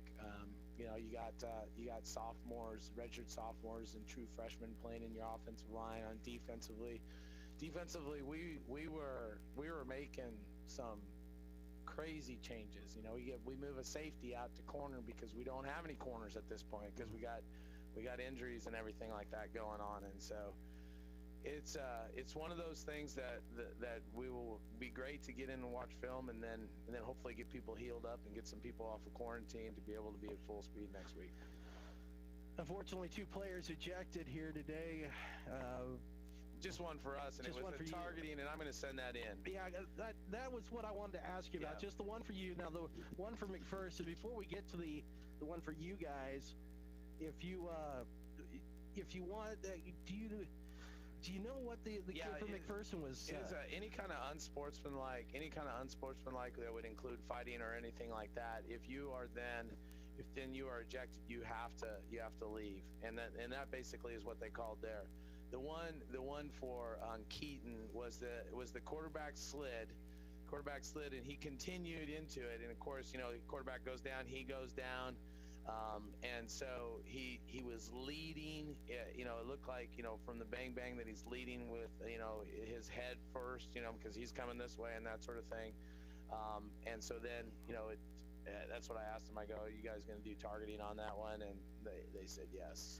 So because one of the things we noticed at times was Graves would just go down at the last second instead of taking that shot, which set up a lot of personal foul penalties for late hits, because at that point in time, there's not much you could do. Yeah, that's, I talked to Keaton about it on the sideline. I said, hey, dude, it's going to be targeting and that sort of thing. And we're going to turn it in. We'll turn it in. We'll have the officials look at it. I don't know if we'll get it overturned. The nice thing about the possibility with it, though, is that the officials can go back and they can look at 3 angles. We have a wide, we have both end zone angles from the film, and they'll be able to determine whether he did target or not. If he does, then he has to sit the first half of next game.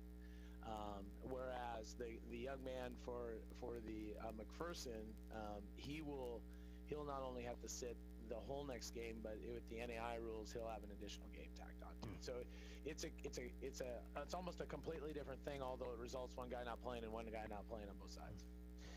And for Ottawa, you mentioned some of the first game errors, but at times this team really looked good.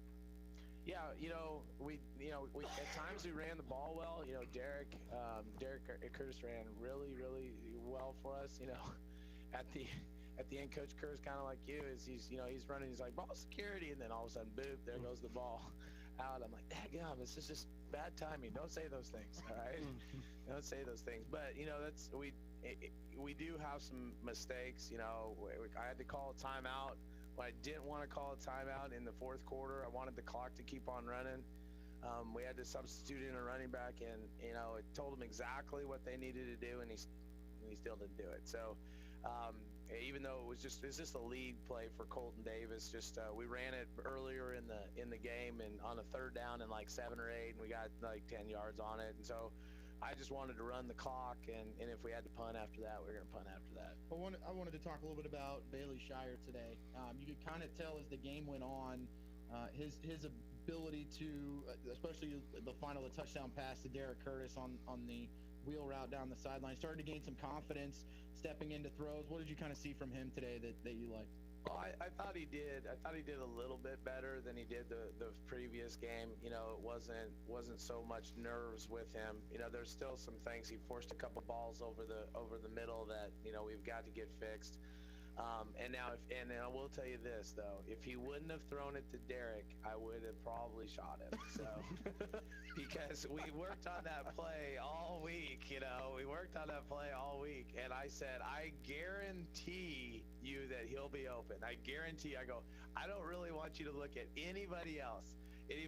So if he would have done it, it would have been rough for him. I wouldn't have shot it, but you know, he would have got an earful on that one. But the thing about it is that's really positive that I really liked about Bailey in that instance, and then Derek in that instance, is those opportunities to go make a play, to throw the ball, to give him a chance, your receiver, whoever it is that happened to be a running back this play, to go make a play. So that was really good. Yeah. It wouldn't. He really didn't have a choice on where he was going to throw it on that one.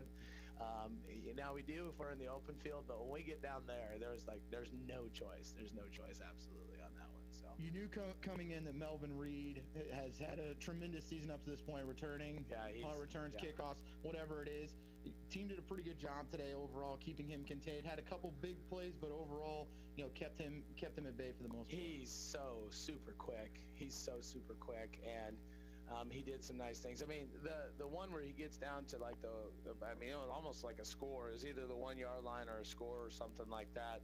I mean, we're even yelling at our safety to go double team, and our safety doesn't get over there to do it. I mean, that's a little bit of football awareness that you got to find the best dude on the field. I mean, back when you played, I think everybody knew where Clarence Anderson was. I mean, everybody in probably the 3-state area would be able to say, we line up in this play, Clarence Anderson's on the right side or he's on the left side, and he is dynamic like that. He is dynamic, definitely like that. So, you know, the fact that I think did he have one? He had one touchdown reception going to the north on a post. He had probably quite a few yards, but did he have any more touchdowns than that? That was it. All right, thank goodness. So, well, just want to talk a little bit about your defense today. Opportunistic for sure. You had Grant Goldman. You talk about making heady plays, just going out and making a play. Makes the decision to pick up the football on a pass that was behind the line of scrimmage. I know he's coming from 6-man, but I'm sure it's the same in that case. Just a smart play to pick it up. You score on defense, kind of get the energy back. So far through 2 games, have to be happy with his play. Yeah, you know, I'm overall happy with our defensive play because, you know, I think that other than the fumble that we had offensively and then the muff on the punt, which was not the best decision to go get that ball. I mean, just let it go. The wind's blowing 35 miles an hour. Where it rolls, you know. We'll just live to play another down. I think that we probably won the turnover battle on that, and that's one of the things that I told our guys. I said we're in a plus on turnover ratio. We had like 4-2 in the first game. I think it was 3-2 here. You know, did we have 4 turnovers that we got? Okay, 4-2 here. So that's again. And you know, if we shore up the punt, you know, that's 4-1 on that. And so that is where defensively, where I think in the last couple of years, at times when we did well, we were able to win that, and when we did poorly, we weren't. As you look towards next week, as of right now, you're playing Bethel. Looking back at, you know, they put 83 on Mid-America a couple weeks ago, but looking back at the matchup from a year ago, without a couple blocks, extra points, that game doesn't go to overtime anyways. You were able to rack up 40, 50 points in that game. Have to think it's a good matchup between you two coming in, especially now with Kansas Wesleyan about to fall to Southwestern down by 3 scores. Bethel, it has to think, you know, they're a top team in this conference, but your team is right there too. Yeah, you know, it's going to be an interesting matchup, right? You know, so we talked about today before the game that, you know, it's all about accountability and responsibility. You know, that's some of the things that we talked about in our pregame chapel. We've talked about it a lot over the last couple of weeks because we've had plenty of time just to talk.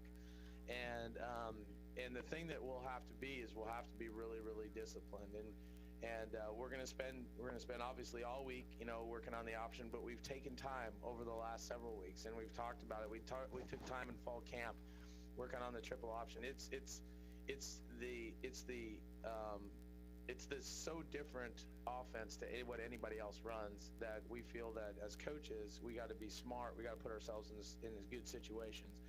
Like today was a very strategic game. Using your timeouts. That was one of the things that I felt really good at because McPherson was using timeouts that didn't aid them in saving time or that sort of. They should have had 3 more possessions in the first half. Easily should have had 3 more possessions in the first half if they used timeouts wisely. They had to use a couple timeouts really quick in the second half, which was good, and then it was slow. It was slow going, and so there's a lot of things that strategy-wise that hopefully our players are going to be able to pick up because we're going to need to be able to use all those things: strategy, discipline, speed, different things like that. Score points this next week. So I'll throw my alum hat on real quick. You get your 100th win today. You've been through a 1-9 season. You've been through an 11-1 season. As you kind of started your coaching career, did you ever have a number in mind of how many wins you thought you could get to, or that a goal of any kind as you reflect on it today?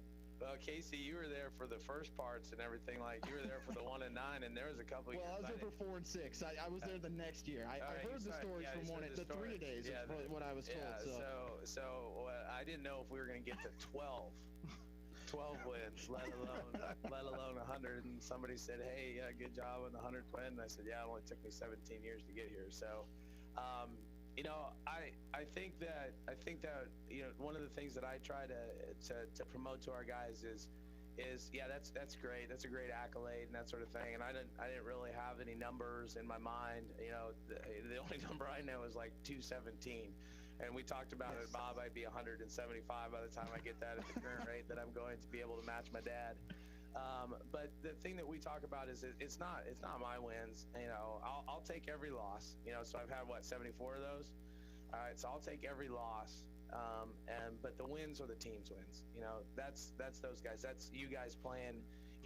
Back when you did. It's even the guys starting off my first year. Shoot, we kick a field goal to beat Kansas Westland my first year. To win, in our 3rd game in overtime, that sort of thing. So it's things like that. Those are the things that you kind of remember with that. And so, yeah, it's just a number. It's just a number. It's a good number for the program, though. That puts us a lot closer to keep it in the top 3 all time, right?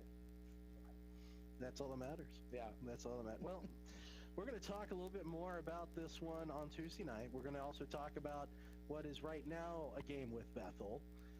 For next Saturday. Yeah, one would think that if we haven't heard anything by now that we're going to probably have it. So if not, we would be playing Sterling. That's the way that'll go for us. We'll be playing hopefully, when knock on wood, that nothing happens to us on Saturday. Somebody.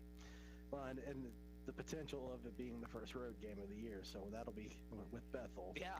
So really, if they want to take an extra week just to kind of get things sure, that'd be great. If we could play at home again, if we could play our entire season at home, that would be fantastic. That'd be great. Yeah. Save. I mean, we got a really nice booth. Yeah. People can come up here and see the nice stands. Take in the Kansas City area and that sort of thing. Yeah. They can make it like a tourist destination. I think Bethel should probably come here because to get them, this is the wind. Today that they have every day. Yes. All right. And I've heard that in their case, it's hard to run the football against the wind. Right. So they come up here. The wind will die down. This is the only time we have it. And Holiday Inn Express, brand new hotel, south side of town. I mean, use it as a tourist time. You know what? I don't think you could politic more than that. No, I would hope that maybe that they're listening out there. They just say, yeah, Coach. I think Coach Harrison, he'd come up here. Vote Kessinger 2020. No, don't do that. Don't waste your vote on me. This could be the KCAC bubble then. Yeah, that's a good point. I think we should do that. We got plenty of places to stay around here. We'll just make it the KCAC bubble. Everybody can take things online. It can be anywhere they do that. Exactly. Yeah. And if we run out of hotels, Lawrence isn't that far away. Olathe just think of all the barbecue they could get to. No, see, I mean that's a selling point. Right? I know. I didn't really know how good barbecue was until I moved to this part of the world. So I mean, it's fantastic. So again, I think that Scott Crawford, you're listening. Just go ahead and just switch all our games to home.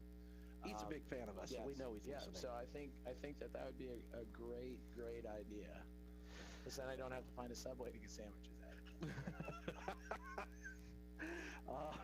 We'll wrap this one up here. Coach, congratulations. 100 victory. We're going to talk more on Tuesday about that, about the game coming up this weekend. This game, who knows what else is going to happen on the Ken Kisser Show live from Primetime Grill. Yeah. And we will then get you ready for next Saturday, whoever it's going to be. We're going to play football. That's all we know. Yes, yeah, we are going to play football for sure. So I think we'll wrap up the broadcast from here for Casey Weeder, for Coach Kessinger, for Greg Mast, who's standing here, for everyone back at the station, Tommy, Lars, keeping us on the air. I'm Bob Johnson. We'll talk to you Tuesday night about this victory as the Braves win by the final score of 31-13.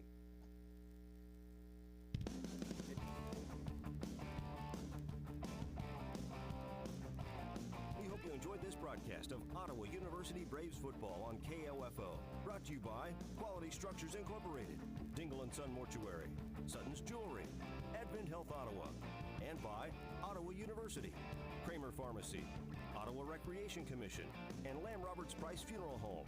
OU Braves football on KOFO is also brought to you by Kansas State Bank, Adamson Brothers Heating and Cooling,